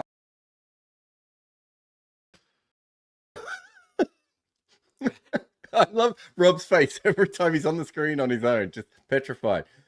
We do need to update the scorecard, everyone, Rakshit, because you do have the last game on the scorecard, which we know the results of last game already. I can't remember who won, but we know the result of that. Chahar in again. This is the end swinger and well played. It's swinging here. It could be early pole. Like as bad as Chahar is at the death, he is that good. If you know what I mean, when the ball is swinging early, like this is a very dangerous over for Rashid to cope with here. This is tough stuff. You will not believe that this man is the same bowler that will bowl at the death later. Chennai 3.2 at the moment. It's big, Wicket isn't it? Here will get them out to fours. It is big, but I was just about to tell everyone to bet it, and then I saw the last ball swing sideways. That one's gone straight, and it's been well timed. He's timed pretty much all 3 of them, so the ball's coming on. Well, young Rashid there. Now, why I was going to say all that is, I just cannot understand why Chennai are 3.1. Yeah, well, 3.25 now, Chennai. It's our old friend, Jarrod. It's the Mumbai tax, isn't it? It has to be. It has to be the Mumbai tax. And for those who don't understand, basically what we are saying there is that the odds when Mumbai are playing are quite often more by the amount of money that is bet in Mumbai on cricket games. And so that's what we both believe is the case again here, because they should have started at about 270, shouldn't they? 265, 270? Yeah, I mean, let's not go wild. Mumbai should be decent favourites here. They're at home. They're a better team than Chennai are, and Chennai have been pretty rubbish this IPL. And on paper, we're happy with all those. Yeah, on paper, like Rashid Matre is 2 of your top 3. Shankar coming in at number 6. Overton as your overseas. All right, like a lot of that is crap. But Mumbai ain't that good. You know, their death bowling without Bumrah is atrocious if Chennai can get that far. Oh, there's an edge here that's just fallen short of Will Jacks at this is that swing. Second slip. You've got to be good, Jarrod, to control this swing. If Shardul's bowling this over, he'd already bowled 9 wides. Do you know what I mean? It is hooping. Yeah. And this is where wickets in hand is justifiable from Chennai. Like if Chennai are 40 for none after the end of this power play, I think they've done well, because it's going to swing for what? A dozen balls probably. Yeah. The best thing to do against this, unless you're going pinch hitter, which they haven't, is survive it. I like pinch hitter in this spot, but anyway, let Noor have a go. Defended on the offside, and they're going to take a single. So 2 runs so far. Yeah, so Matre, he's the guy I was thinking of. He was the player that it looked like they were going to... He was outside the squad, wasn't he? And he came in, and he's the teenager from Mumbai. And there was talk he was going to play before Rashid was. And I think me and Robbie had talked about that and being like, no, like, play the young player that you also think is good from your side. I'm not saying don't try both of them, because I like the idea of trying something new. You know, they're not going to make the finals. They should only be thinking of future decisions here. In fact, we'll get to their 11 in a moment to see how much I approve of it. So just on Macho for a second, he's the guy that got 148 of 93 against Shardle's team in the Vijay Hazare. So he got 148 in a 50 over game when they were chasing 289. Like, that's some going. So he can clearly play, the kid. I haven't seen him. I have to be honest. I haven't seen him playing. Sheikh Rashid here again times this beautifully. This one, it was just a push and it almost went for a boundary, but good fielding there by Sky and Hardik, I think it was, to save that, bring it back in. They just got the 2, so 4 runs off the first over. Yeah, no, there's nothing wrong with him. I think he averages 70 in one-day domestic cricket, if I'm not mistaken. So very excited to see more of him. There's no doubt there. You can get Chennai at 3.45 here. I think I'm going to save that bet until the end of this Trent Bolt over. I say that I'm actually already on Chennai, but if I was the rest of you, I have to confess I am on Chennai here. I can never pump Chennai with any confidence, but 3.5, it's almost the one down price, isn't it? It's almost as if they've lost a wicket in that over, and I think 4 for none off that super swing is absolutely fine. Personally, I'm no problem with their scoreline there. Where's the market say on runs? 180. So the market is expecting. So Wankhede normally is, when it's swingers early, it plays amazingly well at the death. Like, it's really good for your lower order smashers. Now, Chennai don't have too many of those, and Mumbai are packed with them. So that can explain the match price. But Jadeja and Dhoni can still do it, and Overton can hump bad pace at the end. So they should be okay. What they have to do now is keep wickets in hand, because if Bolt is swinging it like Chahar did last over, he's such a big wicket threat here. I wouldn't back from the other end. Yeah, I wouldn't back Chennai until the end of this over, regardless. And it's not a bet. I'm not backing Chennai to win the game. It's just a trade situation that I'd be looking at here.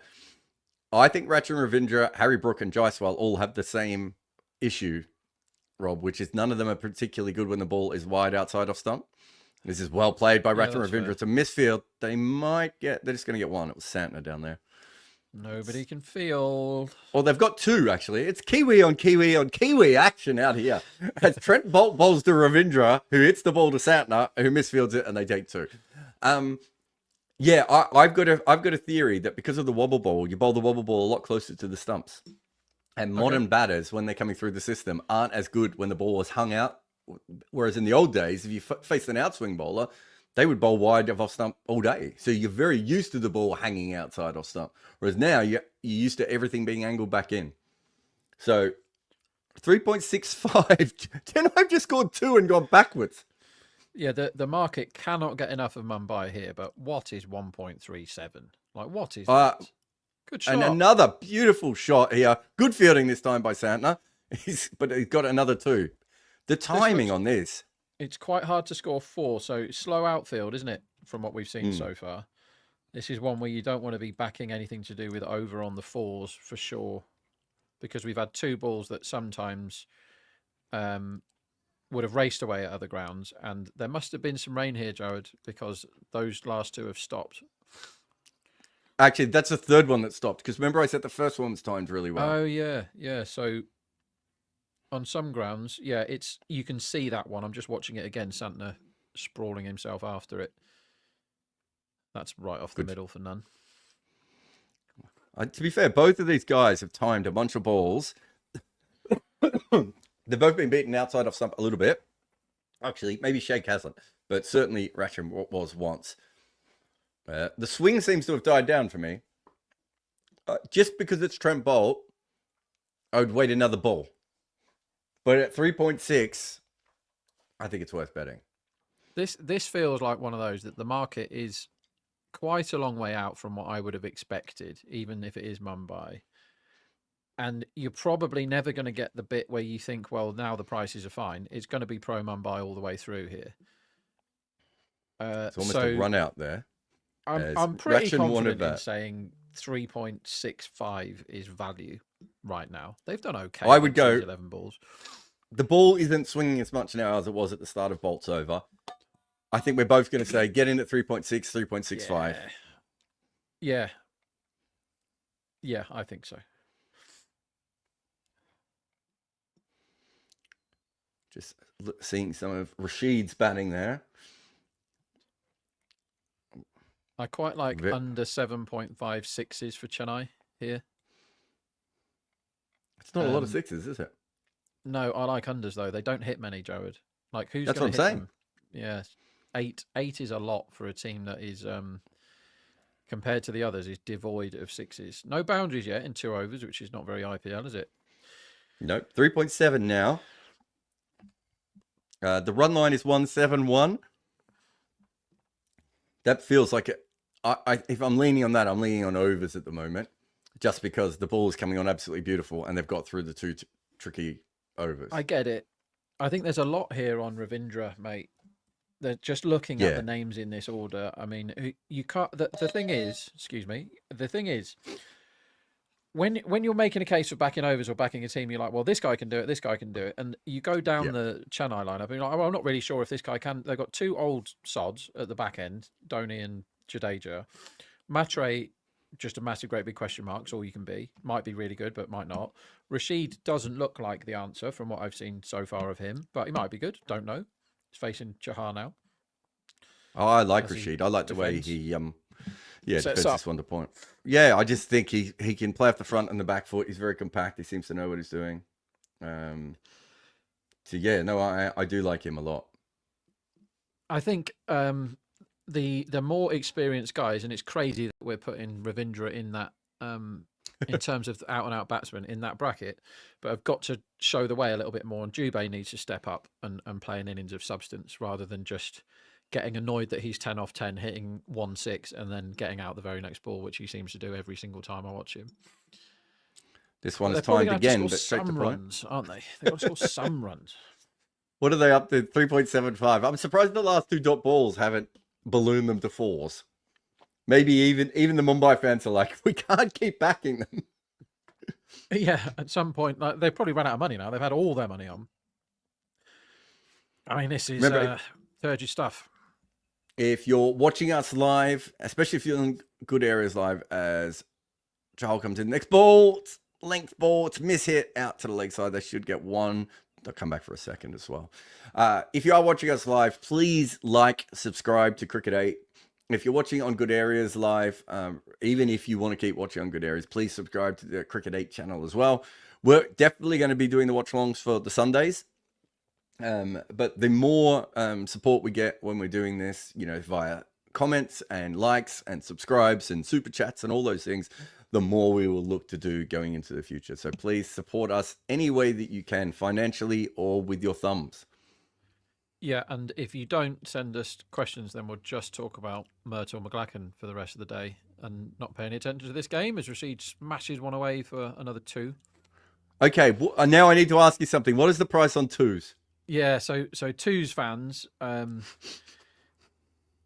normally, let me look it up, JK. Normally at this stage, 2 is anywhere between 14 and 20. But if you're watching this with the slow outfield, the lack of guns that these 2, clearly not enough time in the gym for these. Let's see what we can get here as I load this game up on my console.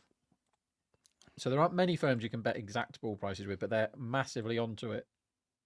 At Decimal, there's 6.8 for the 2, which is good trading, to be fair, because they're basically saying we can see that 4 is difficult, and they're much bigger than usual for 4, which is fair.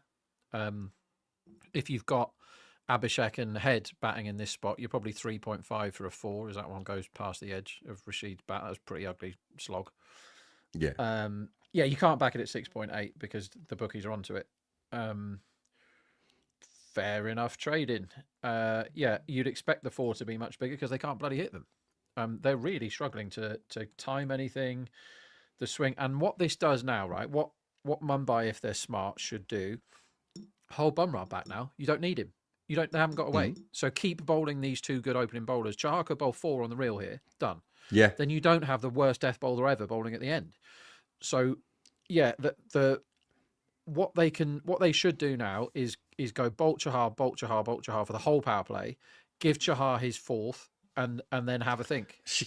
Rashid comes down and humps this away, and he's just got a 4. Even that, if you back the 2s, if you got something at 10s or 12s, then you were playing there because that wasn't far away from being saved. It was a very risky shot, but finally we have a 4 scored and more than 4 runs in an over scored, as that takes him to 16 after 3. And yet the market doesn't really blink. It's like, yeah, but what are Mumbai going to do when they bat? 3.75. I mean, it might be that isn't a terrible start because they had really difficult batting conditions and they haven't lost a wicket. It might be that it isn't a terrible start. There might be a bit in the pitch. What we do know here is there's almost always, if you've got wickets in hand, runs galore at Wankhede at the end. Almost always. But they are none down, Jarrod. So, again, it's hard to keep backing them. There is a point where you have to stop putting money on something. But 3.75 is a big number. They're doing okay here. They're not doing great. Rachin being 5 off 8 is a worry.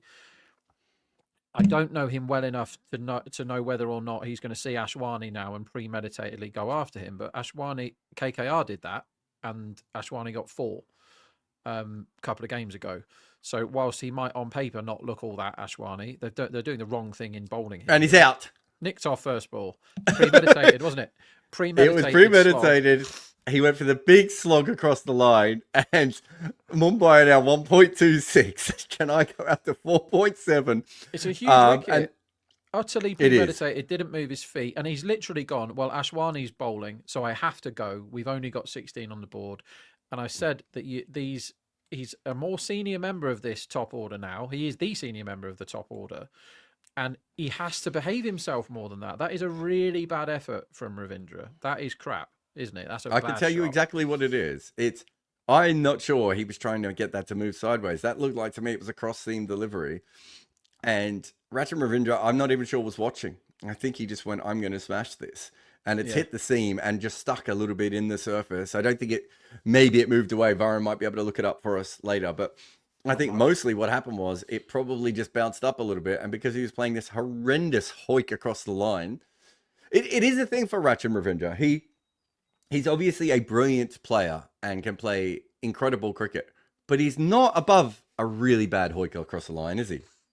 No, he got himself out there. That was pure and simple. That the ball was fine. There was nothing wrong with the ball. But if he played the ball on its merits, he scores 1. And he didn't play it on its merits. He said, Ashwani's bowling, I must go after him. Yeah. This is going for 6. And he forgot to look at the ball, move his feet or his head, like everything. He just stood still and tried to hump it. And that was really bad. And for a guy that might have been perceived as the weakling, his tail is right up now as he bowls at the new 17. Oh! He gets it straight up in the air and then he gets out. First ball in the slot outside off stump. I think we're going to have to take on the 3.7s or 3.5s or whatever it was. No, but what I mean is on the trading position. Yeah, we're struggling. You can trade out for a loss now. Some would be tempted to do that. I think we got what we wanted, really. We got them without a wicket in the 3 tricky overs, and then they lost the wicket straight away to the cross-seam delivery afterwards. So we actually were right up until the point of which they never went on to make any runs. Anyway, Ashwani in again. This time to Sheikh Rashid. It's on the hip. He turns that around the corner, and they're going to get 1. We also haven't had a 2 for a while. He's playing, you were right, compact and correct, isn't he? Yeah. It looks to me, next man out fans, that there's a pretty obvious guy to back here,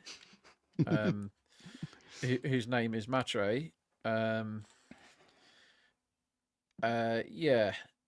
1.8 I can see next out. That looks absolutely fine to me. Now, I can't possibly be hammering that. I can't go all in and go, well, that's a tremendous bet, because I don't know anything about these two really. I've seen Rashid bat a couple of times. I've not seen Matre bat, and his domestic numbers are very good, and he's 17 and all that. But from the one ball that I have seen from him, he hit it in the air and nearly got out.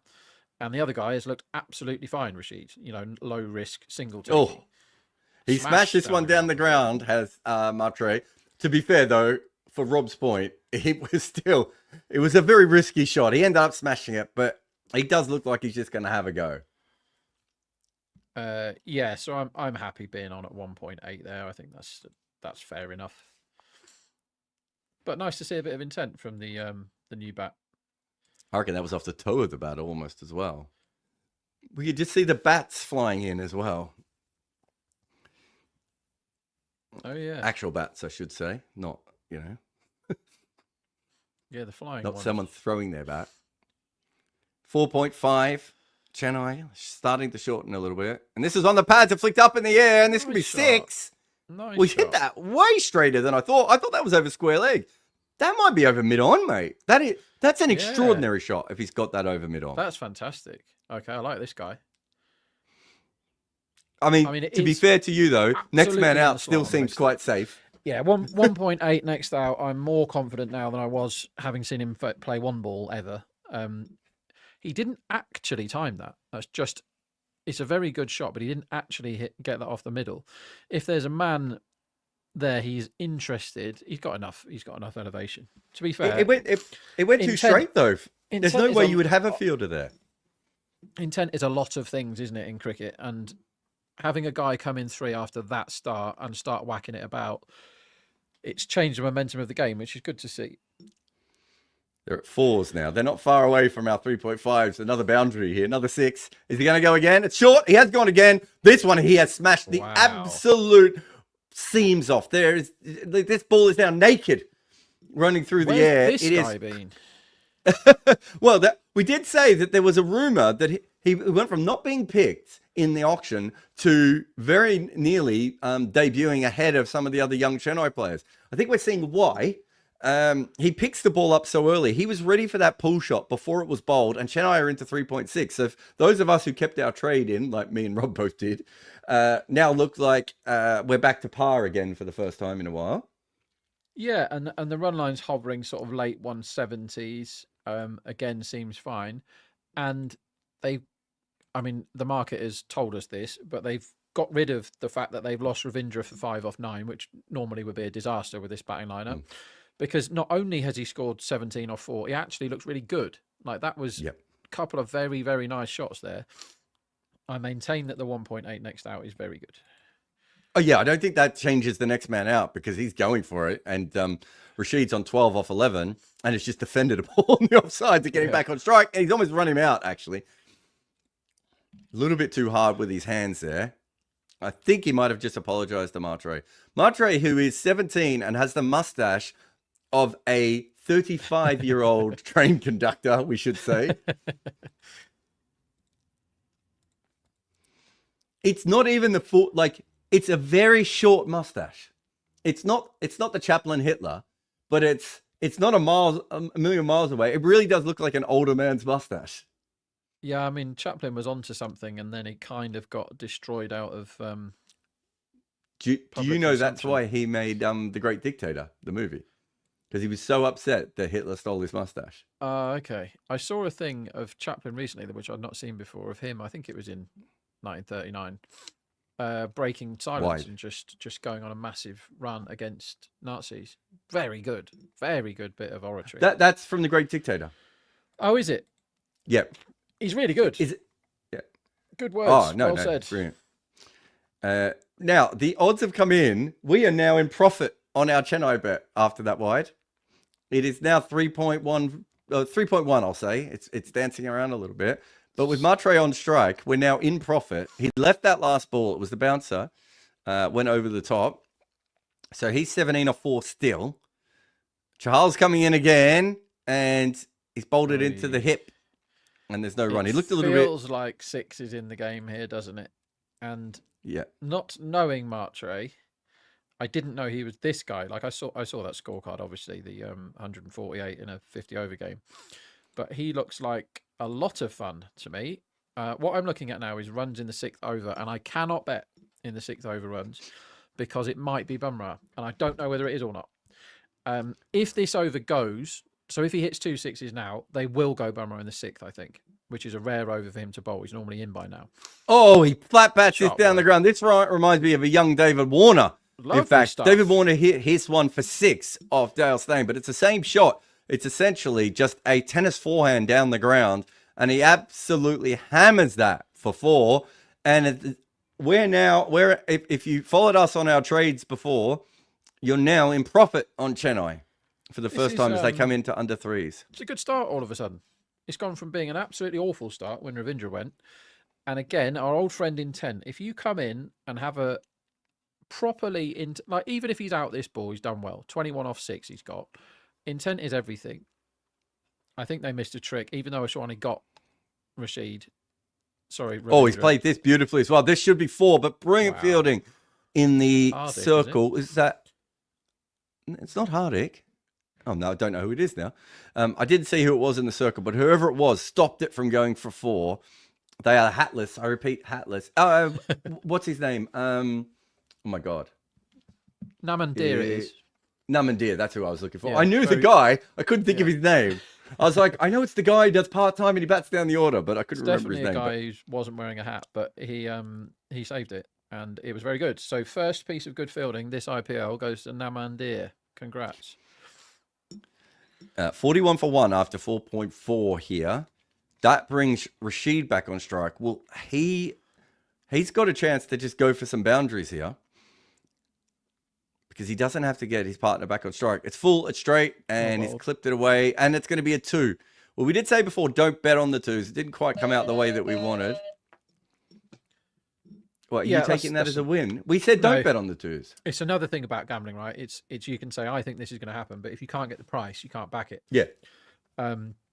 Yeah, the only bets we got going now really are on our friends Chennai, who are doing quite well, and we'd like to see the ball get straight. So I would ordinarily here, I'd be saying you must be on over 8.5 for the next over, because the kid is going great guns, and now Rashid has faced 5 overs and he's looking But fine. we both think Bumrah's going to bowl the next But over. it could be Bumrah, and if Bumrah comes in and you're on over 8.5, you automatically hate your own bet. So I can't say, like, if you can sneak on, actually, with the Betfair 6 overs line, as it is now.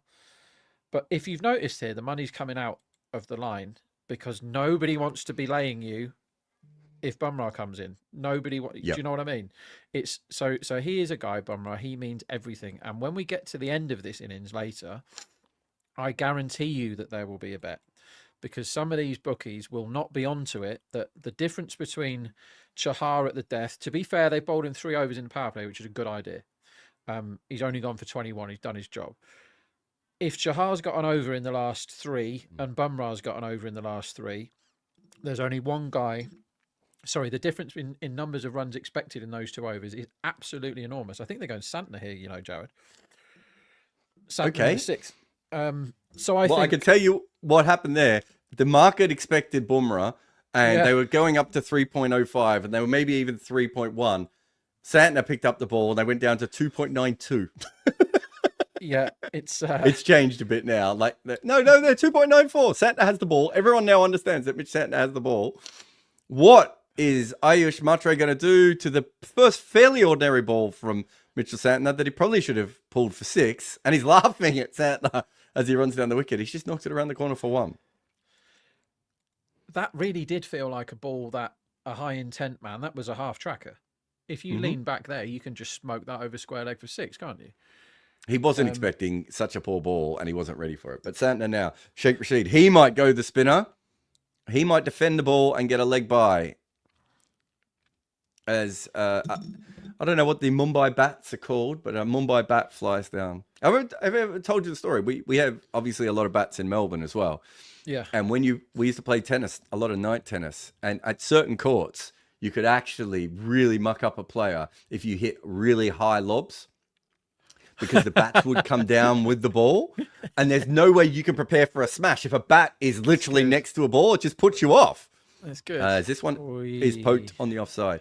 But then occasionally you would hit a really high lob, and the bat would try and fly down with the ball, get hit by the ball, and end up on the court. We'd have to pick the bat up and move it off.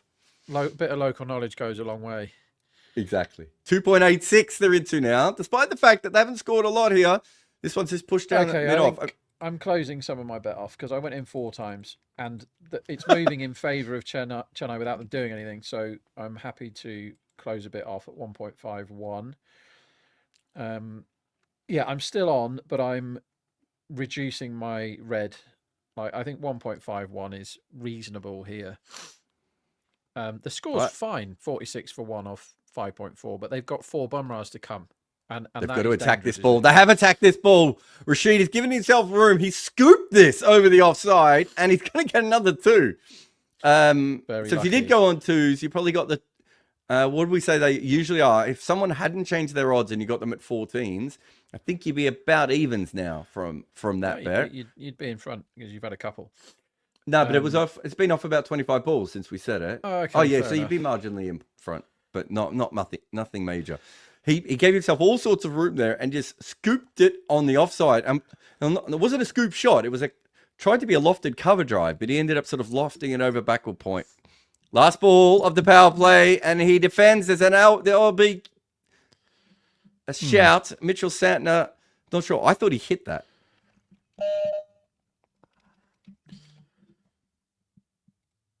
Rob is answering messages on the group, so I'll no, I just apparently I keep going too far away from my microphone, so apologies about that. Yeah, I am back. We've already done those super chats. Who's ever just brought that one up? We've done. So yeah, the game now, if you're betting on overruns, which you absolutely should be, is when is it Bumrah and when is it not? Because what Mumbai are going to do here is they're going to go, okay, we want to get this guy out now. We're bored of this, so let's go Bumrah. And now could be the right answer. I think they'll probably go Hardik here. But I would want to get this kid out who's 24 off 10 before he does too much more damage if it was me. Interesting that Jadeja has the helmet on, as if he's going to come in and bat next. So, well, he was lifted 4, wasn't he? We saw it before. Deepak Chahar's come on. I think you've got a kid who's 24 off 10. It's the end of the power play. He wants to smash pace. I would go with 4 men on the leg side and just bounce him in this over. But I would have done that with Hardik, not Deepak Chahar. Yeah. At least Chahar can't bowl at the death, which I think is a good plan overall. He hasn't gone short. He's gone length ball, which this reminds me of a young roll-off Van der Merwe. I've already compared him to David Warner. I'm going to downgrade it a little bit with a roll-off here. I'm pretty sure he just wanted to hit that hard and wasn't sure where he was aiming. He's ended up hitting a cover drive that is not in any way a cover drive. It is a slap through covers that I think he was trying to hit on the leg side, and it's gone through covers for 4. Yeah, he cost me an absolute fortune in about 2009 roll-off Van der Merwe, and I've never forgiven him. Was that the game against Australia, or was that an IPL game? It was a T20 game for South Africa, but back when he used to be South African. Yeah, against Australia, the one where he came in and kept hitting 6s over cover when he was trying to hit him on the leg side. That one. He had his eyes closed through the entire innings. Against Australia in Centurion. How the hell do you remember that, Jarrod? How have you plucked that one out of the old memory bank? So what happened was... Yeah, go. What happened was I was living in Ireland at the time, and one of the great things about the Irish is they don't mind you having a bet. As we're looking at that LBW shout from the previous over from Rashid, and he's out. That's gone pad first, so they should have reviewed that because he's smashing into leg stump. Wowzers! I mean, these are big deals. These. Sorry. So the Irish lay a bet in a shop, or they certainly used to back then. They're Paddy Power shops, Ball Sports shops, and all this. And South Africa were going into that T20I series against Australia without recognised openers other than Gibbs, and they had Duminy was there and AB and all that, and they didn't have any other openers. And for the second game, and I was like, well, it could be Botha. Remember him, who had an incredibly long career for no reason. And Robin Peterson was the other one, right? So I thought... This is a proper cover drive this time for 4. He's gone 4, play and miss, 4. So I thought Robin Peterson has form for opening. He's opened the batting for other teams. 80-1, Robin Peterson top bat. And I went round as many Paddy Power shops as I could in Ireland, having 25 euros on at 80-1 as I could. Yep. And I ended up having a lot of money at 80-1. And it was only my hunch. It wasn't reported anywhere that he was going to open. Anyway, he opened. And he didn't play very well. I'm just looking at the scorecard now. He got 34 off 27. But everybody else got out. Herschel Gibbs got out. AB got a duck. JP Duminy got out. And back then, people didn't come in and score at 3 a ball. And Van der Merwe came in with his helmet pulled down over his eyes and hit and got dropped at least 3 times. And I'm like, just don't go past 34. It was a proper life changer at the time. And with his eyes closed, I'll never forget the innings. He hit, like you said, he was hitting sixes on the opposite side of the ground from where he was aiming to hit sixes. And he got the luckiest 48 in the history of cricket. I don't think he ever scored a run for South Africa ever again after that. They just decided to send him in ahead of Albie Morkel and Boucher and all this. And he just got the this could be 48. out. He's gone up and it's caught it long on. Oh, geez, Mitch Santner almost made a mess of that. Just for a minute, I thought he was going to make a mess of it right on the boundary, but Matra is gone. He is 32 off 15. It was what I said before. They actually were bowling fuller to him at the start of the over. They've eventually decided, like I thought, to just go short to him with men out on the leg side and see if he keeps going. It's the leg cutter slower ball, but so clever bowling. And he's tried to pull it away. He didn't realize it was that slow ball, and he has been caught at long on. Do you know what that means?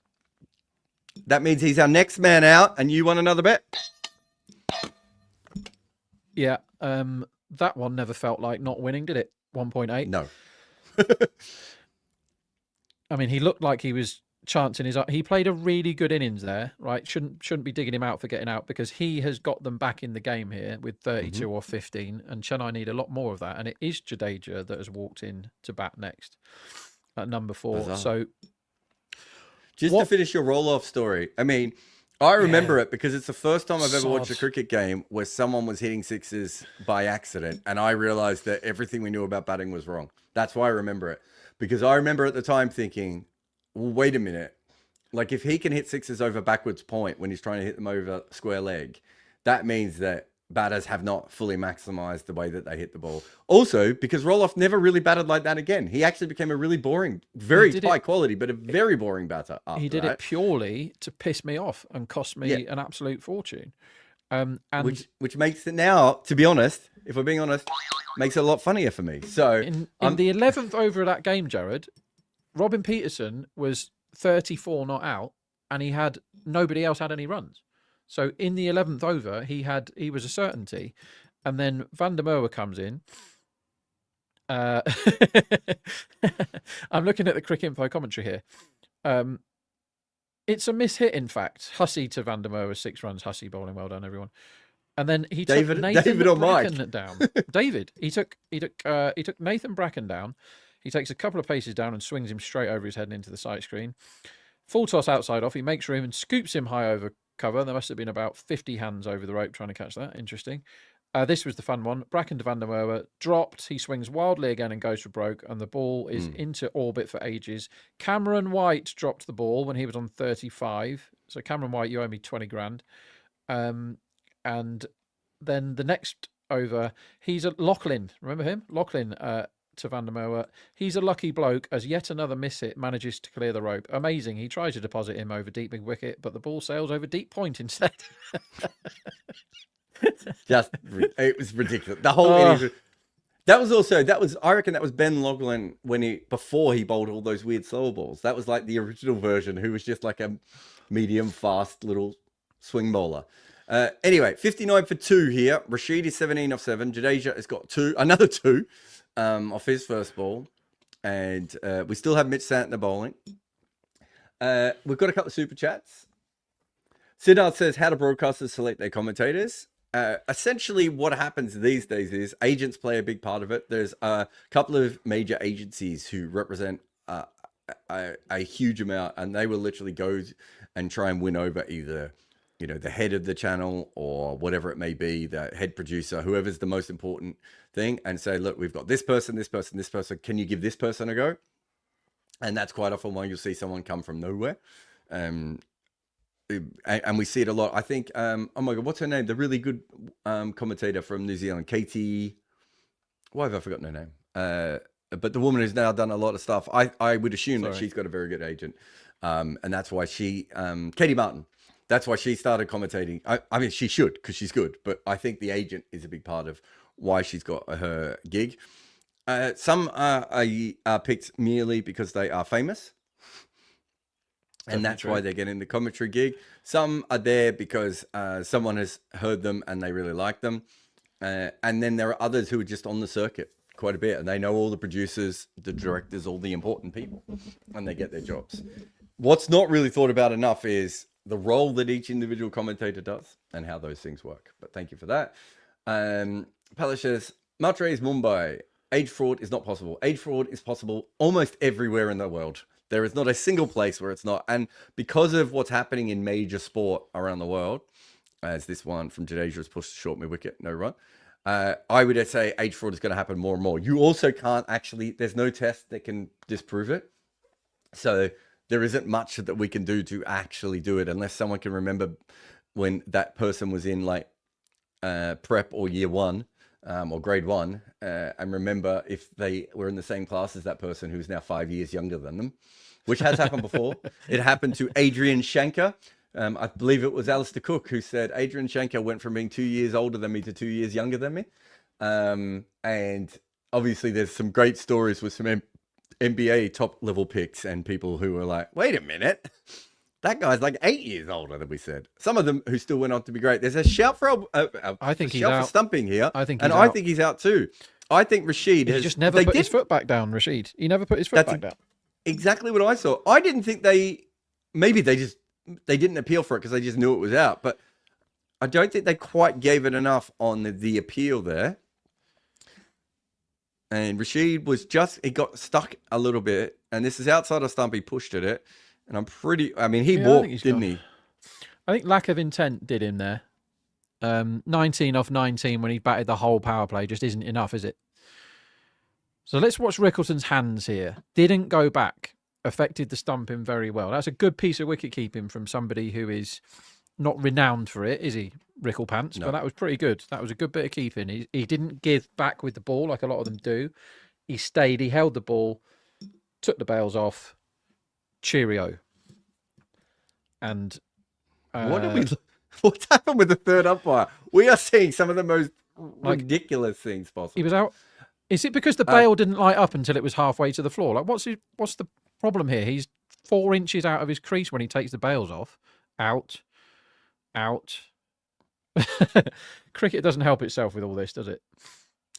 Yeah, I'm not sure exactly what they were looking at there. Anyway, Chennai back out to 4s now, which I think is, for the first time today, probably a fair price.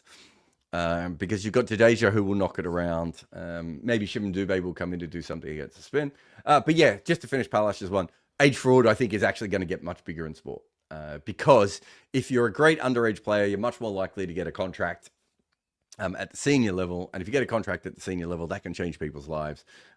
This is not a Mumbai thing. There are certain parts of cricket where age fraud is massive, but it's not always intentional for sport. It's quite often places in Pakistan, northern India can have some issues in some regional parts as well.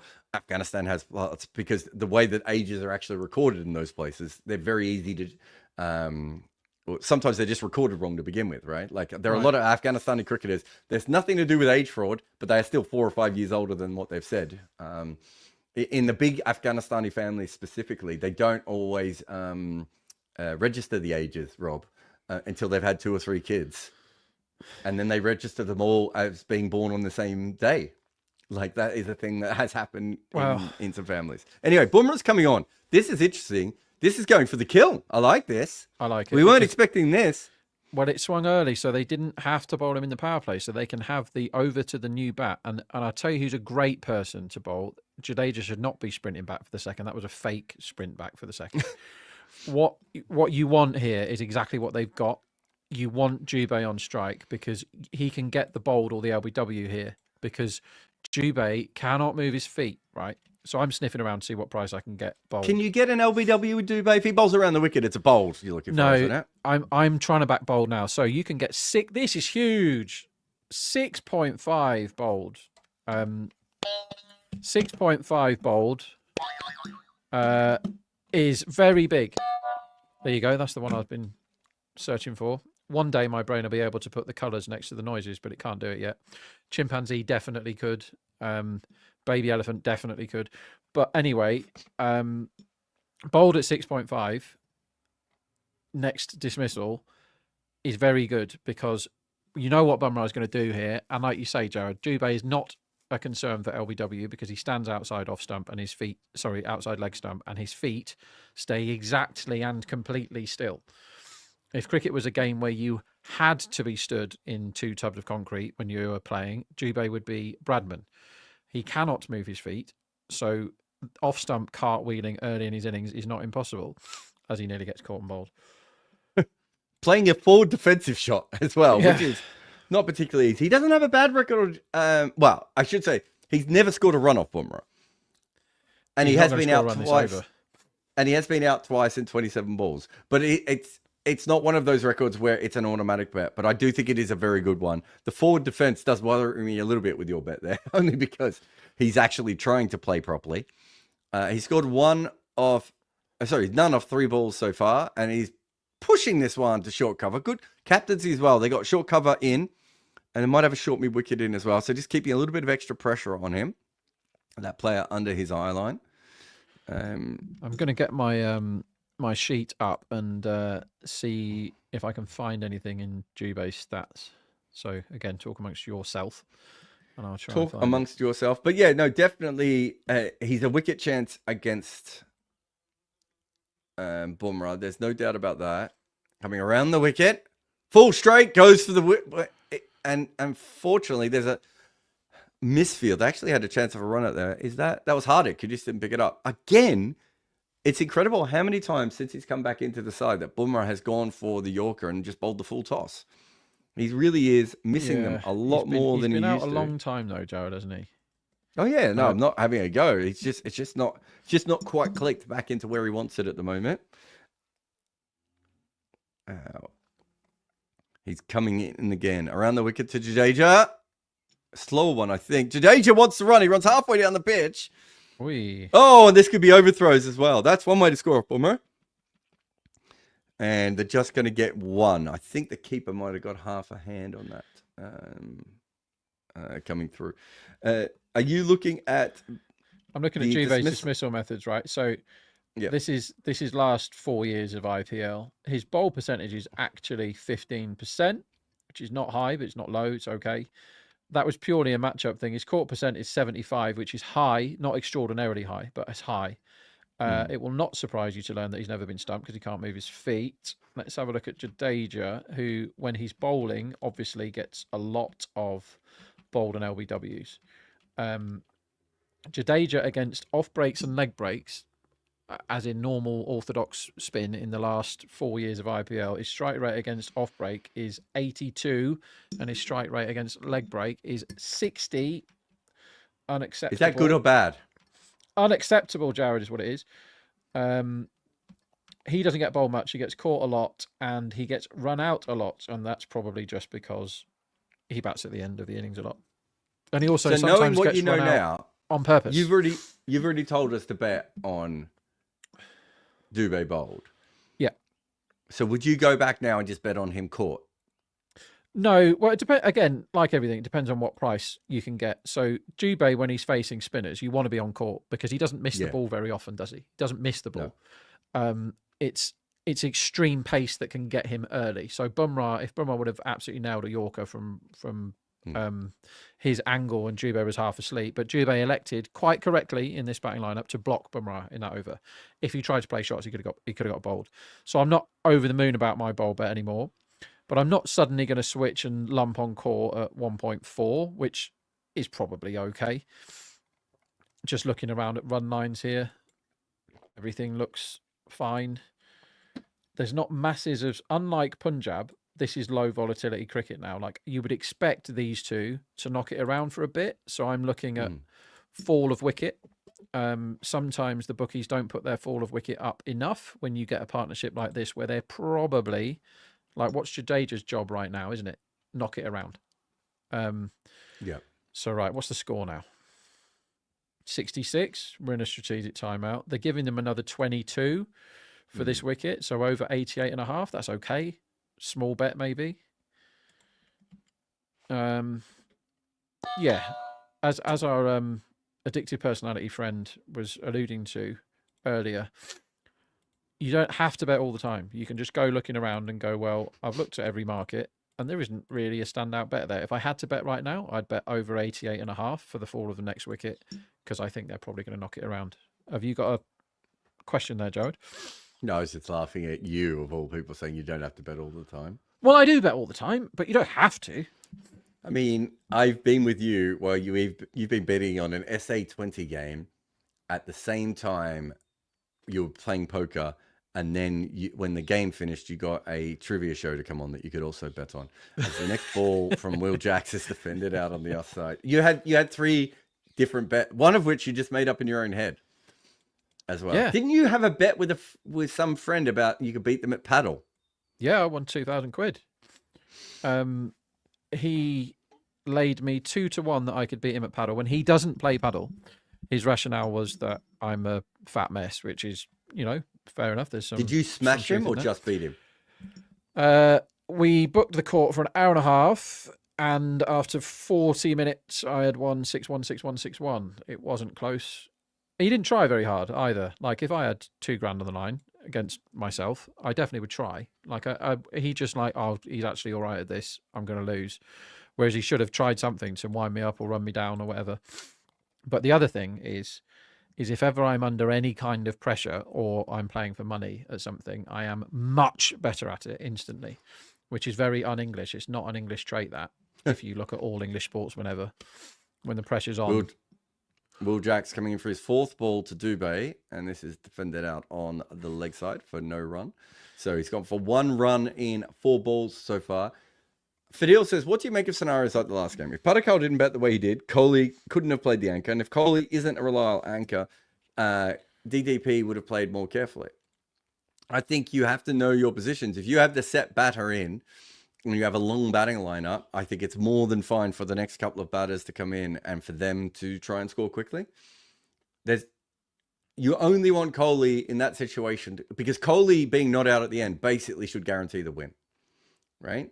So if I'm the analyst, I'm like, let's play in a way that allows Kohli to be not out at the end until Kohli has to step up. And if he has to step up, you would assume he would be stepping up once being set. So I think you get 2 bites of the cherry with that. Whereas if you ask Kohli to go big and he goes out, you're now 2 down pretty quickly, and Devdutt is not set yet. So Kohli is the greatest of all time at chasing full stop in white ball cricket. But he's the greatest of all time at chasing 160 in white ball cricket. Yeah. And people give Kohli a lot of shit for getting red inkers. Today was an example of where he did his absolute exact correct job. He got a matchup that he liked in the middle. Can't remember who it was. And he went 6-4-4. But he scored at 135, and he said to the other guys, like, it's the primary thing we must do to have our best chance of doing well in this tournament that we can't ever bloody win. We have to win, right? And so to win the game, I'll just be here. For us to win with a net run rate boost, you guys can have a whack. And then if it gets difficult, I'm still here. So Kohli did his absolute job. People forget. People dig Kohli out for stat padding and getting not out some 50s and all this. People forget that Kohli is as good as anybody ever at hoofing it at the end if he needs to. But he didn't need to today. He needed to stay in, and he went, Jitesh, just finish the bloody game off with you, mate. Or Patidar, didn't do it. But Patidar's job was to come in and just roof 6s and get it done early. Kohli did his absolute job today. There's nobody happier in the world than Virat. He got man of the match. He got 73 not out, and his team won chasing. Like, that's the best day ever for Kohli. The fact that Padikal played brilliantly well is a huge plus for RCB. But the whole point of all that is, you've got to give your players roles. Clarity of role is so important. You've got to know what you're meant to do. And the fact that Kohli can do lots of different things means you're best to plug him into his primary role. But if the match situation dictated, if they needed, somehow they buggered it up and needed 20 off the last 10 balls, you've got Set Kohli there to do that. And he can do it just as well as anybody can. So, yeah, clarity of role. Hardik Pandya is on. First ball is short, and Shubham Dubé tried to slap it down the ground and got it to mid-off. There was probably a run there, but I think because he didn't quite hit it where he wanted to, he was put off a little bit there. Next ball is a Yorker. Time, Jarrod. It's Dubé unders time, big flashing red light. Any batsman that's 2 off 9 and they haven't moved their run line down, you want to be on unders. And this man is 2 off 9. They're giving him another 23.5. That's a lot. So under 25.5 for Jubei is a yes, please from me. He might smash this ball for 6, but 25.5 is a lot for somebody that's 2 off 9. He has to get one away before he's any good, and he hasn't got one away yet. And he doesn't get this one away. He actually plays this one beautifully though, out to deep mid wicket, but there is a fielder out there, so at least he's timed one. But okay, so we're going Shivam Dube unders. Under 25.5, yeah. So let's say his next ball he faces, he creams for 4 or 6. Then I'll be like, well, I wish I didn't have that bet. But he hasn't done that yet. He's 3 off 10 balls, Jarrod. He hasn't got one away yet. So this version of Jubei that hasn't got one away is in big danger of doing what he did against Rajasthan and against RCB and against Delhi, where his 3 innings in a row, he got 19, 18 and 18 in those games. And he basically came in, did this, potted around for a bit, and then he gets 1 or 2. So in that game against Raj, he got 2 6s in his 18. So he got to like 8 off 8 and went 6-6 out or whatever. Yeah, he's a huge danger of getting out after he's got his first 6, because he then thinks, right, I'm on one now, I'm going. So yeah, if ever Jubei's 3 off 10 and they're giving him another 22, I'm on unders. We'll see how we go. Jadeja played a beautiful straight drive after the last one, but I think Hardik got a hand on it, so he didn't get any runs. He's whipped this away. There should be a couple here. Jadeja 2s are always a good bet, I think. I don't think he got the 2 there. I think he was sent back by Shivam Dube. Probably not the ideal partner, the lead-footed Shivam Dube. You probably want someone a little bit quicker on their feet. I've got a couple more super chats. Siddharth says, go bars for QDK in tomorrow's KKR versus Gujarat game. Yeah. He's in bad form, isn't he? You've got, the thing is, when you pick 2 people who do the same job, Gurbaz and Quentin, and you pick one of them and you go, right, De Kock's our guy, fine. And then he got 90 odd in one of the first game or second game. And then he hasn't scored a run since, and he's looked crap. And he hasn't got on with it either. So if you're De Kock and you're playing badly, the innings of 20 off 8 can be really good for your team. But if you're getting 14 off 19 or whatever, that is terrible. Puts your team way behind the game. So yes, if you've bought a replacement or cover for somebody that is stinking after 7 games, yes, now's the time, isn't it, to give Gurbaz a go and go, look, we bought you. The other guy's not performing. Further as well. I don't. You'd make him captain. I'm making captain, opening bowler. I think QDK is the wrong opener for that team. Yeah, of course. What you really want is Narayan because the strength of that team is the batting from 3 through to 8, right? Mm-hmm. So with your 2 openers, why don't you just press the chaos button? If one of them comes off, you've almost halfway towards a win, right? Whereas QDK doesn't really play like that anymore. He plays like an anchor. Salt was so much better than De Kock. But Rahane is doing extremely well in his role. He's very good at hitting 6s, is Rahane, which the market hasn't picked up on. He's very, very good at hitting 6s. But Chennai aren't going hard enough, Jarrod. Chennai have got to do something. There's 3 Bumrah overs left. And Trent Bolt's come on now. So I think this is an over to have a go at. The last one of Hardik, he went for 3. Will Jackson's over went for 4. So they're changing. They're not giving them a look at the same bowlers over and over again, but they do have to go. Here's the over. It's a full toss on leg stump and it's turned for 1. AI Platform Fan Club says others of Virat's age are a liability, irrelevant on bench or as a sub or a commentator. Well, this guy 4th match winning 50 in 8 games this IPL. Yes, he's very good at cricket. Yeah, you heard it here first, guys. To that one. You heard it here first. He is really good at cricket, Virat Kohli. It's not the hottest take, is it? And then Devang says, please cover GT match next time. We do Sundays. If they're playing on a Sunday, we will cover them. There won't be an issue with that. Bolt comes in again. He's going for the Yorker and it's been whipped down a long on for a single. There's not a lot of intent here from the 2 players. I thought this might have been the over that they try and hit a boundary. So what you don't do against Mumbai. So I love wickets in hand at Wankhede, right? If you can, even if you are 5 off 12, this is the ground where you can go bananas at, right? You really can. But they have a bloke called Jasprit Bumrah playing, and he's got 18 balls left. And you do not want to be in a situation where you have to gun Bumrah to get a respectable score. And that's where they're aiming now, as Dubé finally gets one away for 2. I mean, it's another 2. We do have to downgrade this outfield a little bit, because it is clearly the ball is not flying in the outfield. We have seen so many today where they just haven't gone as fast as we thought they would have. So that doesn't help Chennai, because they're only at 6 runs and over. But if they can get to a decent score, it might be a way to build pressure back on later on. Sure. I'm just looking at the fixtures, and Gujarat don't fancy playing any games on Sunday until the 18th of May. Finally, he gets away. Dubé hoiks this, but he doesn't get much of it, but he finds the gap between deep mid-wicket and deep square and takes a boundary there. So this is the bit where Dubé is at his most likely to get out, because he now thinks he's the hitting Dubé because he's got one away. He is so likely to get out right now because his blood pressure goes up or his adrenaline goes up or whatever it is, and he thinks, right, now I'm the guy. The fact that he's 11 or 14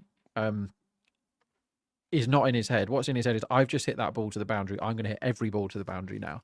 So he might go on and do a big one here, but if Bolt can land this in the right place or move it or something, as he bowls a full toss outside leg stump, he had a good chance of getting Dubé there. But this is where, now you've got 3 Bumrahs left in the last 8. You can give him the ball next over, can't you? And try and get one of these out. I was thinking the same thing. I was wondering, they might have even mobbed Bolt for the same reason of bring him on, get a wicket. But I would double down now and just be like, neither of these guys have got away. One, they're both on a strike rate under 100. If you can sneak an over, a wicket in the next over, it's massive. Absolutely massive, because then the next guy has to come in and start all over again. Yeah, right? That's probably boring old Shankar. Good slow ball bouncer. That tells me that Jadeja has decided it's time. Yeah, he threw the kitchen sink of that, and all he has left is a small spoon. A teaspoon? Yeah. Yeah, very good. Right. Good knowledge of spoon there, Jarrod. I don't know if I know the sizes of any other spoons. I know a teaspoon. Compster says, why do you think we don't see any trades in the IPL? If I was Rajasthan, I would be shopping Jarrell and Parag around right now. It's not actually particularly easy to trade players in the IPL as it stands, because there isn't like a draft capital. And so you have to throw money in. And it's not like American sports where you can, or football, where you can trade or transfer someone, but that you might not have to play against them again until you make it to the finals, right? So if you're in Europe and you've got a player that's a good striker but isn't playing very well, and you're in Germany, you can trade them to the Premier League or to Spain, right? And get rid of him. You don't have to play him in the next 30 games. If you're in the IPL and you trade Rian Parag to another side right at the moment, you might have to play him in the next game. And so there aren't divisions. So divisions in American sport are another reason that helps. That also, the actual conditions of the IPL are not set up particularly well for trades. Forget the draft thing, but just the way that everything is set up, the system that is in place is not perfectly done for this at the moment. And most of the trades in IPL history have gone terribly. Yeah, I think that's fair. What should happen more, though, I think, is these teams, some of them have got quite big squads, as Bumrah's back into the attack, by the way. He's hit for and 4. They just gone after him. Is that 4? He tucked that away. Shot. Yeah, he tucked that away. Fine leg there. Wasn't a brilliant strike or anything, but certainly. So why don't we see bowlers getting swapped for batsmen in teams that, like Rajasthan, need another bat? They need another bat. Yeah. They don't have enough of them. So why aren't they just shipping out one of their bowlers that is never going to play and trying to get somebody who can bat in? I just don't think it's part of the culture, the way that it works at the moment, right? Yeah, I think it's a fair point from Comser that maybe it should be.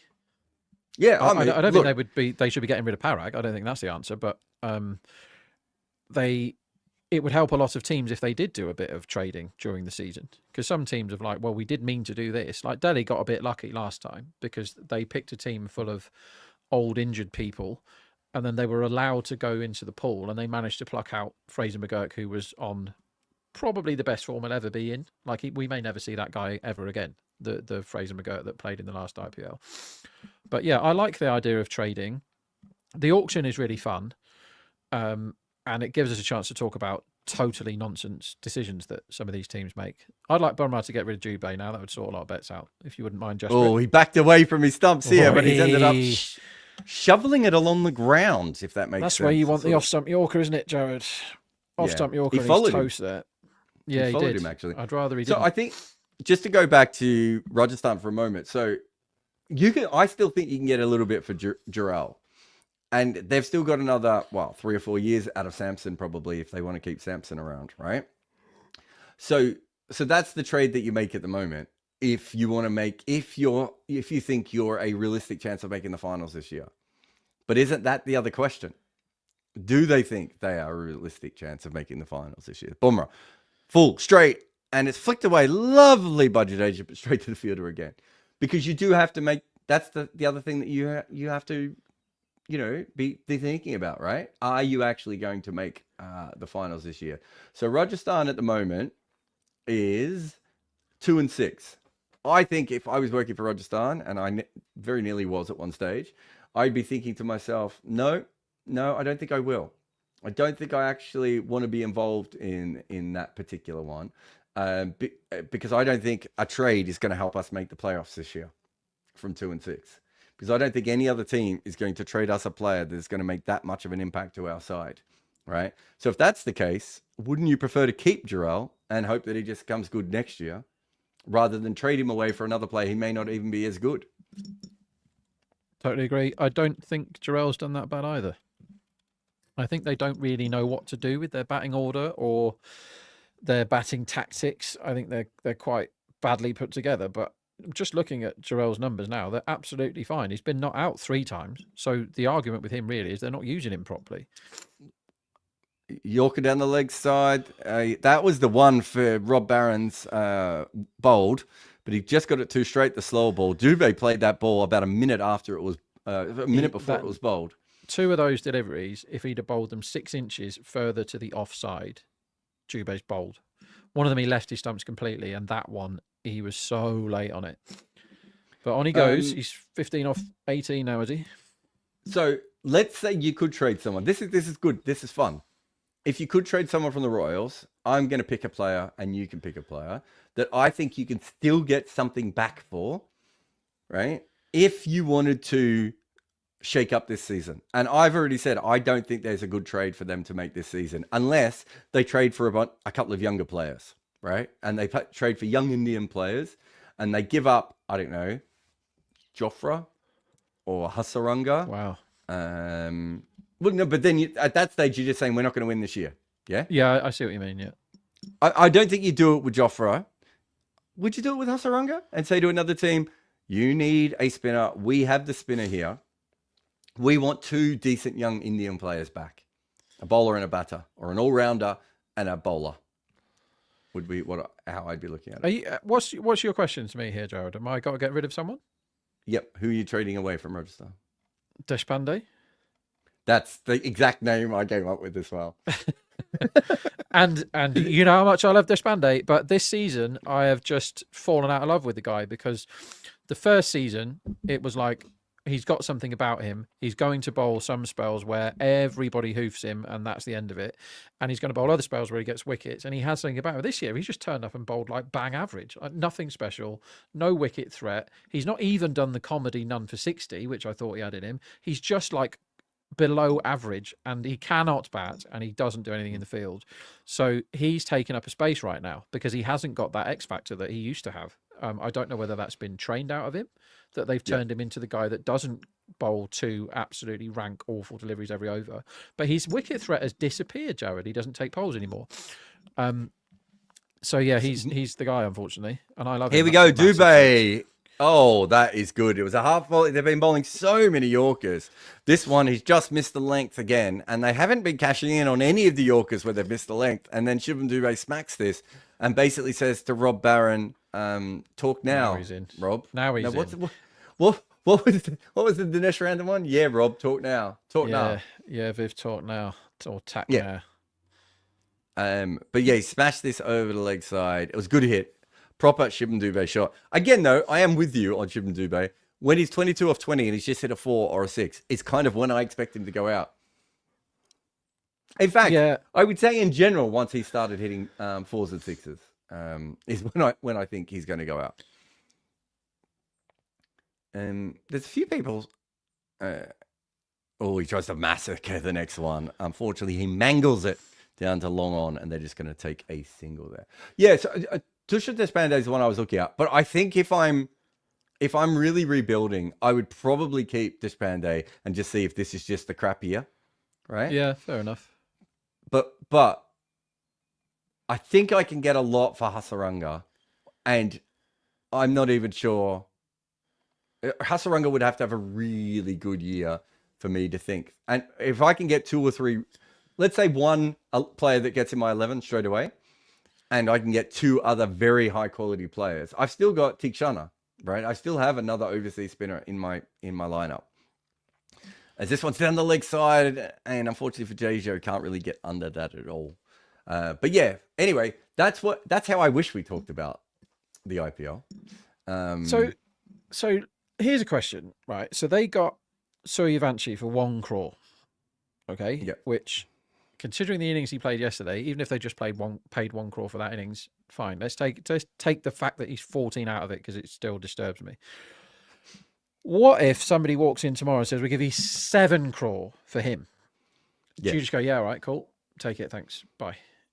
Yeah, if you're the analyst, you're making that decision. So you're a part of the furniture at Rajasthan who don't have any batting. Don't have any batting, remember? They don't have any bowling either. Well, they've got some bowling. They've just discovered this. Well, they haven't discovered it. Everyone knew about him. That's why they had to pay 1.1 crore for him.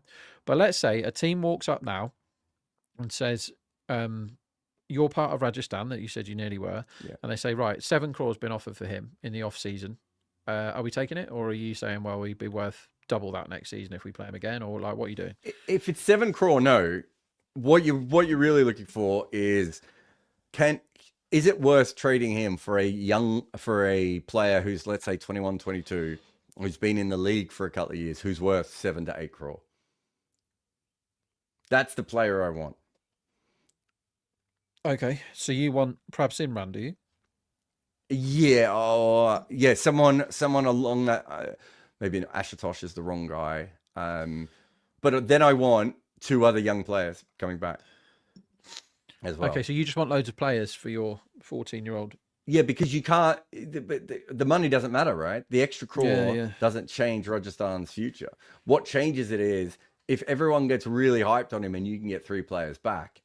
And it also depends on what you think of him. If I'm the analyst for Royals, as Dubé smashes this down the ground, I'm sorry to say, Rob. Oh, losing I think he's done. Oh, wait. Yeah, he has. He has done your under. So we had a bet on Shivam Dubé to be under 25.5. Well played to him because he's on 28 from 23. And that's, again, they've gone for another Yorker. I think it might be time for Mumbai to put the Yorkers away. So what could happen now is they've done the rebuild. So that 88.5 that we were talking about for fall of Wicket, they've absolutely murdered over that. They've now done the rebuild and Dubé has started to go. So if he can just stay in now for 10 minutes. Oh, that's a bad ball from Bolt. Chennai could find themselves right back in the game because you can get late runs here. Obviously, they've got Bumrah to deal with, who's still got 2 up his sleeve out of the last 5. But he's still bowled a couple of full tosses. Yeah, he's bowled down leg side when he had that chance of getting rid of Dubé earlier. Partnership is now 45 off 39. I think it was someone in the chat a minute ago said best case 170, worst case 140. Which I think tells you that if they lose a wicket here, it would be really interesting to see where they go. They can probably go beyond 170 if Shivam Dubé absolutely gets on one. But because of Bumrah, that just seems unlikely.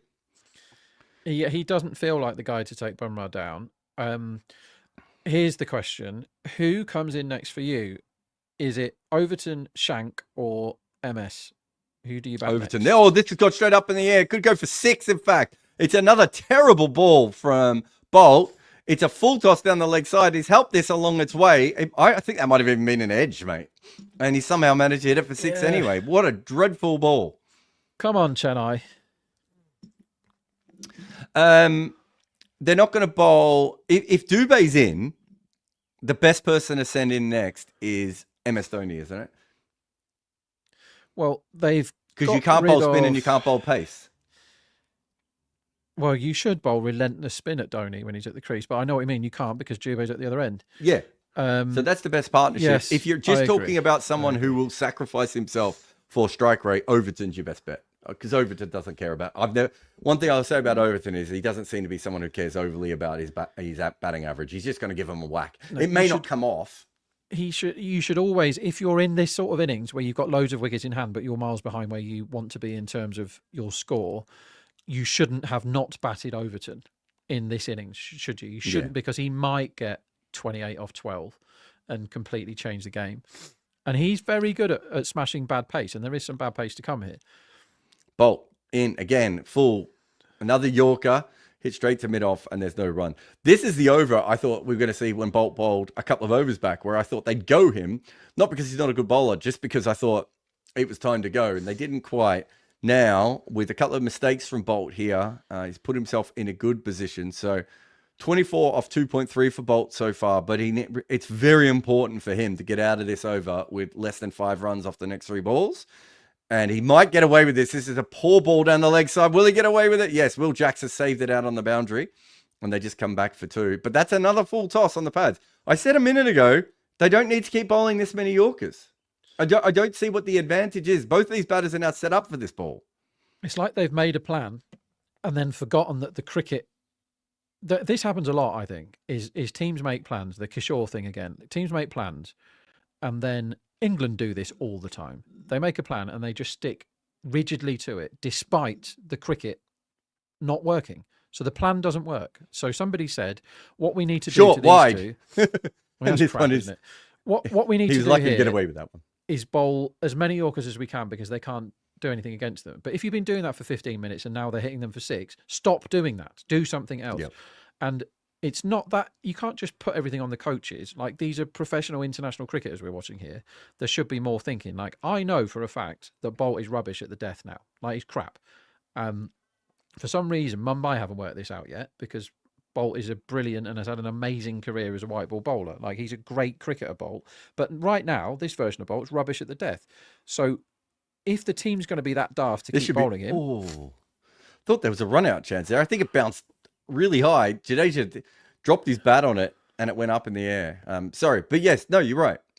100%. We're going to see a timeout at the end of that. 118-4-3. If you stayed with us in on our Chennai bet, we got you out to about 420, which might have made some of you nervous, and we've come all the way back into 3s. In fact, I think they've been under 3s of recent times as well. They might have gone into about 2.9, 2.8 at the start of that over. So there's certainly a chance there.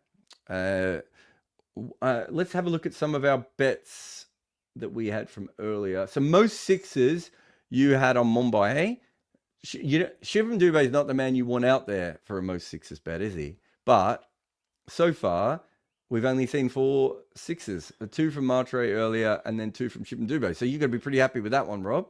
But there's 2 problems here. One is they've got an incredible 6-hitter set, and you really want that at the Wankhede at the end. And so they could get loads more. And the other one is they're probably going to get a below par score, which means that Mumbers don't have to go all guns blazing when they're trying to chase. Yes, but you and I know that quite often at the end of those games, those low chases, you can get 3 or 4 6s in a row.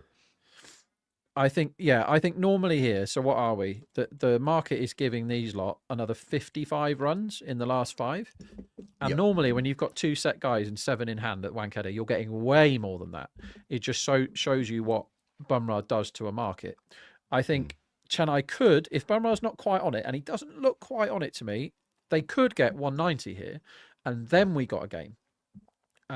In terms of 6s, I'm okay with being on at 1.8. If I could get 1.8 now, would I back it? Not with masses of confidence. It's probably a market up there. I would probably back it, but again, I wouldn't be all in, because Dubé could go proper bananas now. Like, he didn't get out in his dangerous bit where I thought he was going to get out. From a match winner point of view, we're both still on Chennai, aren't we? I've been in and out a couple of times. I never went off. I just figured that they would get a few more runs, and that they would get one partnership. So I'm happy to keep that one in. The other one that I think is interesting now, which I think is going to be really good, that Vijay Shankar's final score is under 19.5. It is very hard for him to score over 19.5 now. So the only thing I need to happen there is that for him to walk out on the ground. Yeah, I had that. Honestly, that's the unluckiest bet I've had so far. Was his? I had a real good go on under 20.5 in one of the games, and the 2 drop catches were phenomenal. How bad they were, but yeah, it'd be nice for him to just walk in and face the last ball and get paid. Here we go then. 5 overs to go. Bumrah bowls 2 of them, and the other 3 should be absolutely slaughtered. And it's Ashwani into the attack now. So if you're going to back the bats, now is the time, I think. It's way more likely that this over goes for runs than it is to get wickets. Well, this first one's outside our stump. Jadeja's got up and under it, and it's a 3.5 bounce 4. I don't know how you can have a 3.5 bounce 4. Maybe the final one there. He didn't time that, Jadeja, if we're being honest, but it was wide and it was in the slot, and he threw the kitchen sink at it, and this time he got the dessert spoon. Is a dessert spoon bigger than a teaspoon? Yeah, of course it is. Yeah. It's how big is a tablespoon is what I never understand. Is that? I was about to ask, and now I don't care. 122 for 3 there. But again, Ashwani, who's got a wicket today, and yet in 7 balls has gone for 22 runs. He got a wicket with his first ball. Yes. And then so in the next last 6, he's 22.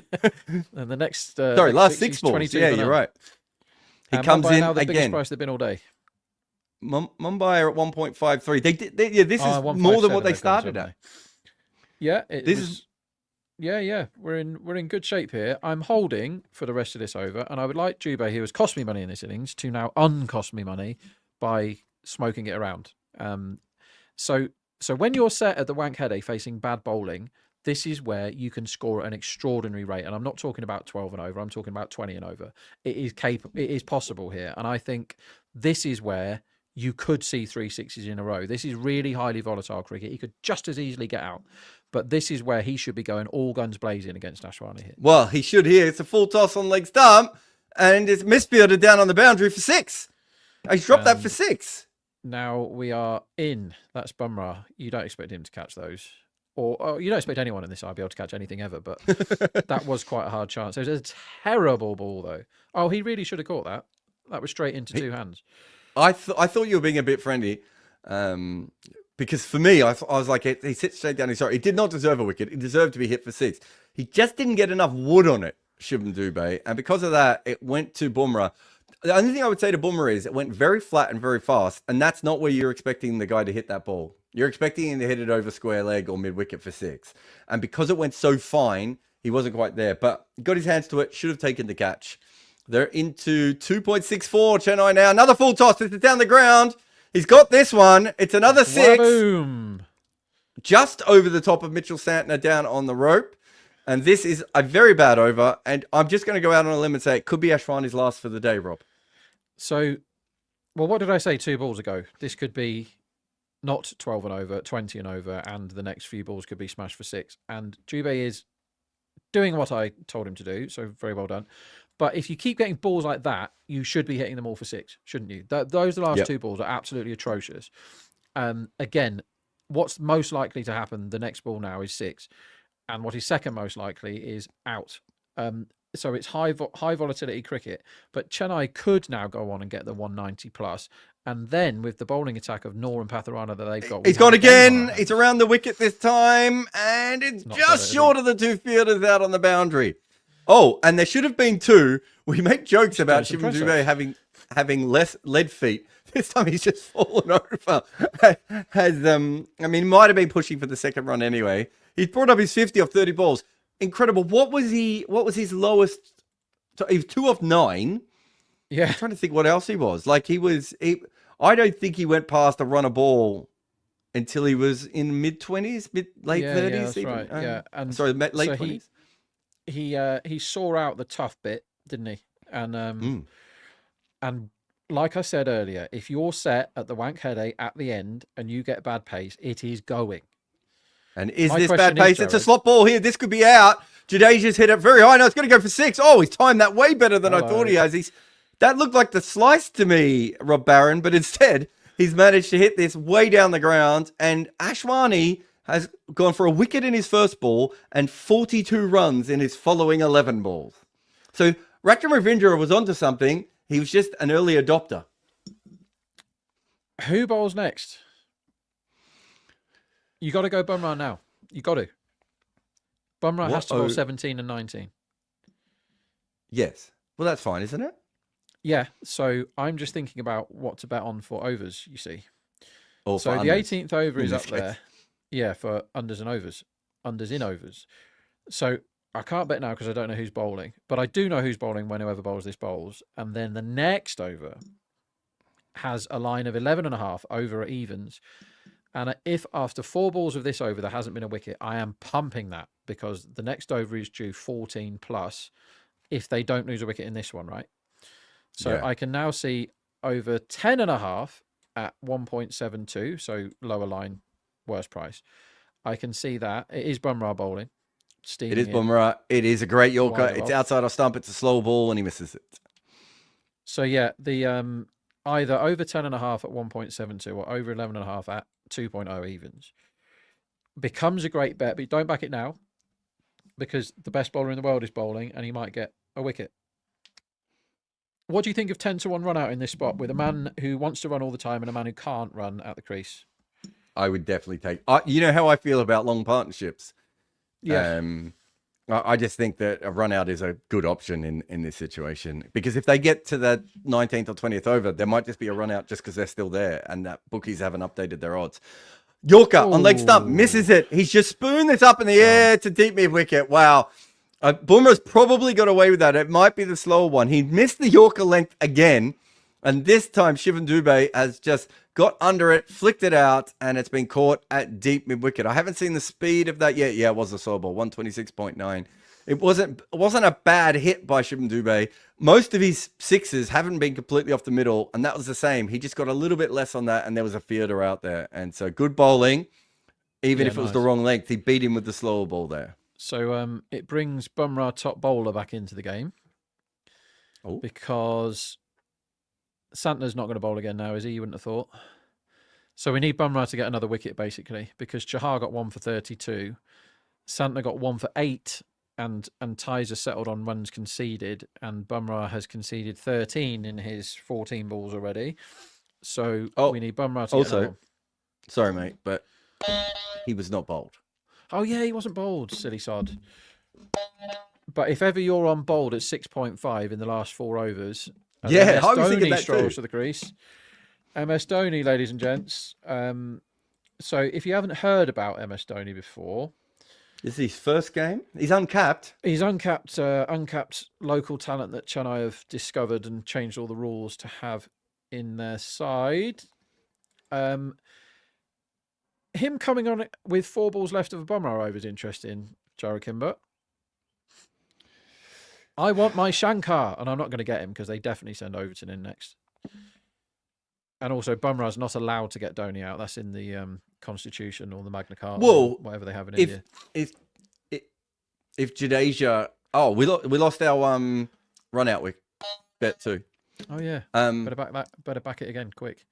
If there's a wicket now, though... Oh, they might still send in Overton, though, at this point. You send Overton in next for sure, because it's pace from here on out, right? Block. Full this toss, could easily be slow 3 ball, dots. push back This down to could mid off. easily be 3 dots. 180 looks tricky now. And you can get under 180. I'd be shocked if Dhoni gets Bumrah away here. Wouldn't you? Well, I think he usually scores often and better run a ball, doesn't he? So he doesn't look to score particularly quick against him all that much. So, yeah.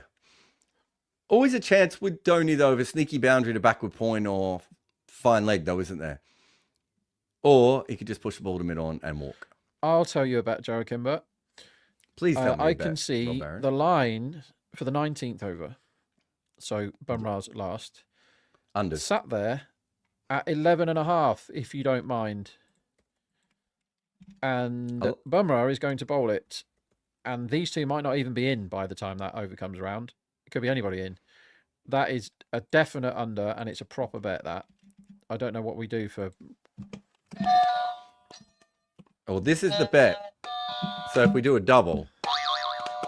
Yeah, so repeat, it's the 19th over under 11.5 you want to be on. The 19th over under 11.5. We're expecting Jasprit Bumrah to bowl it. That is why we're going in on that bet. Rob is just sending that message to all of his friends.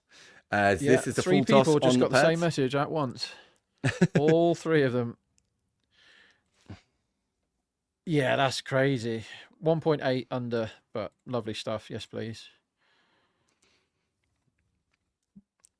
I need another wicket from Bumrah, Jarrod. I've got quite a lot on that 3-1 top bowl. Do you want on this ball? Because that will make your next bet and the following over even better. Yeah, I think you want it this ball. Yeah, I think you. Oh no, I want it whenever. He's only got 7 balls left, so I just think Dhoni's one of the least likely people to get out to Bumrah ever. I think he just respects him too much. Yeah, you know what I mean? Like he's just full toss on middle stump, and he's just blocked it for a single. But 3 off that over for Bumrah, who's gone for 16 off his 3 overs so far, and you can still bet under 11.5 for his next over. That is mental. Mental. My question is, what should the line be for this over? This one is 12-ish. Because about 12 runs. The problem with Jadeja and Dhoni is sometimes they take things too deep, right? So the line is 180 now. 179, 180 is the run line. Okay. One famous bookmaker is now 4 runs lower than that, so should probably hit overs. Where are those 35 runs in these 3 overs going to be distributed? Now is the most likely time, and over 20. It ain't Bumrah's. So if you're splitting them up into 3 overs, you can't give Bumrah's over a third of them, can you? Like Bumrah's way better than all the other bowlers. Santa's back. Interesting. So I want Santa to get smashed and not take a wicket, and then Bumrah might win on countback. Jadeja to Santa. So Dhoni will try and get a single here, is my guess. Dhoni tries to get a single here. Now, you might as well, if I'm Jadeja, I'd probably say to Dhoni, should I face the next 5? Yeah. Because Dhoni's best case these days, as all numbers will tell you, his best case these days is getting singles off every ball of spin, and that's it. He can't do that anymore, and that's why they're bowling spin, isn't it? That's why they're bowling Santa now, is because Dhoni's at the crease. But Jadeja can hit spin, and he's very set, and he's been in for an hour, so this should be fun. He goes for the big one. It's down leg side. They appeal. It's given out. That's going to be reviewed. So if you've got a bet on, I reckon that's going to be overturned. I don't think that's hitting leg stump. My stream cut out, so I didn't see it. I want to see it one more time. It's 95 kilometers an hour. It was quick. I will give you updated information as I get it.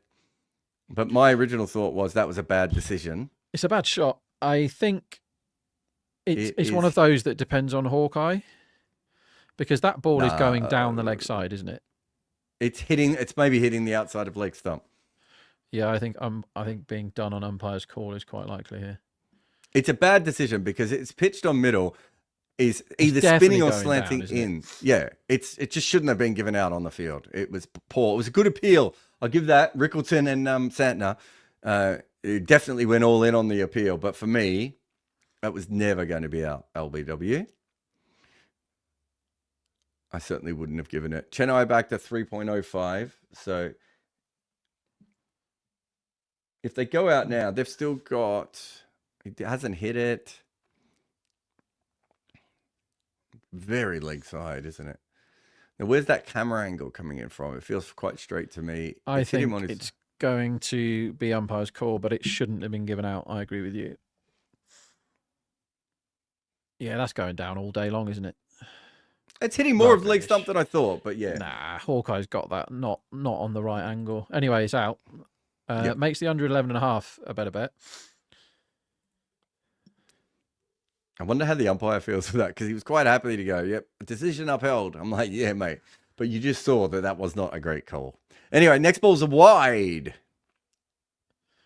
He did well to get back. Oh, wait, was that not given out on the field? So it was them? No, you confused me. They reviewed it. I thought because my stream disappeared, so I thought he'd been. I given just out. assumed they must have reviewed it almost instantaneously. Sorry, everyone. That was completely my fault. I just assumed when the review was that quick, it was the batter. But I've never seen the bowlers review something that quickly before. Have you? Yeah, it's interesting. No, it's interesting. It was all in the one motion. Well, I take everything I just said back. Sorry, everyone. Jadeja can't hit centre. Great umpiring. And then we see a wide following up as Jadeja comes down the wicket and tries to get back in. I'm all back in on the umpiring. Oh, my God. We don't have a chance to talk about this very long, but my God, Rob, the umpiring in the Women's World Cup qualifiers was about as bad as I've ever seen. Scotland lost. Ireland chased it down 9 wickets. Another wide. Yep. Ireland chased their total down by 9 wickets to qualify for the Women's World Cup. Scotland had an LBW that was an off-cutter, pitching outside off stump, hitting on off stump, that was bouncing 1.5 foot off the ground, given not out. It might have actually yorked the stump. It was so low, and it wasn't even the only bad call from that same umpire with a similar kind of LBW. The umpiring levels in that tournament, the ICC should be disgusted in themselves that they've allowed this to happen. There are so many unprofessional umpires umpiring major important games. For Scotland, that's like 7 or 8 women getting professional contracts. So if they make the World Cup, they're going to pump all that money into the women's game. Yeah, it's a huge deal.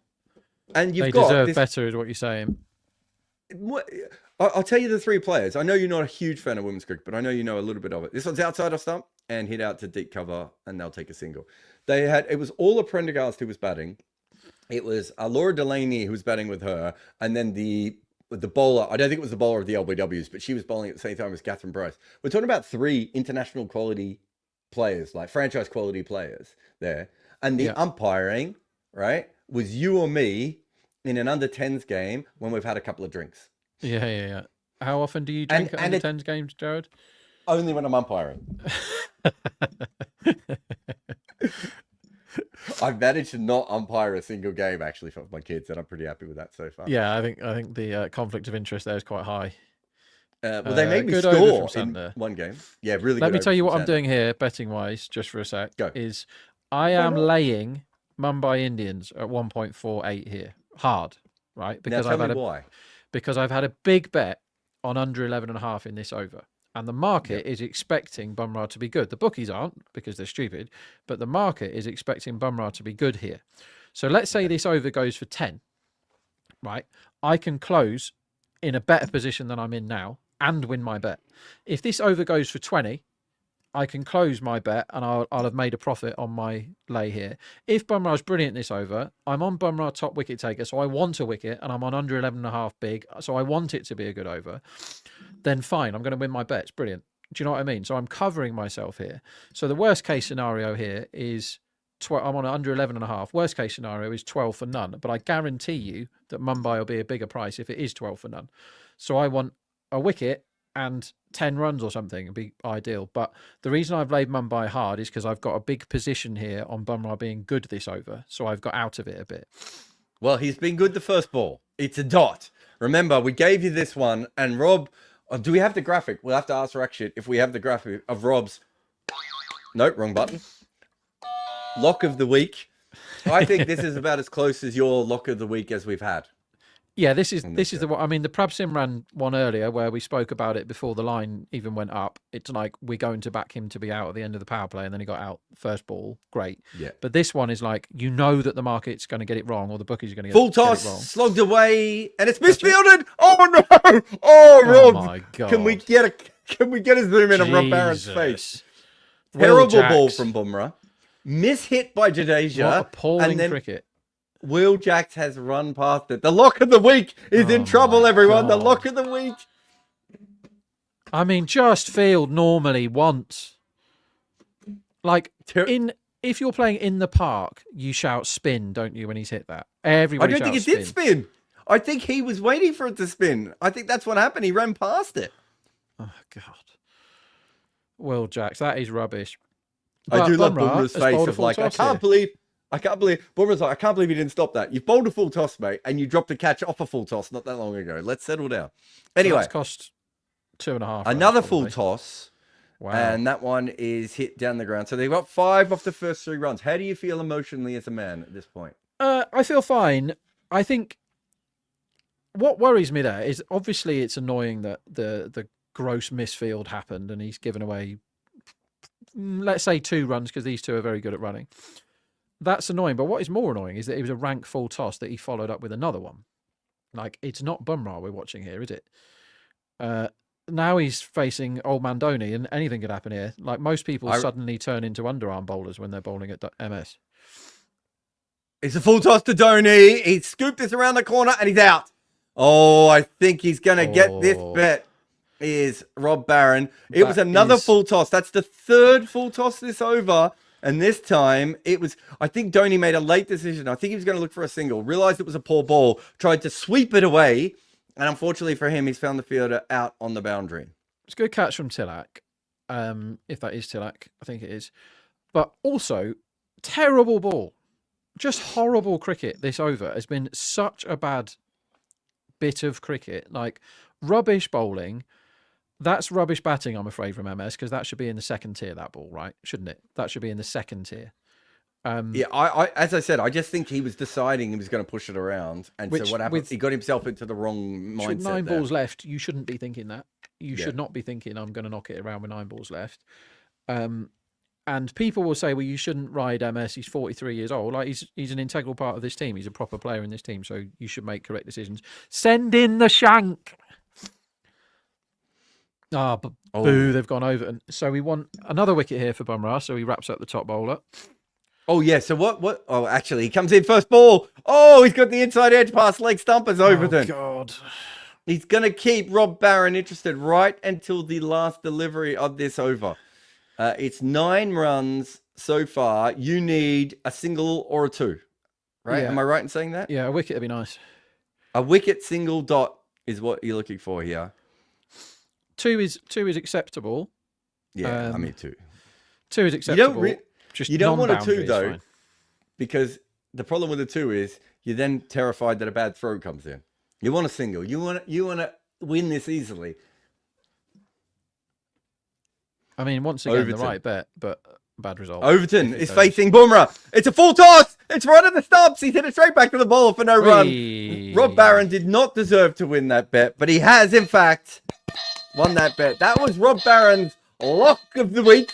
And to be fair, if Will Jacks had fielded like a mammal, it would have been a very, very safe bet. But instead, we made it just there in the end. And so you remember I had my position on Mumbai. I laid a load of Mumbai at one point. I love that picture so much. And it cuts to my exactly the same. So I laid a load of Mumbai at 1.48 because I was scared that I might not get something that I wanted that over. I've just backed it all back at 1.46. So I made a tiny loss in my match book, right? That's fine. That's no problem. And I'm now over. I won all my money on my under 11.5 bet for that over, which is an amazing bet. And Bumrah got the pole, and I only lost 2 ticks in my match position.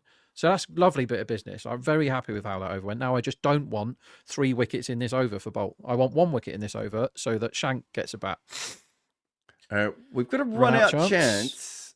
That's a good dive.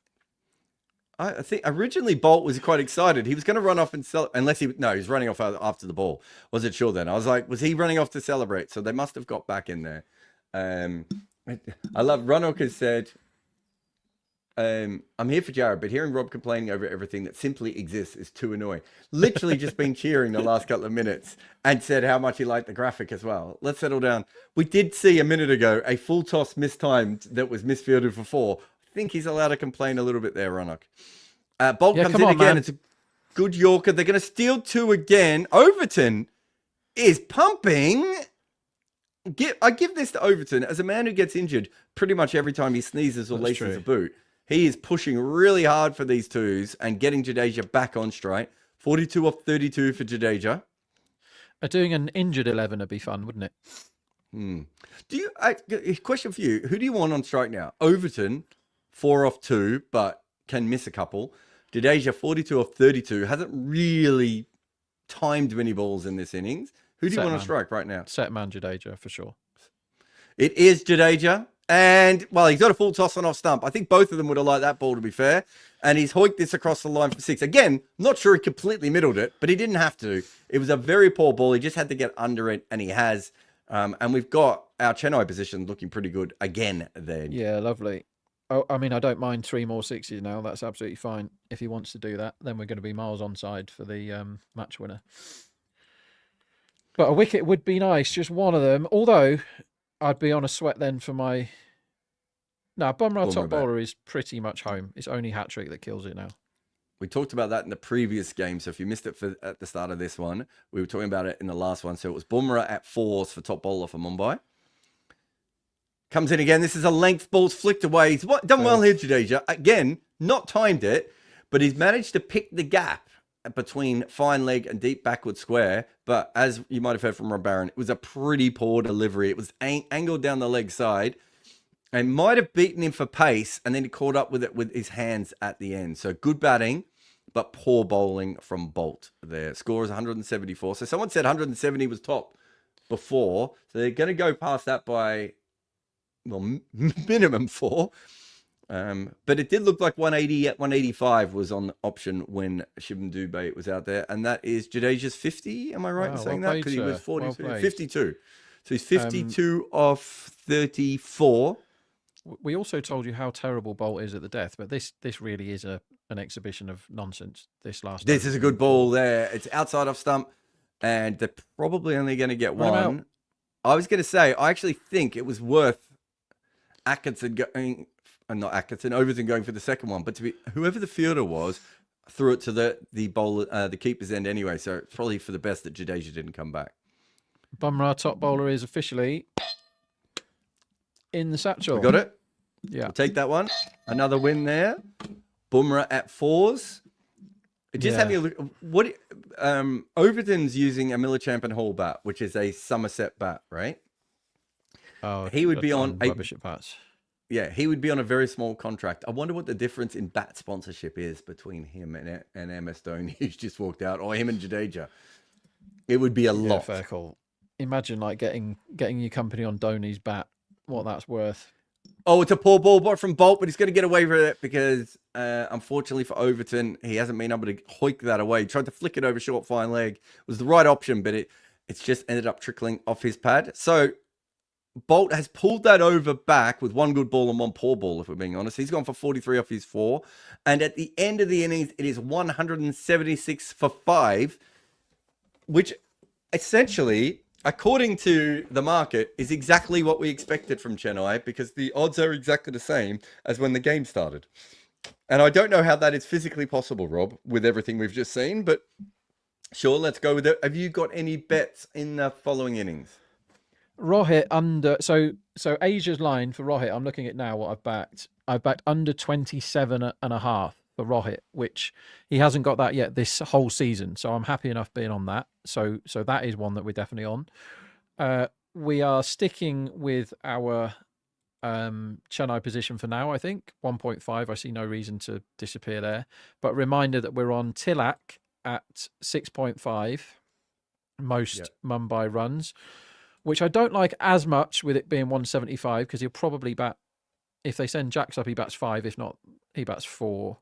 But I really like the Sky man of the match that we're on at 12-1, because nobody has put themselves in the window with the ball. No one got 4 for there. Do you know what I mean? Yeah. So it's not going to go to a bowl. A Mumbai bowler will probably not win this man of the match here, unless Santa was to get 40 with the bat or something. So the most likely winner of man of the match is a Mumbai batsman, and Sky is favourite to get the most runs. So 12s is really good. That's about it. And let me just have a quick sniff around to see if there's a bet. Is there a lock of the week, though? We've already done that, and we got that great Simpsons picture. What Simpsons thing? Which I really like.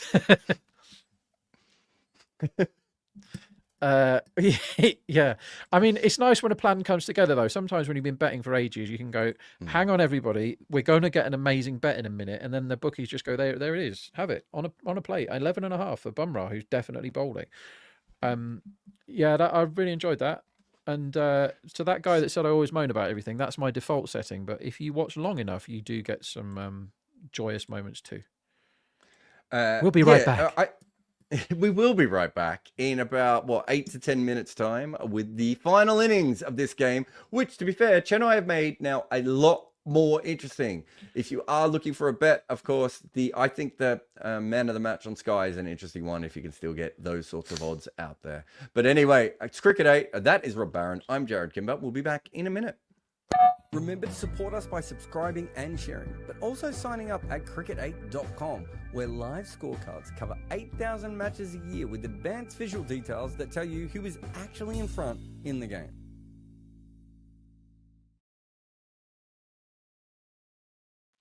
The four most important players who were in their side, they had a couple of really important injuries as well, but the four most important players who were in their side were not in particular good form, right? And it's very hard to win when that's the case. And that is probably the overall story of Pakistan is that. But the secondary story is they just don't have the talent or the depth of some of the major sides. Like Australia's just chased 350 against England with not a B batting lineup, but, not their strongest batting lineup and also not their best team. They've won against England, whereas Pakistan, with two injuries out of their side, look like they are probably not as strong as Sri Lanka or West Indies, who aren't even in the tournament, right? So do you think those two injuries, if they'd not happened, could have made a difference? Because had Ayub not gotten injured, would Zaman have come into the side? Because he was not really in the picture. He mentioned that there was injury concern because of which he wasn't being considered. But had the first injury not happened, one, would Zaman have made it to the side? And second, had Zaman not gotten injured, do you think it would have been different?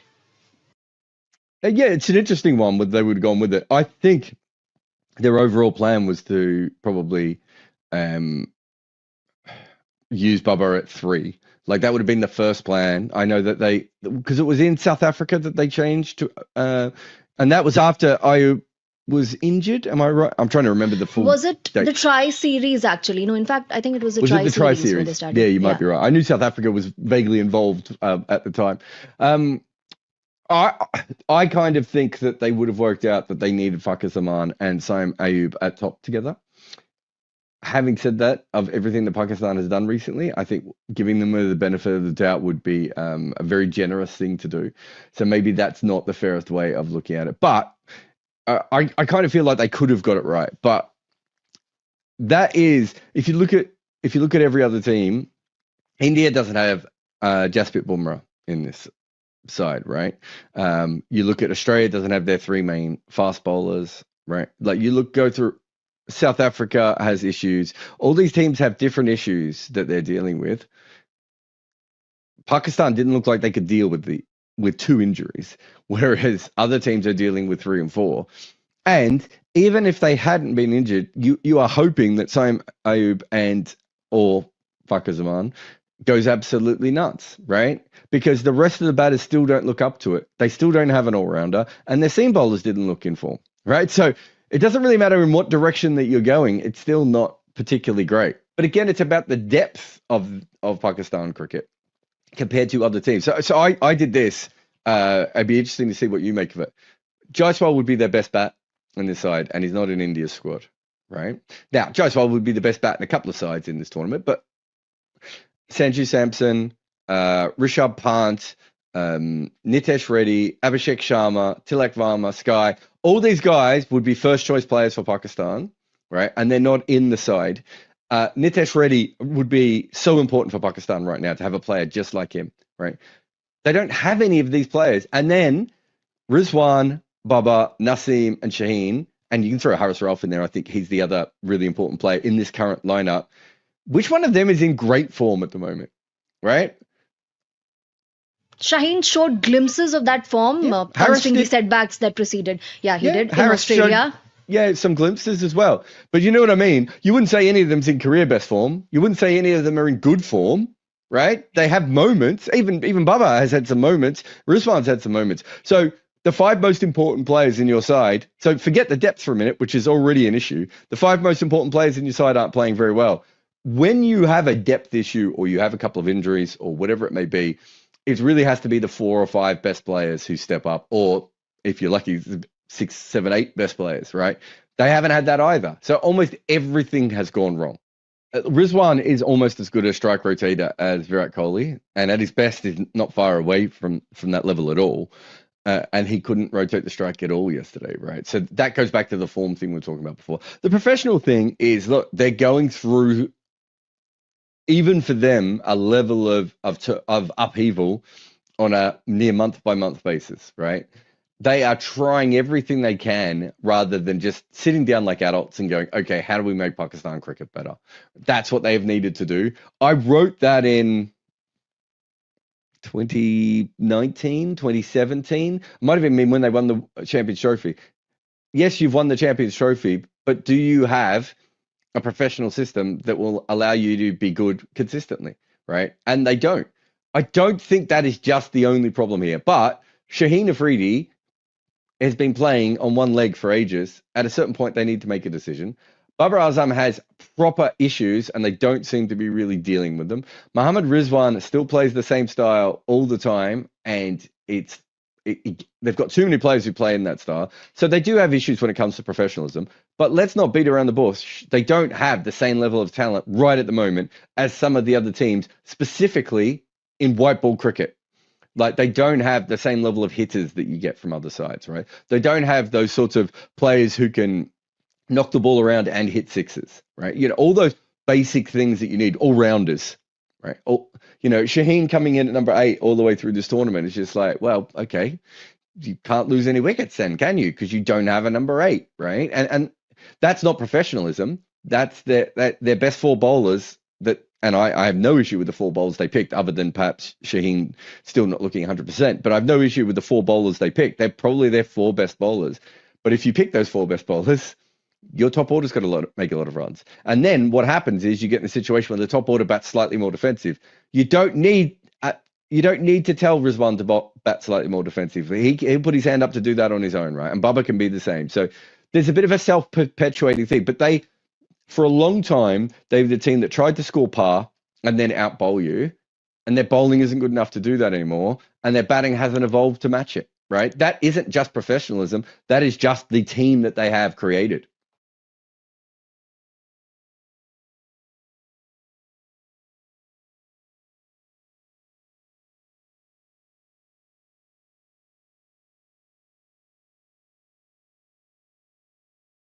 The thing with Mayank Yadav that I really like, and the injuries, we're just going to have to see how that goes. But the thing I really like is it's not one dimension. He's not Umran Malik, is he? Yeah, well, Umran Malik or Mark Wood, right?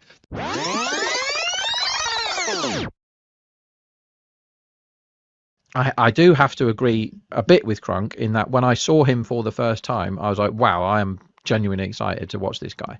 Whereas I don't get that very often from Pacers. No, I didn't feel like that about Josh Hull when I saw him play. Who's playing Test matches. Yadav, the Josh Hull of England, of India. But if he is fit, kind like India are a bit of a cheat code, because that's not fair, that attack, because they actually have spinners. They've already got the head and shoulders best bowler in the world.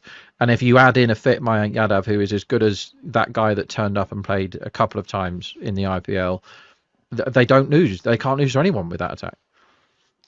Yeah, I think he's a really, really fascinating player. I mean, when you say he's the most talented bowler he's seen, like, there's not that much difference between him and Pat Cummins when Pat Cummins came on the scene.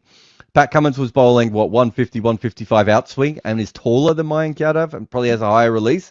So the Pat Cummins we see now is, dare I say it, kind of boring, right? Like, consistent and accurate and doesn't swing it and, isn't that kind of player. But if you think back to what Pat Cummins was in that first test match in South Africa, you were seeing literally very similar to Mayank Yadav. And of course, we then didn't see Pat Cummins for 6 years. The next time I saw Pat Cummins, I interviewed him at the SCG, and he'd just come off a machine, Rob, that allows you to run without putting any weight on your body. It's like, I don't know, some sort of moon-like machine. So you do the cardio, but you don't actually put any impact on. And I was like, it's called a swimming pool. No, that's what they do to horses. But yeah, it's a bit like that. And I remember thinking to myself, oh, we're never going to see this dude again. Like, if he's 22 years old and the only way for him to do cardio is with a machine that Cricket New South Wales or Cricket Australia had to like ship in from overseas, it's not likely. And to be honest, I think he missed 6 years of international cricket, and Australia had 4 prime ministers. So it was Come to cricket8.com to spin the wheel as we start to launch our free, fun cricket games. There are prizes to be won for the top spinners, and you can also stick around for all the live scorecards and all of our content. Right? Like he had changed. And Hello. On his own again. Rob Barron, who apparently is the only man we're going to bring into these shows when we come back. I'm what the punters want, Jarrod. Basketball. Hey, I've been outside playing basketball. What have you been doing? Eating mini eggs. Well, that's pretty on brand for both of us, if we're being honest. Impact sub has happened here. Rohit Sharma has come in.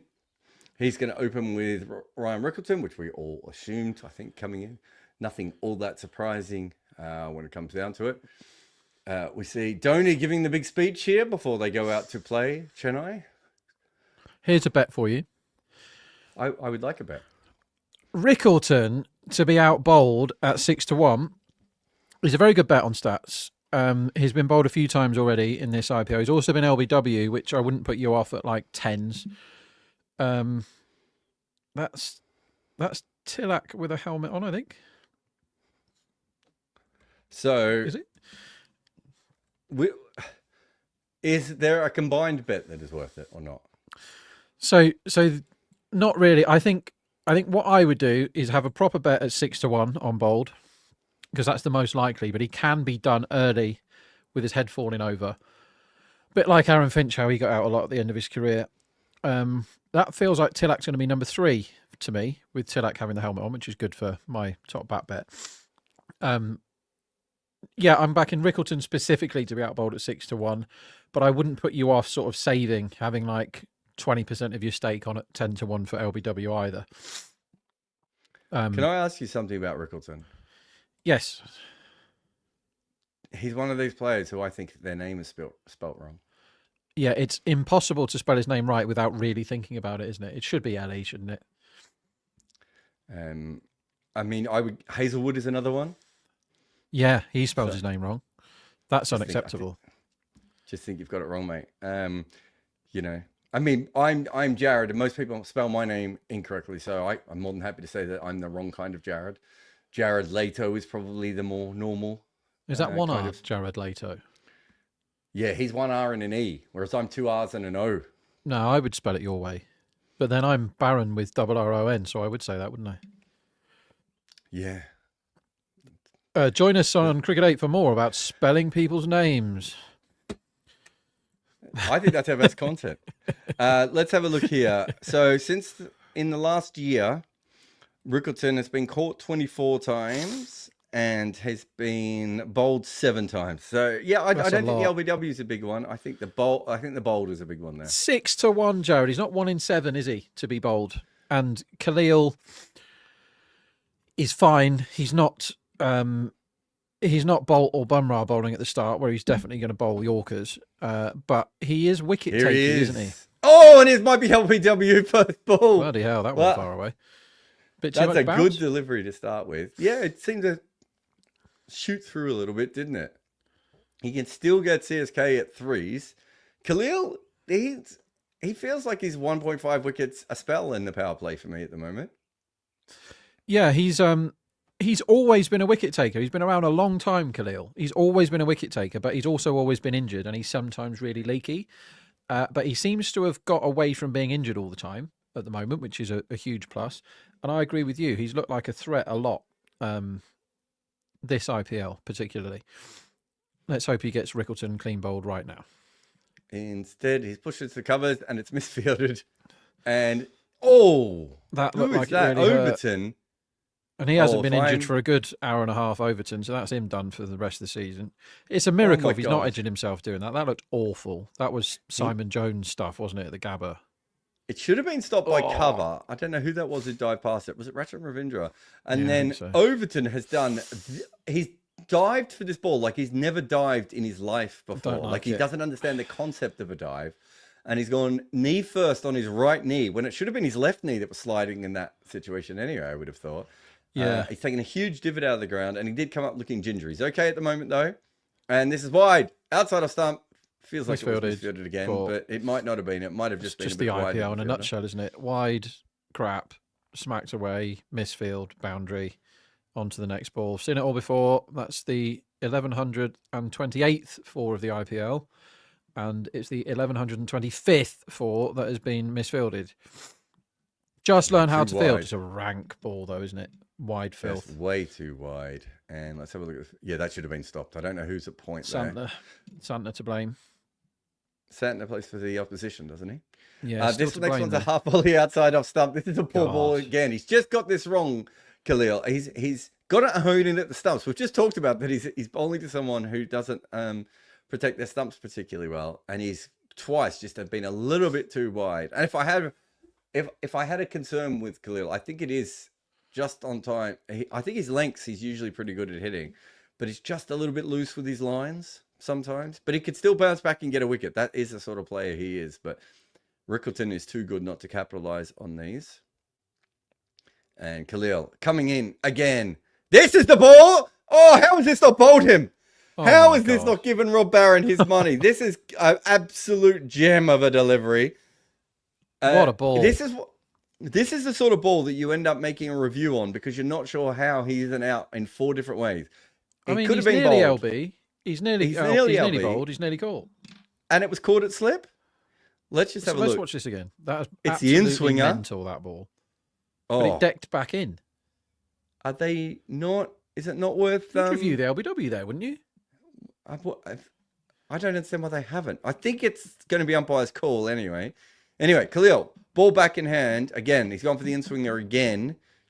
Now, just to talk about why he's such a good bowler in the power play. The earlier balls, he bowled 1 genuine outswinger. He then bowled 1 wobble ball. And now he's bowled 2 genuine in-swingers. That's 3 different skills. And most bowlers don't have 3 different deliveries that they can bowl like that. So kudos to him. I really want to see that LBW again. It'd be interesting to see what they end up saying there. But for me, I think that was Oliver's saying it was going a mile down leg. I didn't think it was. I thought it came back. Over, Oliver. I thought that came back in. I thought he was falling over a little bit there. So it'd be interesting to see. I thought it hit him just outside, like just between off and middle stump. It was decking around like crazy. Surprised they didn't at least have a conversation about it, though. Dhoni didn't seem interested at all. Chances are, I don't think you would have overturned it, but I think most teams would have actually gone for that. Oh, this is a beautiful ball from Jamie Overton, who's bowled a ball pitching on off stump and straightening. It's taken the outside part of Rohit's bat. We're going to see Khalil's interesting ball quick again. Single there from Rohit that you wouldn't normally expect. He was quite alert to that, which again you wouldn't normally expect. I still think that's LBW, that first one. Wow. I tell you what, it is an incredible ball, and it is out. Absolutely out. Oliver has said that. I just think that's the thing with umpiring. Sometimes it's so hard because what happens there is there's so much going on. I can understand why Oliver and MS Dhoni, 2 people often mentioned in the same sentence, would have fallen for that. It's just because he fell over. It was a bit of a mess for the umpire and for everyone else. Dug down the ground by Rickleton, quick single. I can understand why MS Dhoni and Oliver had thought that was going down leg stump. I thought it was clipping. All right. So I would have reviewed it, but I would have reviewed it with the hope that that was happening. Anyway, beautiful bowling. And Overton started really well. I can't think of too many times Overton would have bowled with a brand new ball in T20 cricket. He doesn't do it for Surrey. Yeah, it's not really his thing. His job for England is sort of... middle. He's the Plunkett. He's a bad Plunkett, isn't he? Oh, God. He's not an ideal Plunkett. That was not an ideal ball. That was absolute trash. That one just got away from him a little bit. I think he's bowling for the magic ball here because he bowled that early ball to Rohit, which was angled in and then straightened. He was looking for that delivery again, but he's not quite a skillful enough bowler to be able to pull that off a couple of balls in a row. See, wouldn't that have been a lovely start if it had been LBW there? But he was LBW, and they just decide, nah, not but for you. You had money on bowled anyway, didn't you? And a bit of a saver on LBW. I just mean from the Chennai position. Oh, yeah, from our position would have been great. Another one from Overton. He's just slipping this down the leg side way too many times here. as I said, he's looking for the dream ball, which is angling in and then going away. I think he'd be better off now to bowl cross seam or wobble seam at the top of off stump. But what we're also seeing, my guess, and I'm only guessing because I haven't got his numbers up yet, is a guy who doesn't bowl with the brand new ball all that much. And so because of that, he sprays it around. Although I'm trying to think, Adelaide, I don't think he bowled with the new ball that much for Adelaide, did he? No, he didn't. They had this one is just back of a length push into the covers. There's no run. So Jamie Overton in his career has bowled a little bit with it. So that's probably more early career, Jamie Overton. Let's have a look at the last 2 years when he's had his renaissance. I mean, basically when he's been fit, if we're being honest. Power play bowling. Yeah, it's certainly the place he's bowled the least. He comes in again, and this is whacked by Rohit Sharma, and that's 6. So he's gone into the pitch. This is the more traditional Jamie Overton ball. And Rohit just gets inside the line and helps that away for 6. Great shot there. Yeah, Rohit can hit that ball for 6 in his sleep. And if you wheel him out when he's 78 years old, if you bowl him that ball, he will still hit it for 6. That is absolutely perfect for him, isn't it? You just got to play that lovely free flow of the bat. And when you see Rohit play that shot, right, you're like, what is he doing scoring, 20 runs in innings at strike rate 120 when he's that capable? Like, how easy is that for him to smash it into the second tier? Just having a look here at Overton's numbers. This one's outside off stump and pushed away. So he's bowled in the last 2 years, he's bowled the first over once and he's bowled the second over 7 times. So generally when he bowls in the power play, it's overs 4, 5 and 6 once the swing has gone. And then the majority of his overs really are from 15 through to 19. And that's where he's probably used at his absolute best. But he did start with a good ball, but it's gone poorly now. He's got to be very careful to Rickleton that he doesn't give too much width. Wickleton?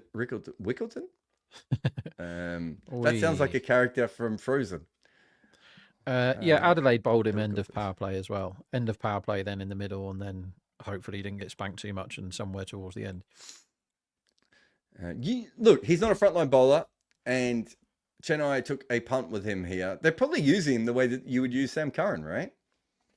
Yeah, I mean, again, that's the big question with Sam Curran, because he's obviously got some stuff. He's quite good at cricket and he can do lots of different things, but no one's quite worked out. I thought in that T20 World Cup where he got loads of wickets, where England had to bowl him as a death bowler because all the death bowlers got injured, and he looked really good. He did a really good job. And then just in that tournament, I think he won player of the tournament, didn't he? Just in that tournament, he was good. And then henceforth, he hasn't been any good at all at the death.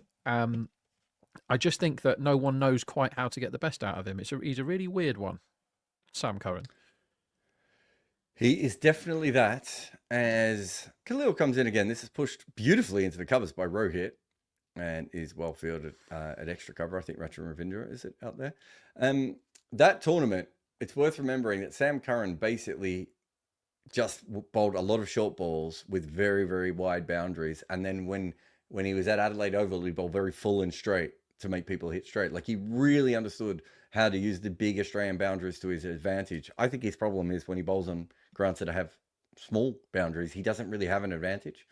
Yeah. Since 2019, Barron tells us that Rohit averages 15 playing strike rotation shots. Not ideal. Wow. You should be at, even in T20 cricket, you should be well over 30s there. Aiden Markram is another player who really struggles with strike rotation shots. That's interesting. So what even the numbers are screaming is Rohit just smack it. Yep. Naveen's just come up with the impact sub, which I was interested with. This one's out on the leg side, and Rohit has hoiked this away. Don't bowl there to Rohit. That's 2 poor balls, I think, to Rohit so far. It's pitched outside leg stump from the left arm bowler, and all he has to do is get inside it and flick his wrists on it. He's so good at that shot, and he's pretty good here, as that has gone about, I don't know, 8 or 10 rows back in the VJ Merchant stand as well. There's a really good bet on Aiden Markram, speaking of him, whenever their next game is. Hold the line. I will look it up. So their next game, Lucknow, is Tuesday. And you can bet Markram's performance points line. Oh, another 4 here from Rohit. Over pitched. Too easy. And too easy. I thought he just Bad pushed this on bowling. the offside, but it's flown away for another boundary. You can bet, as I look up Aidan Markram, over 25.5 performance points for Markram. Now he's a bowler. Which is crazy because he bowls now. And he can catch. He's got 6 catches this IPL. Last game, he got 1 for 18 with the ball. That's 20 points right there. Game before, he got 1 for 25. That's 20 points right there. 25.5. So if he gets a wicket, you only need 6 runs. And he's got over 25.5 with the bat 5 times out of 7. That's a really good bet, that. And you get 10 for catches. And I think he's got 6 catches already. So he could get a wicket. He could get 1 caught and bowled and he's won. Done his line. Hasn't even batted yet. So that's very good. Go and have a look around to get that. But for this game to be any good at all, we need a wicket, and we probably need it now. We need it in the next 2 balls. I'm going to go as far to say. The only thing this is good for, this non-wicket taking bowling rubbish to really good bats, is the Patharana bowler bet. But it's not very good for Tilak top bat. Oh, he's got a poor shot from Rohit, really. He was beaten by Khalil. His hands got out in front of him, but he still managed to accidentally time the pants off this ball. And even though it sort of spoons up, not far from mid-off, he's got it past mid-off and for another boundary. That was a horrible ball and a bad shot and 4 runs. I wonder if it's a better ball than you think, although the shot is bad. But I wonder if he beat him with the slow ball there, and that's what he wanted, to spoon it to one of those fielders, and instead he's just picked the gap by accident. He gets out like that a lot, doesn't he, Rohit? But this Rohit, the 22 off 9, is what Mumbai have been screaming for all season. Because even if he gets out for 22 off 10, he's got him in front of the game. It's fine. It's the 22 off 20 Rohit that we keep seeing. It's the bad one. Last ball, Khalil comes around the wicket. It's full and straight and just hits to mid-on, and there's no run. So your unders on Rohit needs to come in the next ball or 2. We've got a super chat from Naveen. Remember, you can super chat us at any time. Thanks to everyone. I see a couple of the Facebookers coming across, like Rockaball as well. But Naveen with the super chat says, thoughts on Ashwin instead of Cambodge as the impact sub. Let's just have a look at the stats here. So in the first innings, the spinners, Santner went for 4.66. Jax bowled 1 over for 4. Should have bowled again. So yeah, maybe it's they saw enough there to think to themselves that there's. We didn't look at the numbers, but they might have just saw enough to themselves to be like, well, the finger spinners have done okay, and we have a pretty good finger spinner in here. Well, I'm trying to think of what Cambodge has done. There was one game where he went okay. Yeah, Cambodge, he was the one that Mitch Marsh was leaving the ball against relentlessly. He's actually got quite good power play numbers. He can bowl quite fast, Cambodge. Thing is, I don't think Ashwin should ever be an impact sub because he offers plenty with the bat. Like, you might not need him to bat, but he offers plenty with the bat, if you know what I mean. He can, in that batting lineup, he can tonk it and he can knock it around. And he's Indian, so I don't really think you need Ashwin as your sub. You can sub out quite a few of the guys. Like, what's Matre going to do for the rest of this? I wonder if it was as simple. No, but Cambodge hasn't been subbed out, though, has he? There would be a batter who's been subbed out. No, I just mean that Ashwin shouldn't be a sub that comes in. He should already be there. No, I get that. I don't think they were planning on playing Ashwin, is what I would say. When they made this decision late. One thing I wanted to say when Santner was bowling that I didn't is it was actually turning a fair bit for him. Yep. So Jadeja having... there's the old classic that if he gets runs, he bowls well sort of thing. But Jadeja should go well on this pitch. And I quite fancy the bowled if Jadeja bowls to Ricklepants, which he might do next over if this... they've got to do something here, haven't they? Yeah, they're falling behind quite a bit. Energy says, will there be a time when 4 foreigner slots will be occupied by Indian players? Yes. This one is flicked by Rickleton on the leg side and there's no run. Yeah, there'll definitely be a time when there are foreign players, because we're already seeing that we're not automatically seeing all the foreign spots played, and the Indian talent is just so incredible. So this one's down the leg side and there's no run. that I just think that we will definitely see something like that. So Ashwin has gone for a leg by, a single, and a dot to start, a 2 dot, sorry, to start his over. I think he might have nicked this, Jarrod. I don't know. Yeah, he did. He did. He did? Bit of glove. This one has been hit to short cover. How many times this year in the IPL have we seen Rickleton get off to a really good start, but not end up with a good strike rate, and then he faces a spin, and even the good start that he's gone, he eats away? Dhoni dropped him there. That's a collector's item because he should have taken that, and Dhoni's one of the best ever at those catches. Maybe his hands were too fast for the catch. Taking quite a big edge. That was quite a big edge. I've just seen it again on the other screen. Yeah, he should have taken that. So that's 2. Rickleton has been out LBW, and they didn't bother reviewing, and the umpire didn't bother giving it. And he's been dropped. So 2 lives already, and he's 12 off 12. Yeah, be interested to know with Barron what Rickleton's strike rate has been in this IPL between balls 10 and 15 sort of thing. Like, it feels to me that once the spinners come on, he has been struggling. And you would understand that. He's a very good player, Ryan Rickleton. And he's certainly one of the batters around the world that I've been following and, really interested to see how it go. He's 28. He's just becoming a mature player. So it's a perfect time to pick him for the IPL. But I do think there is an issue with him playing spin and getting stuck, is what I would say at the moment. I don't think they, when they bought him, they didn't buy him as a starting opener, did they? I don't think. I think they bought him as cover. And then he'd had a very good SA20, didn't he? Yeah. And then they went, right, okay. He's pretty good here. The seamer comes back on and he flicks this. I was just going to say, what does he want now? He wants some Overton, doesn't he? He wants some more Overton. He was all at sea against Jadeja there. Sorry, against Ashwin there. Ashwin. What does he want now? He wants the crap pace again. And Overton has just lumbered down and landed it outside leg, attempted cutter, and got it all wrong. And that is 6 all day, every day, and now he looks fine again. That's bad cricket from Chennai. That Overton shouldn't bowl again until they take a wicket. Overton, he's got 5 more balls. Just having a look at Rickleton's stats here, which is quite interesting. Next ball is pushed out to extra cover, and they take a single. So in the last year, he's played he's played a lot of games, played over 30 games. He's averaged 28 against pace, but a strike rate of 162. And against spin, it's 135 at an average of 63.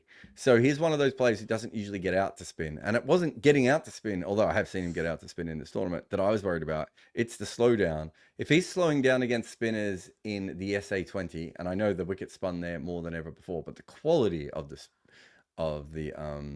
wide from Overton, although it's debatable, I think they might review it. If he's slowing down against the quality of spinners in South Africa, Rob, yeah, that would be a big worry for me. That's the sort of thing I look for. It's the Ollie. What's the Ollie who bats? I know there's about 80. Ollie Pope Robinson thing. Ollie Pope never went out to spinners in county cricket, but he was going at 1.8 runs and over against them. Yeah. Well, good luck going at 1.8 runs and over against Ashwin and Jadeja, where you have to get off strike. And obviously, he eventually completely changed his play against them. Beats Rohit here does Overton. He's hitting the wicket now. This is more his normal kind of bowling. What we saw early on were a little bit different. Yeah, but you know what I mean? There's an element there of that's the sort of thing when I'm doing analysis on players, that's what I'm looking for of, well, is it going to transfer over? Whereas 2 players who are both South African, who I looked at was Heinrich Klaasen and Devon Conway.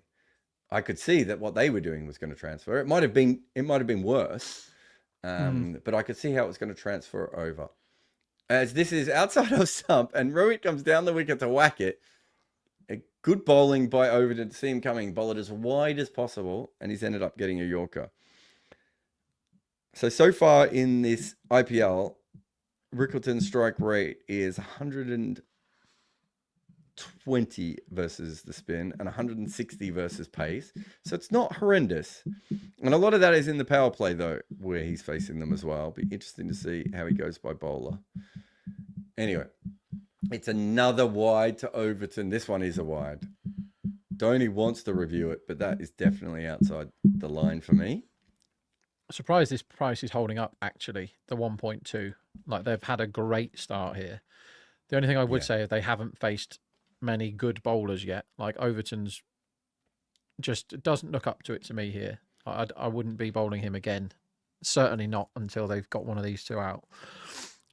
They got to go lots of spin, I think. I think Noor is the key here. I think that's what the market's waiting for, is they've got 4 Noors, 4 Pathiranas, 4 Jadejas that they haven't even looked at yet. This is up in the air. Is this going to be... Oh, it's almost an incredible catch. I was with Rob. I was like, it was in the air for so long. Who is that down at mid-on who ran back with the high? I could see he's hatless. Watch this again. So another drop catch to cost money in this IPL. That would have been one of the great catches of all time. Slow poke Shankar. I think he didn't run fast enough to get to it. It was a decent enough effort in the end. I can't remember too many people in the history of cricket catching a ball that close to the boundary if they were in the rope. So if he was in the circle, sorry, not in the rope, in the circle, I think that's a pretty good effort. Another wide by Overton. This is rubbish. Yeah, you don't catch balls that close to the boundary usually, Rob. No, that's I know it was hit high. It was hit high. You should. But when I'm on unders, you should always catch them. That's also fair. One more chance to get right out before he gets to, what am I on? Under 27.5. You've done well to keep in on that. Felt like he was going to go past it in a heartbeat before. This is actually his danger time, right? Is when he's got that one away and he's like itching to go more. But he's gone for a big swing here. Yeah, and there goes Rob Barron's bet over deep mid wicket for 6. But that is remarkable that we're now in game 7, aren't we, for Mumbers? And Rohit has improved his score in every single match. Well, he's finding form.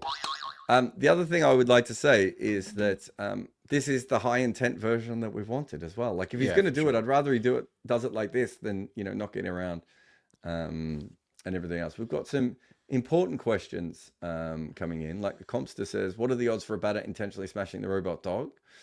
Good question. Rob can come up with that one for later.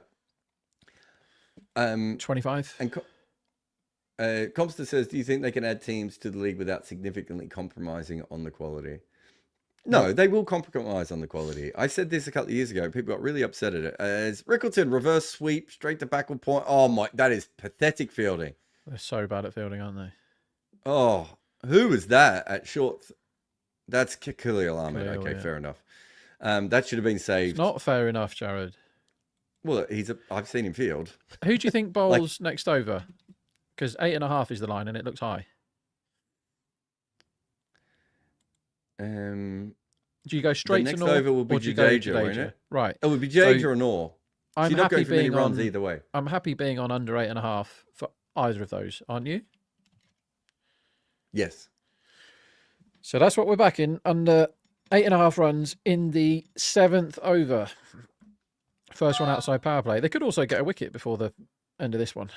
Well, I was partly factoring in that there's a bit of a chance here of them trying to go big against Ashwin and getting a wicket. So Compton says, do you think they can add teams to the league without significantly compromising on the quality? The quality will be compromised, but that's not the way you should think about it. The way you should think about it is, what can you do? The more teams, the more players, the more money involved in this league, the more quality we will eventually see out on the field. That's how I would look at it. But you might be in a situation, this one's dragged down by Ashwin. This is Paul. Good. Well played by Rickleton, because it was, in the end, he had to pick the gap between short fine and deep backward square. But that was a pretty ordinary delivery by Ashwin there. What annoys me here, Jarrod, right, is one of the best bowlers that they could have on this surface who just got 50 with the bat is Jadeja. And I don't think I could take any arguments that didn't suggest that Pathirana and Noor were the 2 best bowlers for Chennai, right? On any surface. They're the biggest wicket threats, Pathirana and Noor Ahmed. And Noor's already won them the game with the ball this season on a turning pitch. This is a turning pitch. He got 4 for. So what has actually happened is we've now had 6 overs of bowling with no wickets taken and they're going at more than 10 runs and over. So they've taken this game from 1.5 to 1.14, and none of the good bowlers have bowled a ball. None of them. Jadeja hasn't bowled a ball, Noor hasn't bowled a ball, and Patharana, who doesn't bowl up here, fair enough, hasn't bowled a ball either. So they've bowled all the crap bowlers early and got themselves to 7.6 to win the match. That is bad cricket. It is bad planning, however you want to look at it, because they only really, obviously Rickleton got out and they didn't bother reviewing it. Rohit gave a bit of a chance, but that was it. Like, they haven't. Overton's first over wasn't very good, so they gave him another one. I just think that was pretty brainless. Khalil's first over wasn't very good, so he got another look. And you're thinking, I think you go Khalil. I think you definitely bowl Khalil a second over. After his first over, he's got spanked for a couple of fours. Maybe you do, but my point But is he also here, had Rickleton in all sorts of trouble with the swing and everything. Anyway, it is Jadeja. It is going to be LBW. I've given it. Yeah, it's out, surely. Can I just say that I got confused on this before. They don't actually show the umpire for long enough for you to know whether you've been given out. So I made a huge howler before, but they've just done the exact same thing. Now I know because I can see the conversation. It's out. If that's turning, it's out. If it's not, if it's going on with the arm, then it's going down leg. But we're on under 8.5 this over anyway, aren't we? Now, they haven't reviewed it. I think it definitely slid on, but did it straighten a little bit? Or do you know what? Down. I think Dhoni's right here. Yeah, it's the optical illusion because his right leg is outside off stump. Anyway, 2 dot balls to start the over. It's good. Rob's bet is looking pretty good. Yeah. Never early cheer though, Jarrod. No. I think he might bowl this one a little bit slower. He has bowled it slower. Rohit has given himself some room and hit a single. So I was just looking up Rickleton.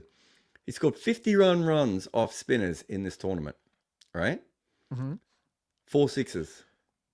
How many balls? So 37 balls. So okay, so he gets a lot of dots and then the odd 6. Yeah. So it's basically what I said. It's not the biggest issue in the world. It's just how it translates and everything else. I quite fancy Jadeja to Rickleton, on here. But just having a look at this. He's going to go for this one. He's mangled it. And he's hit it straight to mid-wicket. Who has caught it? Well, there we go.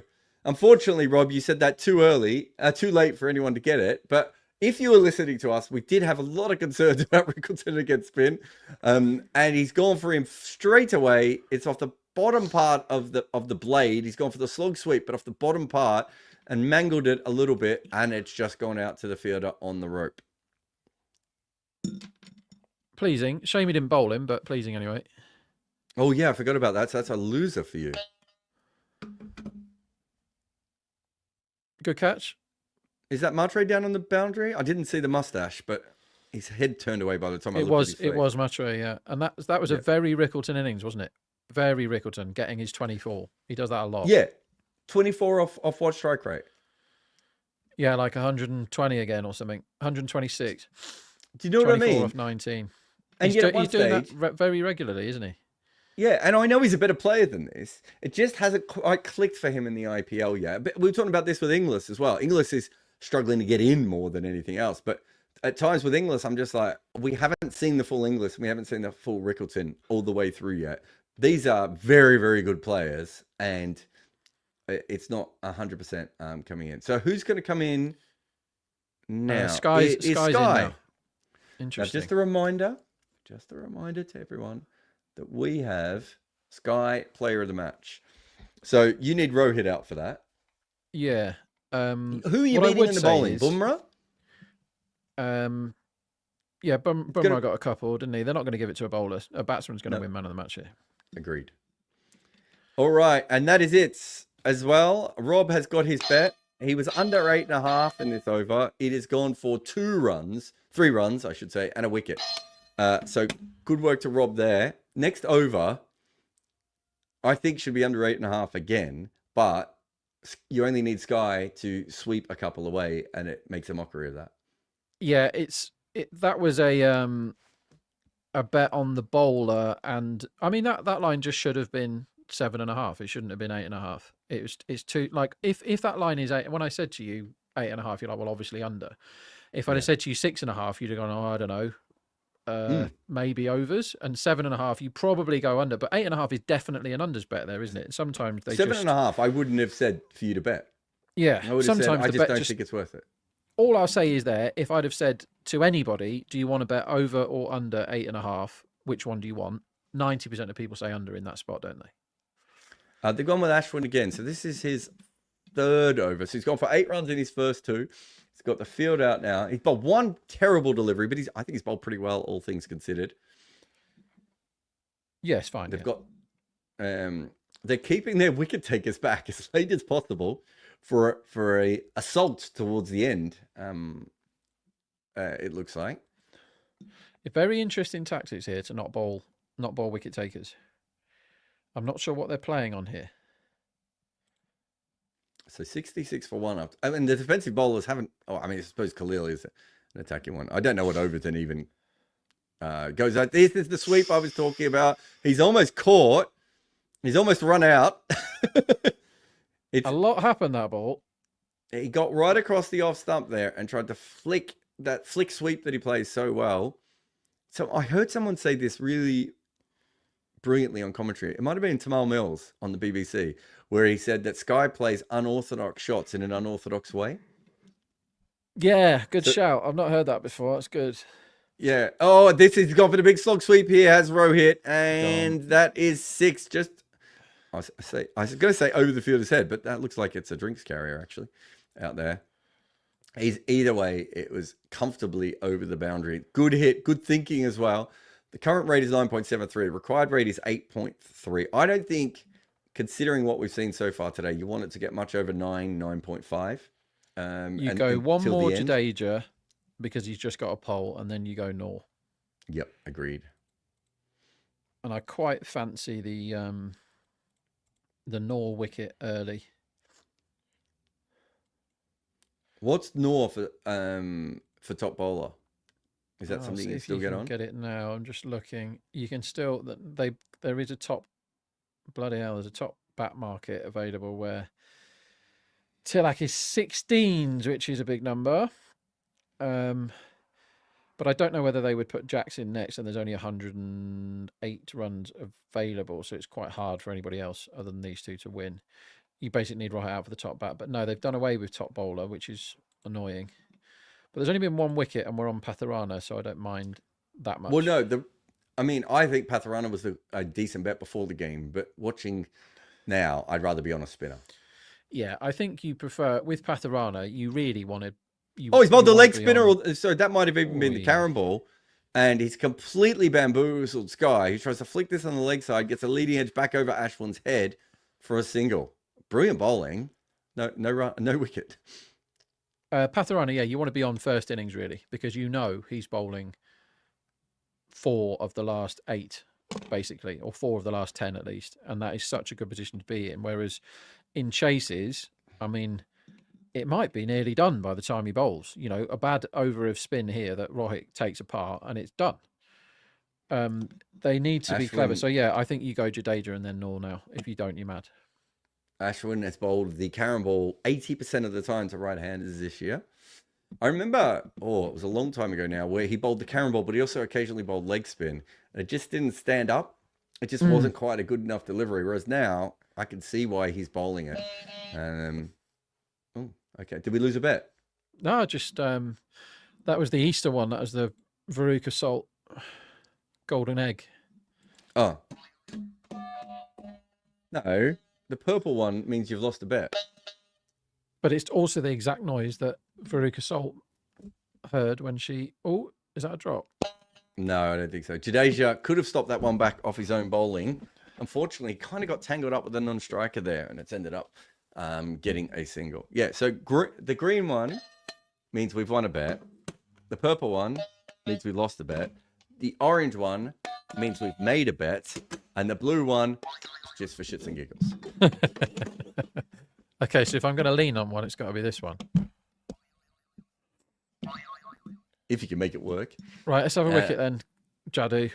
Down leg side. It's a poor ball, but unfortunately for Sky, he moved outside off stump to sweep that and probably couldn't reach it the way that he thought he could have. And so Jadeja's got away with that. So single and a dot to start this over. Got a slip in place, does he? I think. Yeah, orthodox. Yeah. First slip. Ashwin's at slip. Might put a leg slip there if he's he's backed away. He's hit this over cover for 4. Good batting. Very good shot. Good use of the feet. Gave himself some room and then just made sure he cleared cover really and picked up another boundary. Noor Ahmed has to bowl the next over now. There's no other choice. Yeah, I'm looking for a price on Wicket in next over here because I think Noor is such a wicket taker, isn't he? 3.75. That's not bad. That's worth a small bet, not a. Big slog sweep from Shurikumar Yadav, and he's hit it for 6. So I think they were right to use Jadeja again. But this is what we were talking about with Sky. He can move things on so quickly against the spinners. And he's done that 2 balls in a row now. And this game is either a wicket in the next over or done. Yes, it is. Where would you put the run line next over, Jarrod? Well, Noor's going to start with a wide because he does every game. So you have to. Don't you think he does it every new spell? I reckon he starts with a wide. I've never seen anyone start with a wide that consistently since was a Makram, and I think for slightly different reasons. Patharana loves a wide too. It's one of his. Yeah, but he just bowls wides. He doesn't bowl one and then come back on board. So you factor that in. I also think in Noor's first over, a boundary is always a chance because he might drag one a bit short. So I would say he's a very good chance of a wicket, but he's also a chance of 8.5 runs. Yeah, so the line's 8.5, which I think is okay. If I had to bet, I'd bet under. But I don't mind particularly as we've got a break first, I don't mind the 3.75 wicket in over because they might get together at this timeout and go, right, lads, we've got 9 wickets in hand here. We can really steal a march on some of the competition and get the net run rate up a bit. So I think if they're going after Noor, 3.75 wicket in next over is absolutely fine. It's not a big bet by any means, but it's worth a dabble, I would say. This time of the year, I meant to ask you, are you following PSL as well? Nope. Same. No, it's funny, so many people keep asking me questions about the PSL, and I was like, how do you have time to watch both? I think if you do the IPL properly from a punting, trading, whatever point of view, you got to really go for it. And there's you don't get a break. It's a game every day, and there's 4 every weekend. And your brain, I mean, I'm getting older, but even when I was doing everything, I mean, the PSL is overlapping in terms of time as well, isn't it? So you can't. It's an hour later, isn't it? You can't do 2 games at once. I mean, that is madness. I've traded multiple games at once before, and that wasn't particularly sensible looking back. But as far as betting goes, sure, you can have a test match on and be betting on next man out or something at the same time as doing one of these. But yeah, it's too much. I couldn't tell you who's doing well or badly or who plays for any of the teams in the PSL, to be honest. I know they're scoring quite quickly, which is very interesting. From that perspective, so that bit I've sort of seen from a distance, but yeah, okay. It's funny. Quite often I'll be working on a series and I might be commentating on it or just writing on it or whatever, and like another series will be interesting, and like fans are just like, I'll just go to that, and it's like it doesn't work that way. No. A, I'm probably being paid to do the other one, and B, it's like I can't watch both at the same time because I'll end up making them a bit shit. It's different. Like when I was watching the overnight Ashes. And then the day would finish and I'd spend the next, not the Ashes, sorry, the Border Gavaskar, the most recent one. And then the next 3 or 4 hours I'm doing work. And during that 3 and 4 hour period, Zimbabwe was playing. I've got a lot of opinions on Zimbabwe, West Indies and all those series because it's on in the background where I'm watching it.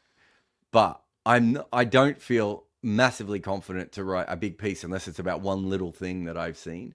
And I think that's the one thing that most fans think they're watching cricket, but they don't watch cricket the way that we do, as people who are professionals within it. And it's also it's exhausting to watch. It's like very today, intense to watch it properly, isn't it? We are 6 hours and 42 minutes into our live broadcast, right? And most people can't do more than an hour of live broadcasting. It's really, really, intense mentally to be able to do that, to keep thinking, to just keep there's only so many comments about Xavier Bartlett's eyebrows you can come up with in a day. Here's Noor. nor Ahmed, who doesn't look like a Muppet. Left arm. What does he look like? I will think about that in a minute. He didn't start with a wide, but did you notice it was another pretty rank delivery, his first ball? This man needs a warm-up. Take him. What if you know he's going to bowl? Take him off the field and let him bowl 2 or 3 balls. They should have bullpens anyway, like pitchers. I'm not sure you even need a bullpen for a bowler. You just because he's not going to bowl it onto the surface, is he? Okay. You just need a straight boundary. Rohit out. Come on. Oh, short, wide again. Fast. Got to land it, Noor. Got to land it, mate. I think Santner showed that you can give it the chance to spin here and it will turn, but he's got to take a bit of a gamble. But when your team is 7.6 to win the match, gambling bowling is probably the right thing to do. The fact that he's coming in at 89 for 1, I think they've missed a trick, but he may as well toss one up and see if he can get it to rag here. Coming in again. No slip in place, I think, for Sky. This is in the air, but there's no fielder in the ring on the leg side. But he got the miss hit from Sky. It ends up dribbling out to cow corner, and they'll just take the one. Tell me who's scored. If you can get either of these players, I'll be extremely shocked. Who's got the most runs and the most wickets in the PSL right now? Oh. No, I wouldn't even have a clue. This is a wrong and on leg stump, pushed too long off for 1. I mean, I suppose if you're just picking players who are good, you'd pick, I don't know, Rizwan or Baba or Nazim. But I haven't watched any, so I don't know if any of those guys are doing any good. No, I think Baba's having a bad one. But Sahibzada Farhan is the top run scorer. I should have guessed that, actually. And the top wicket taker, is it Hassan Ali? It's Jason Holder, who has 3 more wickets than anybody else. And Conor Munro is amongst the runs. And I thought Conor Munro went fully certified blind during the Big Bash when he got paid stacks to be a platinum player and scored about 20 runs at strike rate 50. Wow. Okay. But that Rawalpindi pitch, my God, that is a road. There's some flat wickets. The little bits I've seen, certainly the ball is travelling everywhere. Norse, 4 singles and a dot to Sky. He tried to dig that last one out, end up Yorkie himself. Gives himself some room this time and extravagantly pushes it down to long off for a single. Not what you want from your strike bowler bowling his first over in the 10th over when your team is massively behind, but also it didn't change the game. No, it's the low volatility over from your biggest weapon, which that's Chennai's fault for bowling him at 89 for 1, because then Mumbai have the luxury to go, all right, fine, he's the threat, so we'll just see him off. And they just walked 5 singles. And this is the thing, that when people come in, like to answer that question that's on the screen there, should his entry point always be the 7th? No, his entry point should change every game depending on when you need wickets and what the score is. So it shouldn't be fixed that Noor bowls in over number 8, 10, 9, whatever. It's when do we need him? And I think Mumbai actually did pretty well with their bowling today. They went... Oh, and unfortunately, Sky has played the same kind of sweep shot again. Sort of up and under sweep shot, over short, or not short fine leg. It's actually over deep backward square leg for 6. They went with Jadeja one more time. I think this had to be Patharana this over. Yeah, I mean, my main cheer now is that Sky can somehow overtake Rohit and get man of the match. If Rohit just pushes the ball around and Sky just... What's Sky on? If Sky goes 23? absolutely crazy... 23 off... 13? 13. And... Yeah, if Sky goes absolutely nuts and ends up with 50 off 22 or something, and Rohit at the other end is 60 off 40, you get the money then, don't you? And the money we're talking it's about, arbitrary, mate. Everyone. It's arbitrary. I know it's arbitrary. That's why I don't bet on it. See, that's why I do bet on it, because already this IPL, we've had some cracking price winners. Back Dhoni to be man of the match at 45 to 1. 45 to 1 to be man of the match, and he won it.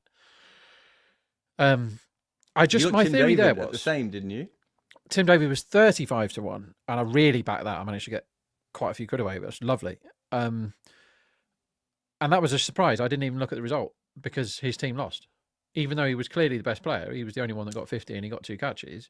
I didn't even look at the result. Somebody messaged me, got me on, and said, "Oi oi," and I was like, "What are you on about, oi oi? I didn't have a particularly good day." And he said, "Look at who the man of the match was," and it was a big surprise. But Dhoni 45-1. The theory there was, A, he's been batting up the order. B, he gets a stumping every time, or he was getting a stumping every time. And another 4 here from Sky. See, how much of a person is Dhoni in terms of column inches and talking about and eye catching and stuff? If he does anything, it's noticed. So yeah, he slogged a few around and got another stumping and another catch and whatever else. Oh, he got a brilliant run out. Do you remember that? Where he threw it over the bat's head to the wrong end. Underarm. Well, this game's over. We've had 2 poor cricket matches today. But I would like Sky to crack on and overtake Rohit. Like, if they're both in at the end, Sky might be past him, Jarrod. Well, that's kind of what I'm saying, is that it's very possible. He's still 20 runs behind. So what do they need? 71 more runs. Yeah, it is possible he goes past him. I think that's fair. But even if he doesn't, if he's within 10 runs and he's striking at 180 and Rohit's striking at 140, 150, then you're back in the game a little bit. At the moment, if it was to be called right now, you would give it to Rohit. There isn't enough of a differential in strike rate to give it to Sky. Oh, wait a minute. Did you have a bet on most sixes for Mumbai? I did. Okay, so they're 1 behind. Yeah, that's going to win, isn't it? Why I need 2 more. I can't. We don't have a. Oh no, we do have a. Is it this one? We haven't been mentioning that at all. I was like, because I wrote down the ones that we do live, but I forgot about this one. So Mumbai team with the most sixes, and Ashwin's bowling again. It's a good ball. Seems like slightly silly. When Noor's first over's gone for 5 and he's getting into the game, you'd think you'd give him another one there, wouldn't you? Yeah. Sky, I don't want to tell you this, mate. I think Sky's just hurt himself. Yeah, he's grimacing there, holding his back. And I don't know what he's hurt. He's holding his hand behind his back, but how did he do that? Is it one of those situations where you're running between the wicket and your back gets caught in something? Because it was a ball from Ashwin and he turned it on the leg side. Let's have a look. Very innocuous. It's the Karen ball. I don't see anything in the shot. It's the stretch for the run, is it? Yeah, he just sort of jarred it as he bent down to plonk his bat in. He didn't jar it the way I thought he might have, though. This next one from Rohit is pushed down to long off for 1. How would you price next man out here? I would have Sky at 160. And you can back Sky at 191, which is a good bet. He swept another ball here for 4. That was last over. That's how I hate. And he's going for. He has swept another ball here. It isn't 4 though. It's 6, and it's dropped on the rope. Actually, is that 6? Now, where was the fielder when he touched that? Good question. I will see it again on a bigger screen shortly. The fact that they only ran 1 there is utterly pathetic. He's having a good time of it in the field, That was great. He's only a little guy too. He got up really high there. Are you sure they didn't get 2 there? Positive, yeah. Okay. Yeah, Rohit's on strike. We're going to have a look at it. So he's taken the catch, but he realizes he's going to go over, and it's gone into his right hand. And now where are his feet here? So he's fine. He's done well there. Can we fast forward this a little bit? Even if his feet touch the rope here, that's not his fault. Once you're that far over the rope, that's a brilliant piece of lucky. Fielding. Very, very good. This is the slowest slow motion I've ever seen from. Can we get to the actual bit where his foot is or the ball is out of his hand? No, just move it forward 3 frames. That's a great bit of fielding. There we go. Well done. Great fielding. He's been a revelation today, that guy. Yeah. And he's 17 years old. I did not expect much from him. And he was very good with the bat for his 32 off 15 with 2 big sixes early on that got them moving. He took a catch and he's fielded brilliantly. So, yeah, good stuff. Match rate. Was today's first T20 game? Yeah, I couldn't find any others. Yeah, I think that's right. So he should play this more. Next one is punched down the ground by Rohit, and they're going to get another single. Rohit just looks like to me, I'm not saying he won't hit more boundaries, but Rohit looks like to me, he is just going to settle in. So for you to get your Sky bet, You needed that 6. You needed the foot on the rope. I tell you what, though, mate, your next man out price, I don't disagree with, because Rohit has knocked it around for the last 4 overs. Yeah. And Sky, Rohit does look knackered, to be fair, but Sky is 1.91 out next. That is a good bet. He's just going to button take do we do for risks. that? Yeah. Yeah, that's the bet. 1.91 So that's 1 Sky next out wouldn't put you off. Yeah, and what's Wait till he's on Rohit strike. to be next man out? The same? So he's Is that how it works? 1.8 with the same company that I just looked at. Yeah, there's we've no had a few way that next man out Rohit bets should today. be favourite to be next man out at the moment with him pushing for agree. singles and Sky going for 6s. I say agree. this, he's going to dance down and go out here. No, he pushed for another single. Oh, I've seen with another betting company, you can back Sky next man out at evens 2.0. And the golden rule, as Rohit gets 50 and the stadium erupts, the golden rule for next man out, as you know, is you never ever bet a next man out if they're not on strike, because you don't want to do your dough without having a chance. If I was going to say anything else, I might also say that the only thing that would make me nervous about those bets, and I would take it at evens without even worrying about it, but the only thing that would make me nervous is that Rohit has got his 50, and he might just be like, oh, I can have an earlier day here if I smack a couple of 4s and 6s. Yeah, he could press the button at any time. But Sky, he is pressing the button. Yeah. Should we watch this after? Oh, wow. Yeah. All right. That was it. You know, in the old days, you would get those DVDs. I reckon that's one of the most popular ones ever. I know so many people who have that. As Noor comes in, it's a top edge from Rohit. Is it out? No, it's safe. Oh my God. Does Ratchamaravinda headbutt that off the ground? It's just comedy fielding everywhere, isn't it? He's dived for the ball to take the catch. It has. I reckon that hit him just under the eye socket. That's lucky. He probably should be out there. Again, that's the fielder not doing the running first. And ball watching, what you do when the ball goes up in the air is you have to judge quickly, roughly where it's going to go, run really fast to that area, and then look at the ball again. If you're just looking at the ball like that, you can't catch it. He was actually a bit further from that than I thought in the end. And then it did hit him in the face and rebound away. Next ball's defended as Rohit looks a little bit unsure against Noor Ahmed there. Good delivery. They need 63 off 46, but because of the position they've been in as a team, they also need some net run rate here.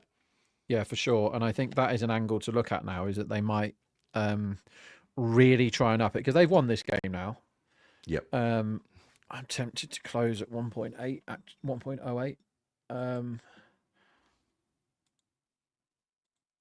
Is that 1.08 real, or is my Betfair stall? I got 1.11 here, mate. Yeah, I think that's fair enough close. 1.11.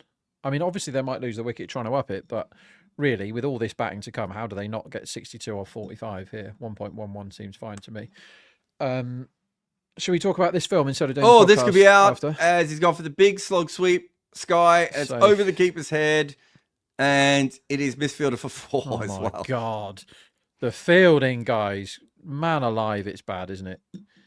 Also, that fielding there, he's tried to slap that back really hard. I reckon if he slapped it back properly, he would have actually hit it back past the other fielder. I need to see it again. I understand the thinking behind it. Let's have a look. He's sliding with the ball. Oh, no. Actually, no, it was fine. He just hit it. And it dribbled off his fingers for 4. Noor Ahmed looking up, disgusted at bad fielding, does make me laugh. I love bowlers who can't field, who are angry at everyone else. Patharana yet to bowl. His team is 14 to 1 to win the match. Still hasn't bowled. This is flicked in the air by Sky. It's 2 boundaries in a row. It's what Rob Barron's player of the match bet needed. He's now 40 off 22. We do. How many? Do we need 1 more 6 for you, Rob? It's going to happen. However many more. No, we need 2 more 6s. 2 more 6s for Rob. Should we watch this film instead of doing the podcast after? What a great film that is. Wait. It's got one of the worst deaths in the whole of film history. Sky is turbo mode here. Sweep 4 again. and another boundary. So 3 fours on the trot. One was accidental. The Ambanis, who've been on the boundary all game. Don't know if they always sit on the boundary, but I've certainly seen them on the boundary there. I've sat. This is Wicket, isn't it? I know I should not have known this. Yeah. I think it's the only timeout. So we've got time to talk about this. I think Wicket is one of the few grounds in the world that I've actually sat on the outfield and watched the game. When we were recording for our film, they just said, "Yeah, just don't walk on the ground." No way. That's cool. Yeah, and they let us shoot whatever we wanted. So we had it was incredible because you got the Wicket crowd behind us. And we were, I remember, I was looking this up the other day because I had to find old photos on Instagram. There's a photo of me just behind Richard Levi's butt. What a butt to be like 5 meters behind. He was What fun. was the movie Levy. you showed? I didn't have your screen up when you said that. What was it? Hard Target? Why the hell didn't you? Hardball. Oh, you must know that film. Is that the one where he's a sports coach or something? Yeah, so he's a something like a lawyer who gets into trouble or whatever, and he has to coach the anyway, whatever. He's a gambler, is what he is, and as part of his like a bad gambler, and the film opens with him desperate for a basketball bet to win, and he's like hunched outside of a bar watching it through the glass, and it's like he needs them to cover 7.5 points or whatever. He gets into debt with a bookie, gets into trouble. His community service is to coach a kid's baseball team. Now, most people stop right there and go, absolutely no chance of my watching that film. It's awesome. It's not Mighty Ducks, which is also awesome. It's not a kid's film. It's a grown-up film, and there is a tragic death in it, which I think is the most sad death in the history of cinema, in the film Hardball with Keanu Reeves, and it's something you should all watch. A very random one that has always upset me is I'm positive you'll have watched this film, The Dirty Dozen. Yeah. Dirty Dozen, absolutely great film, and there's only a couple of small flaws in that film, and one is that Jim Brown, the great NFL player who plays a great role, probably his best acting role. Is it Jim Brown? Yeah, I think Jim Brown is in loads of films. Yeah. I'm pretty sure it's Jim Brown, who's also in Mars Attacks, plays a boxer in Mars Attacks. And Jim Brown he gets killed right at the end of that movie for no reason. Like, almost everyone in The Dirty Dozen is dead. You only need like 2 or 3 of them to survive. And for some reason, they didn't make Jim Brown one of the people to survive, despite the fact that the whole film is set up for that. Okay, so best films on gambling. How high do you have Uncut Gems in your list? I love Uncut Gems. I think it's a really, really good film. There's not quite enough gambling in it. I love the fact that his whole bet, or a lot of his bet, is based on who wins the tip-off. He's like, right, that's the first thing. Who's going to win the tip? I'm like, come on, man. It's like putting the coin toss in your cricket bet. It's like, don't know. It's a terrible one, that one. I'm with you there. So I think that why I like that movie is it's one of the few movies that when you're watching it and you gamble, it actually feels like gambling. It feels like you've put a bet on that movie. And also, not only have you put a bet on that movie, you know that you're going to lose it, right, all the way through, and yet you're still like, oh, you never know. Well, so Hardball's very good like that. Like you want him to win because it's Keanu Reeves, and you want everything to be okay, but you also kind of know he's going to lose because he's a total degenerate. But that's here comes the Yorker man, the Yorker stroke wide man. I mean, Rounders is right up there for gambling films. But you have to really want John Malkovich's accent. Pay him his money. Yeah, you do. Have you seen the Matt Damon story about that, where like the whole crew was like, I can't believe we get to work with Malkovich, and he comes in and he says that line as like one of the first lines in the movie, and everyone like, he tricked me. Wide for Bartharada here, and everyone starts cheering because they're so happy that Malkovich has turned up and he said that line, and Malkovich looks into Matt Damon and he goes, I'm not really a good actor or something. I am just going to muck about here. Yeah. Rounders is great. I think Colour of Money, very, very good. Like really good. The Sting is good. The Sting's is probably great. Sting holds up as well. You watch the Sting now, it's still good. There's another one I've forgotten, which I used to love. And it's got the guy from Fargo, the nerdy guy from Fargo, whose wife went to jail. It's called The Cooler, I think. The Cooler, yeah. This one slapped. by Rohit Sharma, just enough to make Rob a little bit uncomfortable about his money here. Like It's wide of off stump. Rob needs a 6, and he needs less of Rohit timing the absolute underwear off that ball. The Sting, the Cooler, I think is a very underrated Cooler, film. good shout, the Cooler, but the Cooler makes me feel a bit uncomfortable.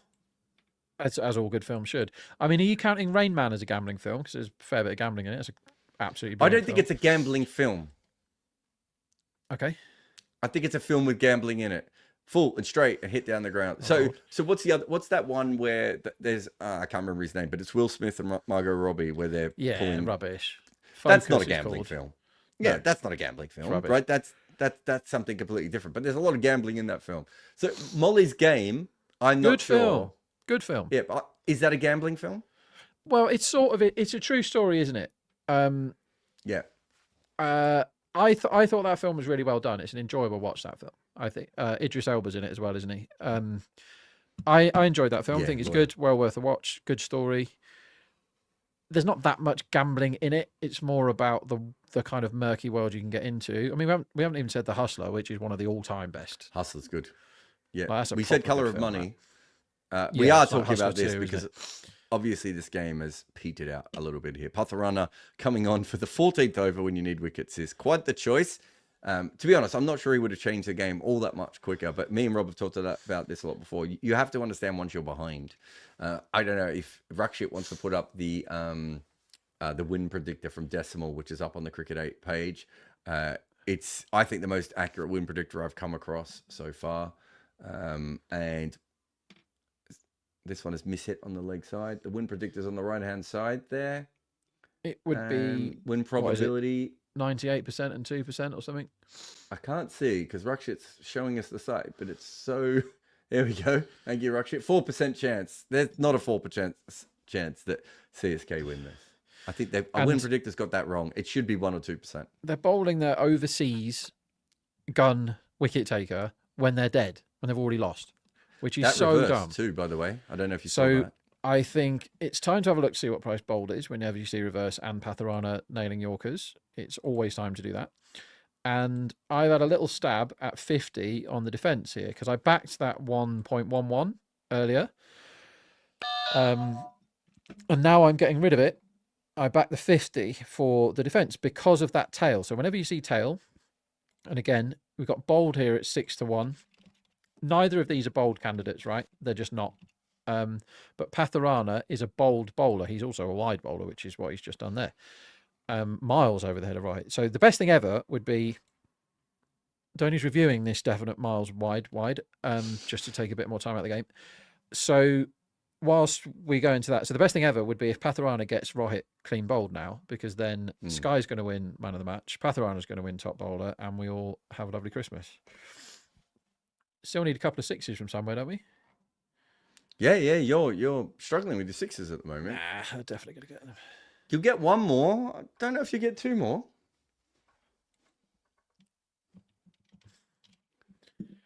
No, we will. They'll just do the net run rate thing. So we're just waiting for this wide to be decided on. It's definitely a wide. It was definitely a wide first up. It's definitely a wide now. It's hard to tell though, because now that we're seeing it, I think fewer wides for height are being called because umpires have been tricked by squatting batters. What's your favourite gambling film coming in? Why haven't we spoken about White Men Can't Jump? Because that is a gambling film, and it's probably the best one. It probably is, isn't it? Yeah. I think The Cooler is my favourite. Honestly, I think you prefer The Cooler. Let's say, right, you finish today and you go home. Someone hands you a beer. This is fantasy world now. Someone hands you a beer. Sits down. What film do you want on? Bourbon. Would you like to watch The Cooler or White Men Can't Jump? Oh, I watch White Men Can't Jump. Okay, fine, correct. Yeah. No, that's genius. No issue with White Man Can't Jump. Patharana comes in again. This is a top edge. This could be a six. It could be out. Get him out. Oh no! Are you utter? It's no idiot. six and it's not out. Oh my god! Khalil being fair, total clown again. Khalil has taken the catch and he's thrown it back about 40 yards away from himself. So much so that Rohit gets a 2. Rohit doesn't get many 2s. Yeah, not ideal there. Wow. Yeah, my WhatsApp just lit up with people that are also on Patharana, top wicket taker, and Sky man of the match. Like, how good would that have been? Yep, it would have been good if the man who caught the ball just held on to the ball rather than throwing it away. Or if he drops it, that would have been okay too. I want to talk to you about something about this, and I'll probably make a video of it going forward. I think we've seen, this is a different kind of thing. I think we're much better with boundary catches in general now, as in the ones where you throw the ball back. You know, we saw the incredible one that Matra did before, right? So the saves and everything. The biggest issue is, oh wait, has he stood on the rope as he's done it? Oh no, Rob, if you steal this. Well, I'm not certain I want it. Yeah, that's true, because you've got bets in other directions. Yeah, I think he's hit the rope. Just touched the rope. It's so hard to tell. Umpire can't be sure. Third umpire can't be sure there, but I thought I saw a movement. And I've just seen the market change. I think the market thinks that's 6 now. Just having a look again. This might be a better angle from the other side. It's mighty close. I can't say that he's touched the rope there. So what I was going to say is, because we have so many balls now that are skied so much more, pardon the pun, right? And go up really high, you end up with more situations now where fielders are not just next to each other, but are running in a direction next to each other because the ball's gone so high. So in the old, when you and I played cricket, right? When the ball went up in the air, you might have a bunch of ring fielders, but no one's running to get it because the ball's just gone near us and we've gone to catch it. Whereas now what you have is a deep backward square leg and a deep mid wicket, both running in, or a long on and a mid wicket, right? So someone in the ring and someone outside the ring. You've got so many. There has to be a better system than calling in an an arena with 80,000 people screaming, right? Totally agree. Hand up. Yeah, you said hand up. I don't. But then you have to take the eye off the ball. It is 6. There you go. Yeah. So you didn't want that. You wanted the wicket, but you wouldn't have got the wicket from that review anyway. I mean, we want Patharana to get rid of multiple people, but Rohit would have been lovely there. Never mind. You can't always have nice things. You can just keep that might have done you for player of the match too. Yeah, I know. I mean, that would have been perfect if. I mean, honestly, if people could just catch, it would save me a lot of blood pressure going up. I think just catching Sky so bad. Sky is 45 off 24. He's going to hit 2 boundaries this over against Noor. He's reasonably likely to get out to Noor because he's going to go. They're going to blast now, aren't they? What is it? What's the rate on over 3.5 runs a ball? Per ball, yeah, good shout. Let's have a look. 4.3, that's good. Yeah. First one, slog sweep for 4.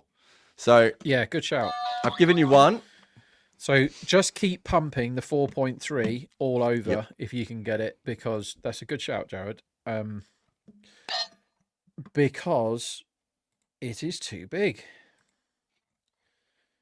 Simple as that. He's either gonna try and hit a boundary, or be dismissed. Those are the 3 options that he has here. Yeah, I totally agree.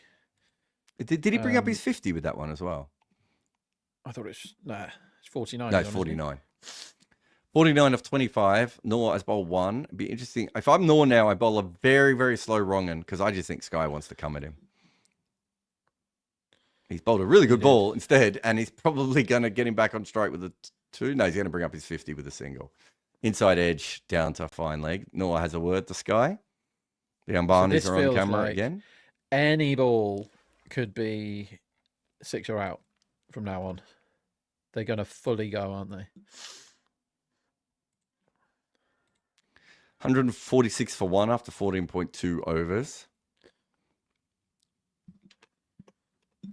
Rohit, 64 of 41. Sky, 50 of 26. I don't know if we can put a poll up, Rakshit, but I'd like to know what the group thinks of who should be man of the match if we went for right here. Rohit, slog sweep, 4. There's another one. But yeah, I'd like if we can get a quick poll up. It'd be interesting to see who you would vote for in the that. But we've also got Roger says, since this game is basically over and we're talking gambling, Jarrod, what do you think about the chances for the Nuggets to win it all this season? So the Nuggets were favorite in that series against the Clippers, and then suddenly everyone convinced themselves that the Clippers were a slightly better team than they were. Is he going to go for this row hit? No, it goes for the single. Suddenly everyone did that. I think if the Nuggets can get past the Clippers, they are the best matchup for OKC in the West. And then it's just down to if they can then get past OKC, it's worth it. So I don't know what where are we? NBA title odds. I would assume, let's have a look here. So the Nuggets are 30-1.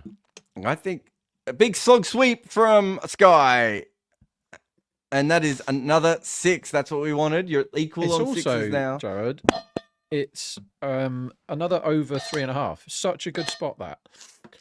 Oh, so what have we got? Have we got 3 boundaries in this over? Yeah, and maybe another one to come.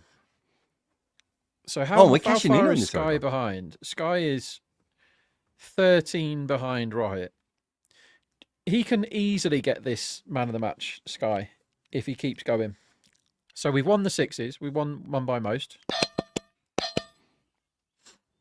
And now we just need Sky to somehow overtake Rohit. Either 6 this ball or the 1, please. 6 or 1. I think he'll go again. It's gone boundary 3 one, boundaries in one. this over. It should have been a wide. Oh, he hit it. Sky, come on, man. He should have been a wide, and he got his bat on it, and it went out to short third. So in that over, how much money did we make? If we put the bet on all 6 balls, as we suggested, we got 3 boundaries. Yeah, you've done really well, that over. Also, we're saying the audience says 75% for Rohit as player of the match, mate. Go away, audience. Go and watch something else. You want to be on just Sky. Get back to the Denver Nuggets. So the Denver Nuggets are 30-1, right? So they're basically the same odds. They're basically further out than the Knicks and the Clippers. The Knicks and the Clippers cannot win the championship. Minnesota Timberwolves are about 30-1. They cannot win the championship, right? So the Nuggets are the only team in that area of those sort of odds who have a realistic chance of actually winning the title. And the reason they have the realistic chance is that Oklahoma City Thunder are 7-4 to win the championship, as Pathron comes in with a big wide first ball. So OKC is 7-4 to win the championship, and Boston Celtics are 15-8 to win the championship, right? So there's not a lot of value in those 2 bets. The 2 teams that those 2 both match up worse against are the Denver Nuggets. So if the Nuggets beat the Clippers, they play OKC next. Then they go into a probable matchup against, I'm trying to think who's in the other side of the conference, but be the Lakers and either Warriors or Houston. I think I've got that right, if I've got my maths right. Which they can definitely win those. Oh, there's a full toss down the leg side, and Rohit's hit this for 6, and there's no way Rob Barron's getting his money now. Nope. Oh, it's a big giver for 4. Too. They're trying to review it. Rohit went down to review it. Can you review? No ball. Oh, he has anyway. They're going to have a look at that. It's 6, not 4. Yeah, I thought he was reviewing the fact it was given for 4 originally, but I called it as a 6. Yeah, so just to get back to that. If the Nuggets get through, I think they can beat one of the older teams if it comes to that. And then they're playing Boston, who they also match up against. There's a lot that needs to go right, but for a 30-1 shot, it's not a bad 30-1 shot, I would say. And then winning last night makes a big difference. We've already done that one. We've got a couple more super chats here. Siddharth says, have you watched any cricket-based Bollywood films? I don't really watch Bollywood films. I've seen bits of Lagan. One day I'll do a proper watch-along of Lagan on one of my channels, but I've never quite managed to do that yet. I watched that Dhoni one on a plane. Did you like it? No. It was... It was just about watchable. You know, they're like biopic. It was just about watchable, but a lot of very silly nonsense in it. I don't know. It'd be interesting to see what Indian guys thought about that, or Indian girls thought about that, because as a Westerner, it felt like I don't know. It wasn't so much a fan piece. It was just a bit weird. It didn't quite. They could have done more cricket. I think that's probably what I wanted out of it. What a shock that you would have wanted more. Because they should have done more gambling. Says Rob. Audience poll down to 64% for Rowan as player of the match. Sky's not getting it now after that. That is all Khalil's fault for throwing the ball over the rope instead of catching it, and it was off Patharana. It's very annoying. Patharana gets a wicket now, though. At least he's going to win top bowl, so there is still a tiny chance. I've watched a film about Shahid Afridi, which is actually a Bollywood film, but Shahid Afridi is the star. I wouldn't say it's a cricket film. I haven't seen 1983 yet, which I do want to see, or 83 or whatever it's called. Eek keeps being desperate for that, but unfortunately Eek's also desperate for about 83 other movies, so pardon the pun. But One Man Can't Jump on. I haven't quite got to that point. Well, the discussion about Eek in movies is hilarious. This one is whipped away, but it's just going to single out the deep back. I swear. Just on cricket movies, my favorite cricket movie is Wondrous Oblivion. If you ever get a chance to watch that, I think it's a brilliant movie about cricket. It's about a young Jewish boy in London who gets a West Indian cricketer to move in next door. Nice. And it's not very famous. The whole movie used to be on YouTube for free, and they've taken it down recently, sadly. But if you can find it, it's called Wondrous Oblivion. It's a really well-made little independent film that happens to be about cricket. And if you're a cricket nerd, it is literally about you. And imagine some guy moved in next door. And it's got really cool stuff too. Hey, he's quite famous, the main guy in it. Shot. Yeah, Delroy Lindy. This one is hit over cover for 6 by Sky. Oh my, what a hit this is. It was full and wide outside off stump. And that 6 might have brought you back, Rob. I think he probably needs to do a 4 and then a 6 to have any chance. I don't know, mate, because his strike rate. What's his strike rate compared to Rohit? More than 200. Yeah, I think he gets this now. If they both end with the same strike rate from here, I think he'll go from there. Anyway, Patharana again, and this is a 6. Straight down the ground for another one. Is it gone over long off? It has gone over long off. That's the ball game. I don't even know if there was a long off, actually. And that is the end of the game. And I think now, with those 2 6s at the end, people are going to remember that. My daughter wants to play basketball outside our office, which might work bad, but she's also wearing a cape. So I apologize if there's any banging in the next little while. Oh, she just threw the ball into the window of my office. That's us done. We'll just wait for the people to come through, producers to come through to tell us what the next steps is. And he says, do you rate Brevis? How would you incorporate him at CSK? They don't understand their personnel at all. Overton bowling power play is incredible. Early power play is incredible. Definitely. If anyone can come and remove this 4-year-old from my house, that would be awesome as well. I do rate Brevis. And I don't mind paying 2.2 crore for him. And I think he's a good pickup mid-season. So I'm very happy with that. Just to go through the bets, though, are you waiting for man of the match over there? Is that why you've gone quiet? Yeah, I think so. I think they should give it to him, but they won't, is what I feel like. Like, if you're looking at that scorecard and you go, should we give it to the guy that got 76 off 45 and got dropped? Or do we give it to the guy who got 68 off 30? Strike rate of 227 against 169. Close, isn't it? Danish has said Bumrah should be man of the match just because he does it day in, day out. Doesn't mean it's easy to bowl 4 overs. He didn't bowl well today. Bumrah's last over was horrible. I don't think he bowled particularly well. He got the figures today, but I don't think he bowled particularly well. So if he bowled 2 for 25 and bowled like classic Bumrah, I would be much more on his case. I just didn't feel that that was the one. Rohit has come through. It says... should Rohit Sharma be bringing out the Talk Now Kimber note after Rohit Sharma is not a good IPL players videos? Jokes apart, love the channel and the content. Today's how I want him to bat all the time. I mean, that's the thing, isn't it, Rohit? Like, you're right. I mean, good on him for finally making some runs. I'm glad he didn't make them in the inning. This is actually almost perfect for my video, Rob, because what will happen is the first range of people that we watch the video were all Virat Kohli fans, and now the Rohit fans will come in to argue with the Virat Kohli fans on the comments. So there'll be a lot of that. But yeah, the general thing here is this is how we want Rohit Sharma to play. He broke open this chase It was high intent row hit. They have the batting order to do that. I don't see why we wouldn't see that more often. Yeah, totally agree. Like we've always said it, we think Rohit's great at cricket. Don't get us wrong, but the one that's what you said. You actually said he was shit just before, didn't you? No, the one that's played the last few IPLs, nerdling it around at strike rate 120, is no good to anybody. Yeah, I think he had one good IPL. It might have even been last year now, if I remember correctly. No, he was no good last year, wasn't he? No, he came back in the. Well, let's have a look.